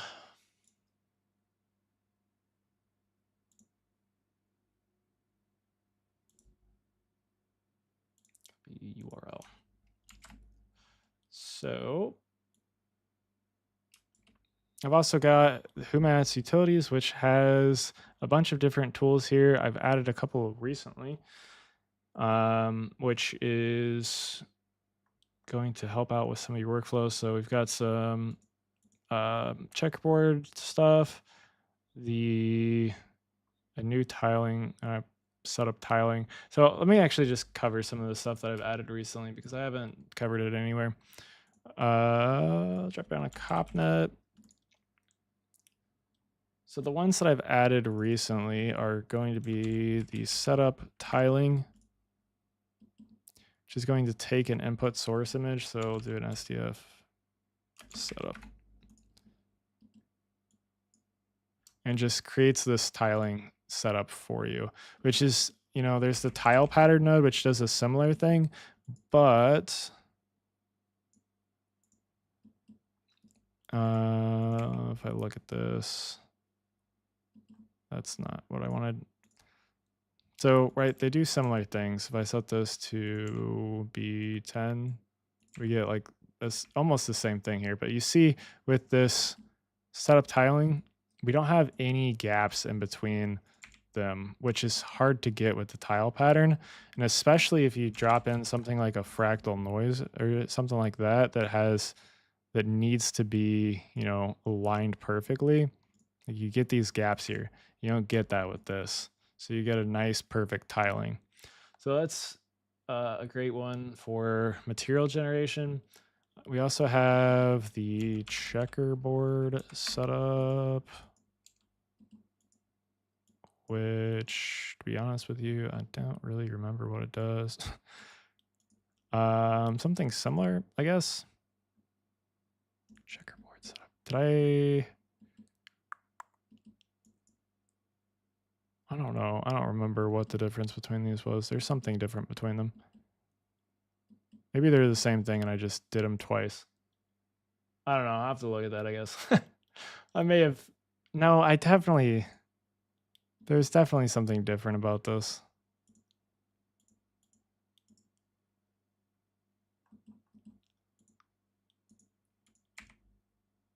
Hello?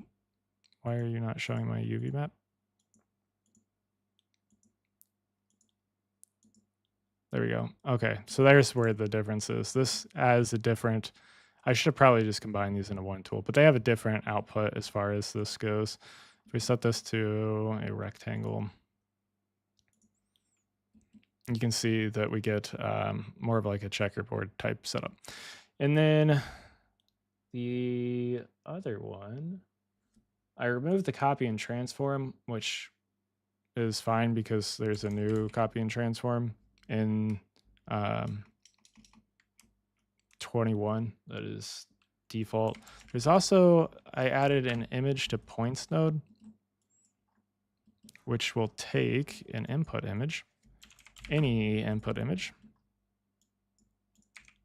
and create points out of it, which I forget what exactly I needed this for, but I did it for some reason. And so it'll take in a input image and it just creates points from them, which makes it a little bit easier to do certain things. Like I think I was using it for a vector field. You can create a vector field this way super easily. Do a VDB from particles once you create this. So this allows you, it sets the image resolution. So you get, once you have this, it's equal to your image resolution. So we're at 1024 squared. If I set this up to 2048, it should automatically update here. Yeah, so now we get way more points here. And this is still, you zoom in, it's still points, even though it looks, virtually identical. So they're grabbing the color from this as well. Works super fast. It's all working off of OpenCL. So very, very nice with that. And then, man, I feel like I've added some other stuff to this as well. Don't mind this stuff that you guys don't have access to yet. Oh, I did the HSV randomize. This is not up there. I haven't added these yet. I'm going to put these into the tool set here probably today, actually. So I've got HSV randomize, which will take a input image and we can randomize based off of an ID as well as mask. So let's do,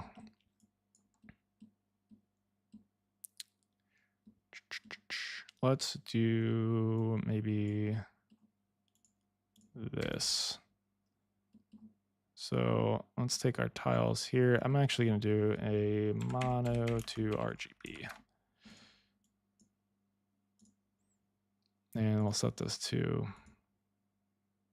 sure, something like that. And then we have this as our input or our output.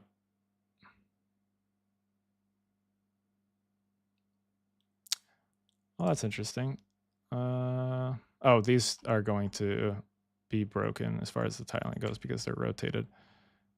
Let's come back to this. Oops. This, however, should not. Yeah. So now I can take this and then put this into our HSV randomize. I can take our ID maps and then I can set a random hue and we can randomly change their hue. So this is going to be pretty useful for things like your creating materials. Creating some of the materials for, like, if you have like rocks or something, you want to create variation in the color, then this is going to be something that's really good for that. You can also randomize the saturation and the value as well. You don't like how you have to convert so often. I wish some of the nodes would auto convert. Yeah. You can, like, some of these do, like this can convert to a RGB, but if you want more control over it, you have to, do like a mono to RGB or something like that. So that one's super useful. What other one was in there that I totally forgot about? ID randomize. I think that is the last one. Auto level. Yeah. We have the ID randomize, which allows us to take in an ID map. So this is our ID map to start with, and we can randomize that based off of, whatever we want. So we can set a minimum ID. So there's like, these are different, but they're going to show up differently, like a lot closer together, because there's only a max ID of 5. I set this up to like 1000 again, and we get a much different, distribution of our colors, but the IDs are all different. And that just allows us to get different different looks, because like with this, right, we have or even with the tile pattern, let's just use the tile pattern as an example here. Okay, I guess we have to do this afterwards. That's another frustrating thing about the tile pattern. It only takes a input of a mono channel. So now if we take our IDs here, this is what we get, right? Which is a very, very like linear thing. And like you can't offset them. Like you can't randomize this at all. I'm trying to think. Like you can prune tiles and stuff, but there's not like an ID like randomization thing here that I know of. And then you can do some like weird stuff with like a ID to mono. So if we do this, we can do a mono to ID now. And I can wire this back into our D channel here. And I can come in here. There's like or maybe this isn't what I was thinking. There's some way of getting this like somewhat randomized, and you can like, it's not even really randomizing, it just offsets them. So it'll like move this down to here and it just keeps going. It just like basically offsets them. So that's obviously not ideal. So if we want to get fully random tiles, we have to do something else, which this allows us to do. So like I said, those aren't actually up on the site yet. If you're watching this in the future, they will be. I'm gonna probably do that here after I get off of stream, but they are going to be available up there as well. Those will be on the utilities release. The ones that we made on stream today, which are the attribute randomize, the attribute create, and the auto level tool, will all be on that free release. So you can head over there and grab those.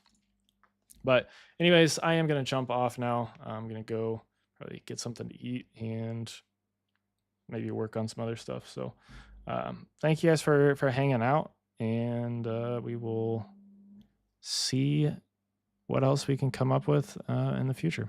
So if you have any questions, feel free to jump into Discord and ask.